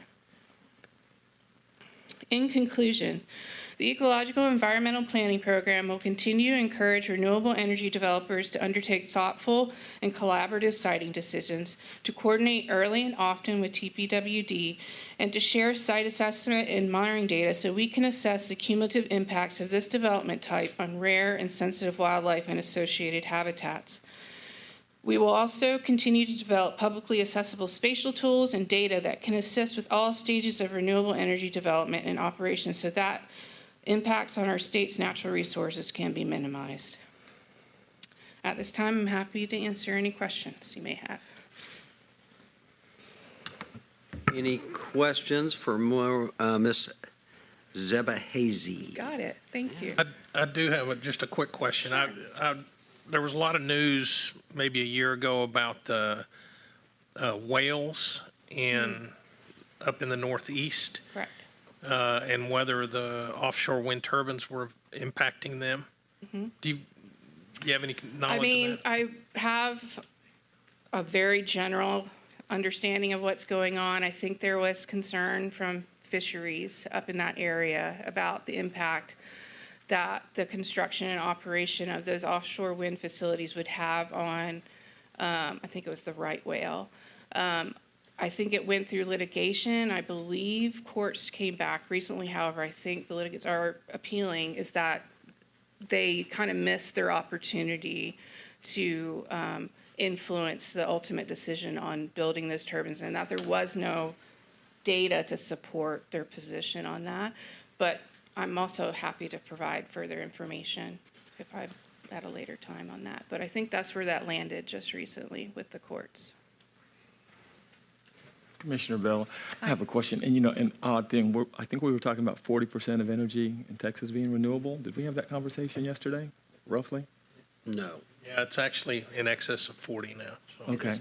So with that in mind, I like the information you provided, really good summary. Do we have anything more extensive, such as a white paper on this? Because you're looking at, that would address even in more detail the impact on any state park visitation, hunting, fishing, anything? I'm not aware of anything that's an actual white paper as far as the impact of renewable energy on public lands in Texas. Is that something that would be of value to us, from your opinion? I imagine it would, memorialize some of what I've spoken about today. I'm not, I don't know if Rodney, if you have a perspective, if that would be helpful for state parks to have that white paper. For the record, Rodney Franklin, State Parks Director. We're all, something, as Laura was mentioning, that's something we're always conscious of, and we've done a few studies on viewshed analysis for state parks. So there's some information, but it's not a whole lot of extensive information. So it might be useful that we can put some information together for you, just so you have as an informational basis. So. Well, something like that might be useful, but I yield to my fellow commissioners on their thoughts as well. Okay. I would agree most heartedly. Yeah, if we could, because everything we hear is sort of anecdotal on that front, and if we could get some real intelligence on that, I think it'd be helpful, because the impact is pretty substantial, I would think. I mean, just visually it is, but I don't know about wildlife. It'd be very interesting, I think. I mean, certainly, I think, in many ways, nice report, but this is just, so to speak, what's exposed of the iceberg. And for me, I'd like a deep dive into the impact, the influence, incorporate all the new grids, all the electric grids that are going to be required, what influence that has, view corridors, park accessibility, and I think there's just a whole lot of elements. Wildlife fragmentation. I mean, we talk about the birds, but what's it doing to the wildlife on the ground? And that harmonic sound, and are we creating large-scale landscape that's devoid of wildlife because you've got spinning rotors? Or, I mean, clearly a 50-acre solar array farm is going to have a detrimental effect on wildlife. So what is it? Quantify it, understand the impact truly to the state of Texas. And I think we are probably the best agency to understand that, because ours is about wildlife, livestock, land fragmentation, parks, clean water, all of those things. So that's my perspective on it. We have any, we don't have any regulatory authority on the placement of solar or wind, do we? No, sir. We do not. We do not. That was, there was an attempt this past legislative session to give us a role with the PUC in them permitting wind and solar facilities, existing and future. However, it was not picked up by the House, so it didn't go anywhere. But currently, no, we do not have any regulatory authority. Section 12.0011 gives us the ability to provide that information, but it's voluntary to implement. And finally, I mean, I don't think, Dr. Jaskowitz, there's any finer agency in Texas that can determine the impact on wildlife and land fragmentation than the Texas Parks and Wildlife Commission. I mean, I don't know who else would be more suited. So in closing, we need to be the subject matter experts on this. Right. Let me, Chairman, if I can suggest, I can get with Laura and John and the team and come up with an outline of what this white paper study would look like and then get back to you on that. Yeah. I think that's good. That'd be great. Any other comments, questions? Okay. Thank you. Thank you. All right. Amazingly so, Dr. Jaskowitz, this commission has completed its business, and I declare us adjourned at 1:37 p.m. Thank you, commissioners. Thank you, Chairman. Family and friends. Find details in the calendar section of the Texas Parks and Wildlife website. For Texas Parks and Wildlife, I'm Cecilia Nasty.